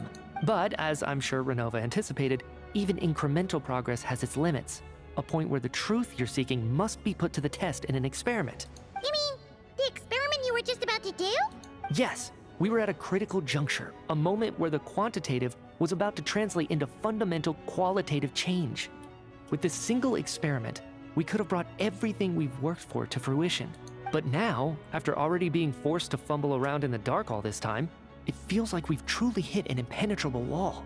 As long as Renova's curse of death persists, we won't be able to advance the experiment or obtain any results. And with Project Snezhnaya having been in effect all this time, at our nation's current strength, repeated trial and error is simply unsustainable. Only by eliminating Renova first will it be possible to continue advancing our plans. But she's the ruler of death! She can just kill whoever she wants, right? That's gotta be the scariest power ever! Is it even possible to beat her? We'll see. But one thing's for sure. She definitely can't just do whatever she wants. The best proof of that is me, standing here, very much alive. You're saying... Wouldn't it be easier to just kill all of us researchers for good? Why resurrect us over and over again? Why let us advance our technology to this point? So, you're saying even the ruler of death has limitations we don't know about? Exactly. And I think that's where the key to our breakthrough lies. Regardless, the ruler of death has always been an obstacle we must overcome. Indeed, we must face life, death, time, and space. After all, our goal is the heavenly principles. The Fatui want to challenge the heavenly principles? For a long time, I've had a vague suspicion the Fatui and the Tsaritsa were targeting the heavenly principles, but hearing the Jester admit it is still a shock. No wonder the Tsaritsa's goal has always been kept a secret from the people. What kind of road will that lead Snezhnaya down? In that case... Lord Jester, I would like to request some leave. I'd like some time to organize my thoughts and go over the data. Granted. Get some rest, put the experiment out of your mind, and take care that the curse of death doesn't affect any civilians.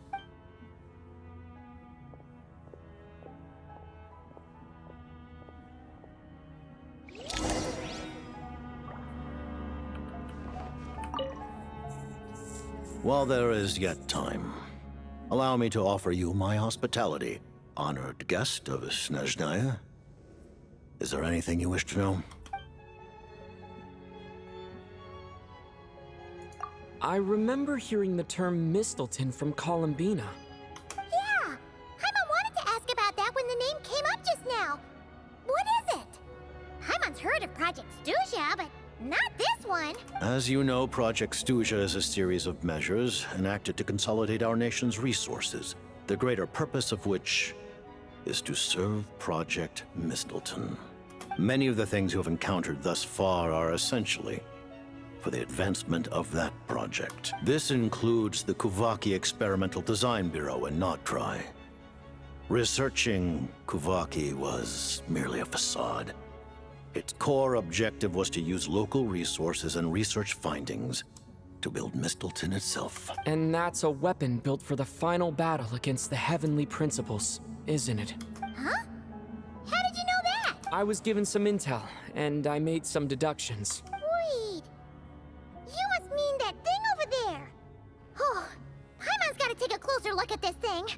Especially after you guys sent so many people to Notdry to work on it. Kuvaki alone will not break through Celestia's defenses, let alone challenge the Heavenly Principles. The Heavenly Principles are no doubt accustomed to combating the power of the Light Realm, and elemental energy is simply the power of the human realm, converted to that form by the Heavenly Principles themselves. Any attempt to use this power against its creator would be a futile endeavor. For now, therefore, we have set our sights on the form of energy associated with the Third Descender and the Stellar Linchpins. This may hold the potential to allow Mistleton to contend with the Heavenly Principles.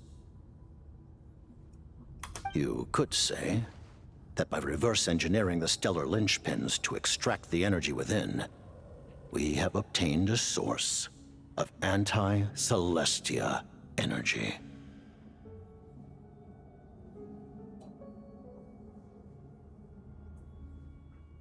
The Kuvaki Experimental Design Bureau, Project Stuzha, and the new energy experiments. Huh. So, Project Mistleton is what ties it all together. And it looks like your plan is almost complete. No wonder the Ruler of Death came after you!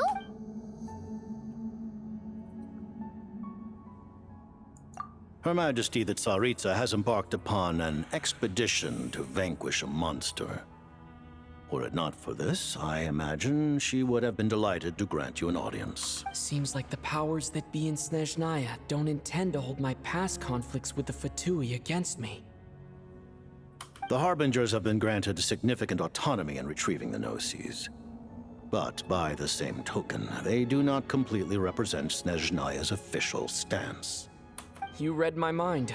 Speaking of the Gnosis, Paimon's been dying to ask this question since forever. Why exactly does the Tsaritsa want to collect them? Is it something to do with the fight against the Heavenly Principle? The Gnosis will undoubtedly serve as a key bargaining chip when she confronts the Heavenly Principles. Beyond that, you had best ask the Tsaritsa herself. I am not sure if this information is mine to disclose. What do you mean? Not sure. Don't you make the rules? You're the highest-ranking Harbinger! Ugh.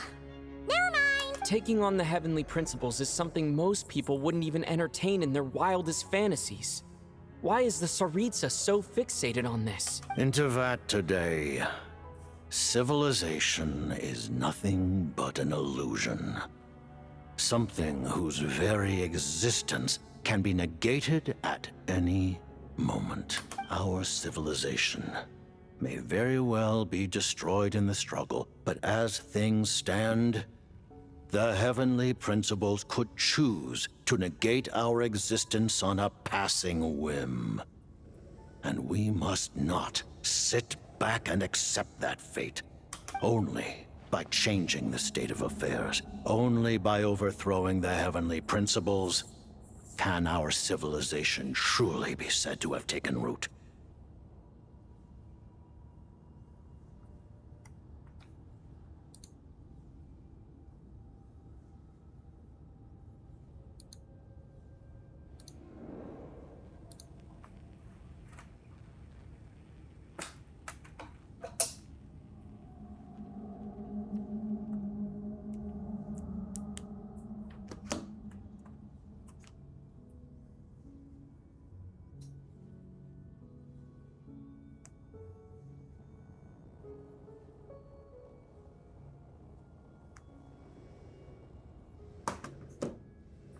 Otherwise, the fate of the people of Conria and Hyperborea is a cycle doomed to repeat itself.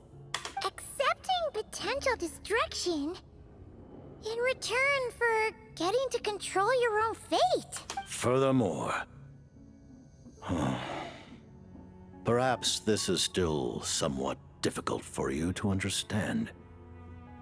Are you aware that all the rules of this world are made up of curses? Huh?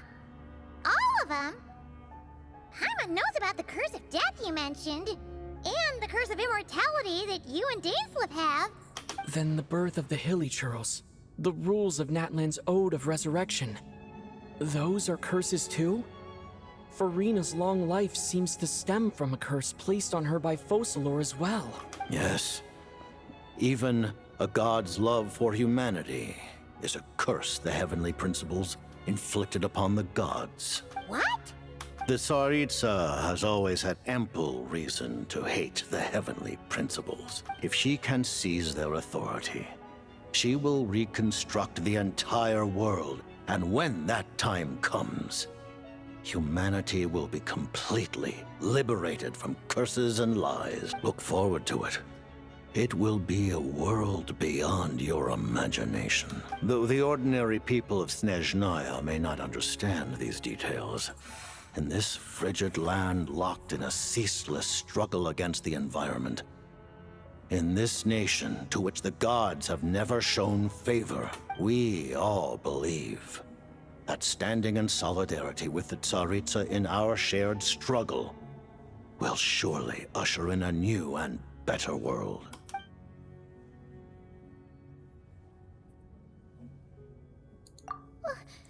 Paimon really doesn't remember. He's basically a stranger. You've got to believe Paimon. Allow me to explain. The reason Paimon reacted to the anti-Celestia energy developed by the Armory Palace is because she comes from Celestia herself. More specifically, she is one of its creations. Paimon? A creation of Celestia? Oh, right. I was blinded by anger earlier, but thinking back on it, Renova also said that Paimon is a creation of Celestia. But she lacks Celestia's power or authority. As you know, the lunar fragments in Nodcry were pulled down from the sky using Fatui technology. But the first application of this technology was in Conria over 500 years ago. I used this technology upon the heavens, and the response I received was none other than Paimon descending from Celestia. I presented her to the Vinster King, but he took no interest in this gift, nor did it satisfy him. Paimon then took up temporary residence in my palace until, of course, the arrival of the Cataclysm. Wait, Paimon's a little confused. You're talking about things that happened in Conria 500 years ago. You're saying Paimon was there for that? But Paimon doesn't remember any of that. Falling from the sky? Being given away as a gift? None of it! Having lived through the Cataclysm, perhaps you too were burdened with some manner of curse. Although, losing your memories would indeed be the smallest price I've ever seen paid. But it's not just her memories from Conria. Paimon doesn't even know how she spent the last 500 years. She only has memories from the past few years. No matter how hard she tries to remember. What was Paimon like back in Conria? Did she know a whole lot because she came from Celestia? Was she super smart? Unfortunately, when you arrived in Conria, your consciousness was like that of a newborn infant. None could say what kind of being you once were in Celestia. During the time you lived in Conria, your personality was no different from how it is now.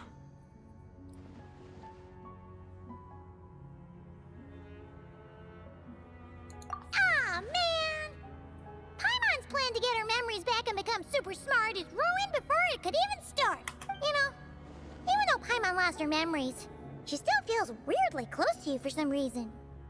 That must mean you took pretty good care of Paimon back then, huh? On the contrary, I completely ignored your existence. I was entirely focused on my struggle against Troptatir the Wise. But now, as I see it, it is as if you are the only sane thing that survived that era of insanity. And thus, are worthy of protection. Noted. Man, Paimon's gotta stop projecting friendship on everyone she meets. But, Traveler? Even though you know Paimon's some creation of Celestia now, you still want her, right? You're not going to abandon her?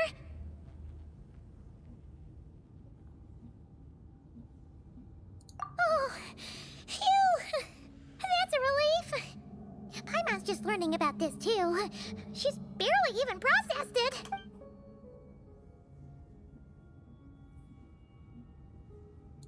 Thank you for telling me so much. I'm a bit surprised, honestly.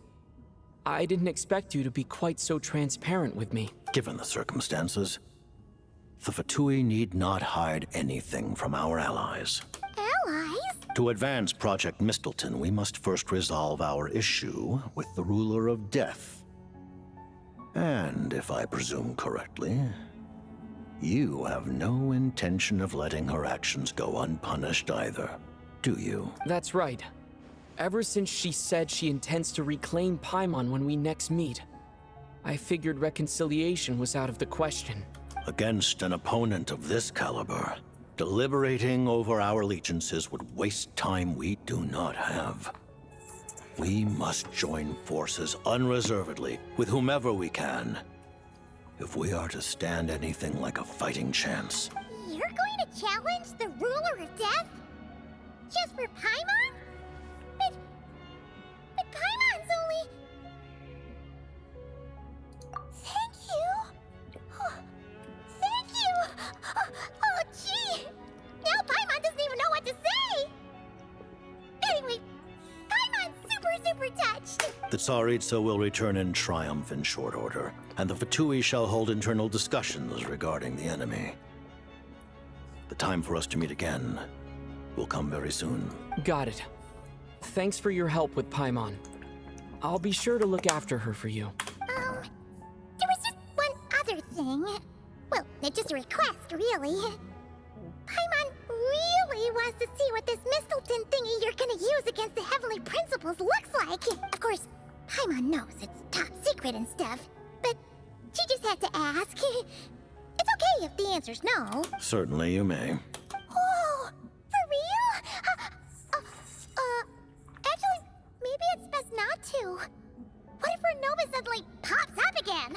She might take this chance to... While the technology is not yet fully developed, it has nevertheless reached the stage where Celestia's creations are unable to damage it. In that regard, you may rest assured. Oh. Wow. No wonder Paimon felt so out of sorts recently, even though it was super far away. Alright then! Paimon's ready to take a sneaky peek at this top secret super weapon!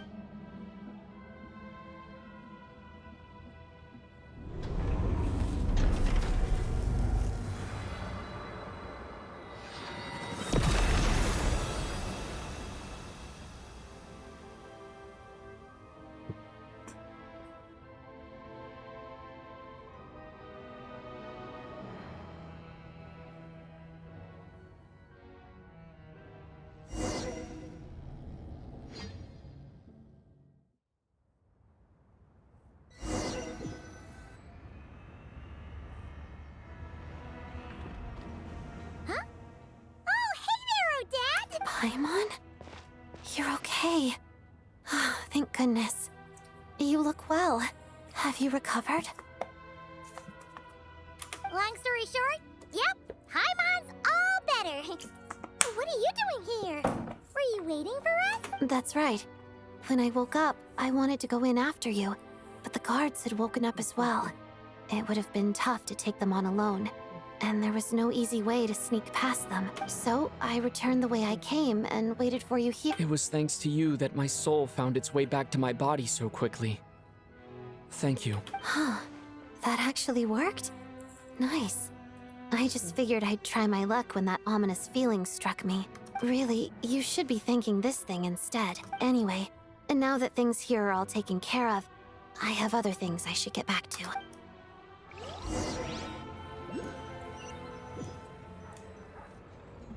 Ah, Director Chuganov, you're back. We just received notice that Project Snezhnaya has been suspended, so we've convened an emergency meeting. This is the preliminary plan.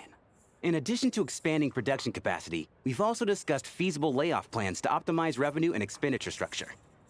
Our calculations indicate that the factory's profits will increase by at least 30%. Just give the word, Director. That won't be necessary.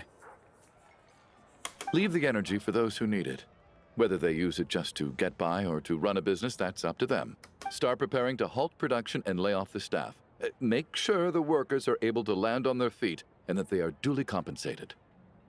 Thank you all for your hard work during this time. Am I hearing you right? Why?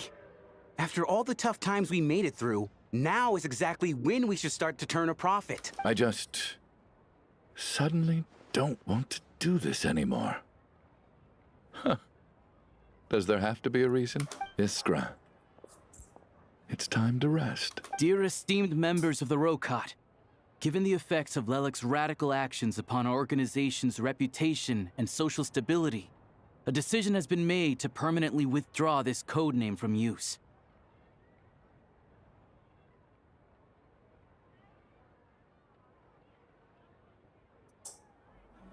Considering that Lelik did what they did for the benefit of the people, the Rokot has nevertheless negotiated with the authorities, ultimately securing a waiver for all penalties due to them. Lelik will be suspended for a period of time.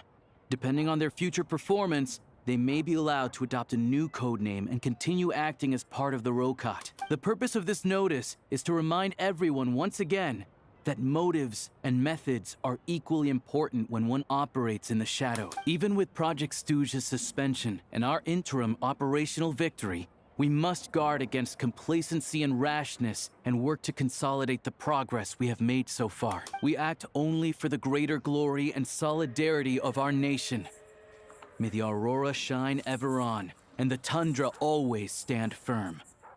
We act only for the greater glory and solidarity of our nation. May the Aurora shine ever on, and the tundra always stand firm. Looks like it's finally over. You mean for us? Just thinking out loud, I've never seen the Snezhnaya Vecha so lively before. I never once thought I'd come here. But I understand everything now, Rosaline.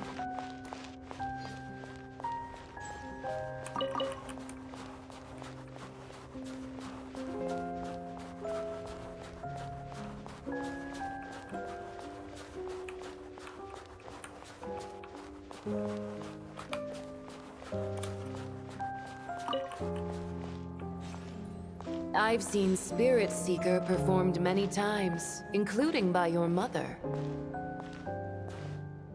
Why do you bring that up all of a sudden?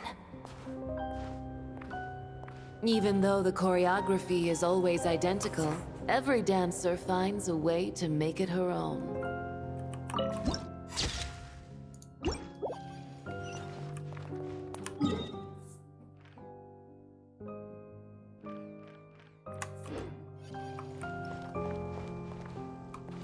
So you actually want to talk to me about ballet?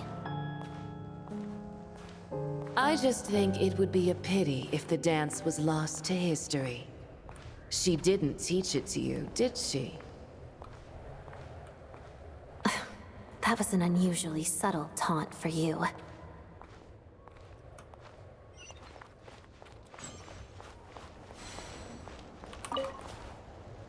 We embraced one another on the snow-swept plains, melting the ruthlessness of time.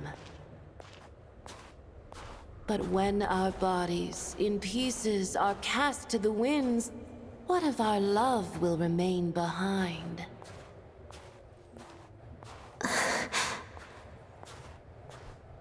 Don't tell me you can't sing.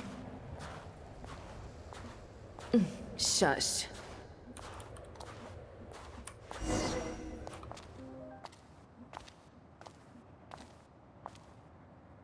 I understand her hatred.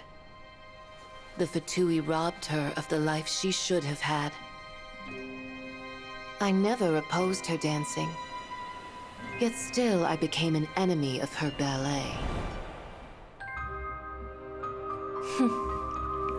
I'll just keep my distance.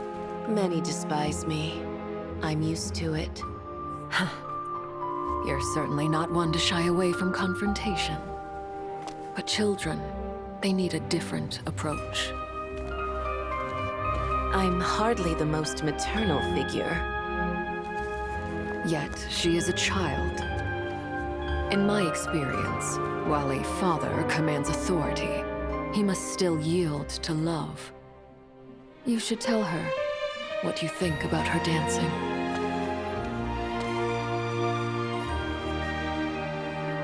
Odette will soon take the stage at the Koralyevsky Theater. This could be your chance. Geonosis secured. It went smoothly. I'll be there. Have them send me an invitation.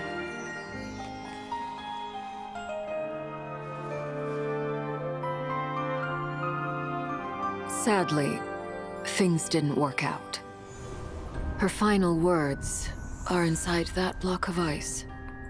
This? Aren't these for monitoring her subordinates? Not yours. This one isn't her witch's flame, but my two worlds' flames. The two worlds' flames can burn away memories. It was my parting gift to Rosaline.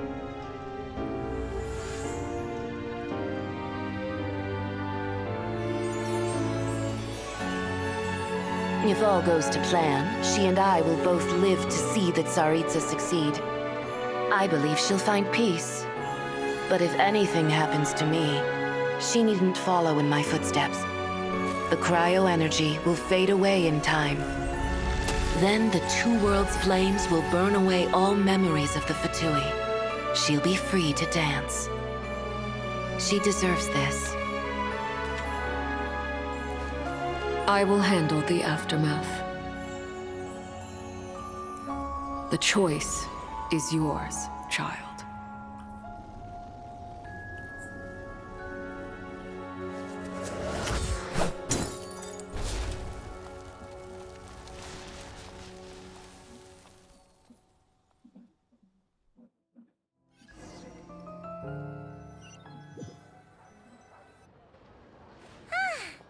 Fresh air at last! Paimon's head isn't spinning anymore, and the fever's all gone. Paimon's finally free to fly again! Oh, it's nice to finally know where Paimon came from, too. It did make Paimon a little nervous at first, but it's such a relief now. Like, who cares if Paimon's a creation of Celestia? She's probably not anyone that important.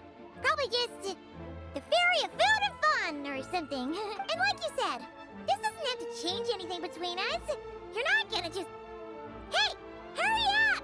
Why are you walking so slowly? You've spent the last few days lying in bed and stuffing your face. I didn't think you'd be able to fly this fast. Says who? Paimon's as agile as ever. They don't call her White Floaty for nothing. Paimon originally wanted to check out the bookstores in Snezhnaya, but she's more in the mood for flying around right now, so let's save that for later. Wait, they've got light novels from Yai Publishing House here too. Huh? And this is Paimon's favorite mystery story from Fontaine. Wow, it got a sequel. The local Snezhnaya books look pretty interesting too, but also kind of heavy. Not the easiest things to look around. I thought you were in the mood for flying around. Paimon can read while she flies. Hey, look at these two dolls. Which do you like better?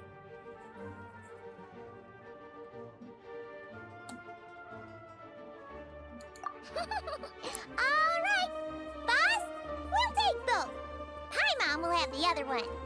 Oh, I thought we were only getting one. All right, fine. I'll pay. There you are. Thanks for visiting. Paimon will grab this and then... Huh? Huh? Huh? How many layers does this thing have? And what are you laughing at? Huh. You knew all along, didn't you? A whole bunch of people are gathered over by the plaza. Hey, look! That looks like Tartaglia! Hey! I know that voice. Of course. If it isn't Paimon and my old comrade. You're looking well, Paimon. All better? Yeah!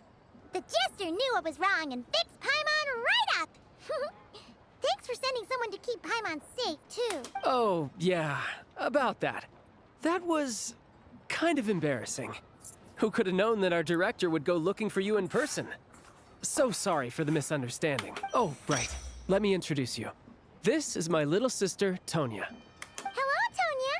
Hello, hello. Firstly, I'm really sorry about my brother. Sounds like he's caused you no end of trouble. Hey now, why'd you have to start with that? Not that it isn't true, of course. So she's the real Tonya. She said you two didn't manage to meet up at the theater.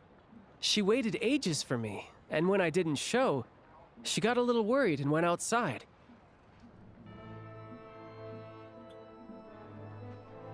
I know, right? He didn't bother to say a word to me.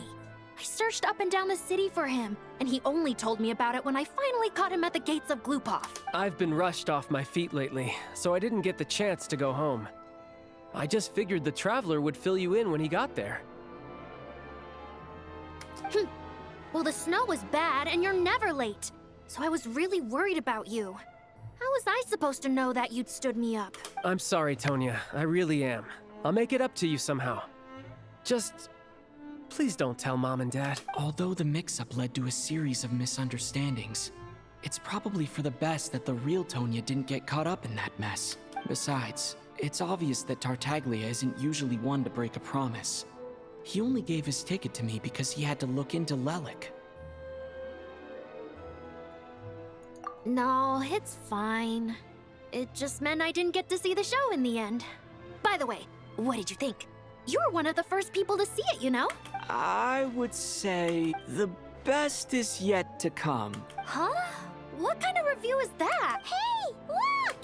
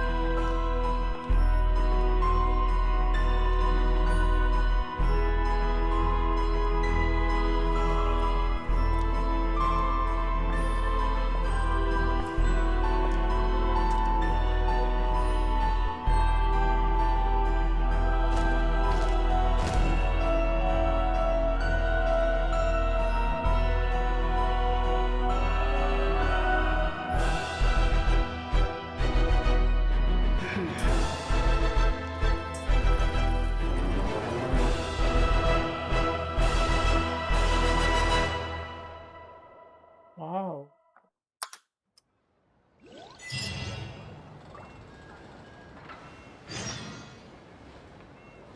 Bro, என்ன கொஸ்டியா இது?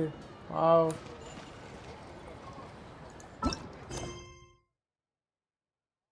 Oh my god. Oh my god.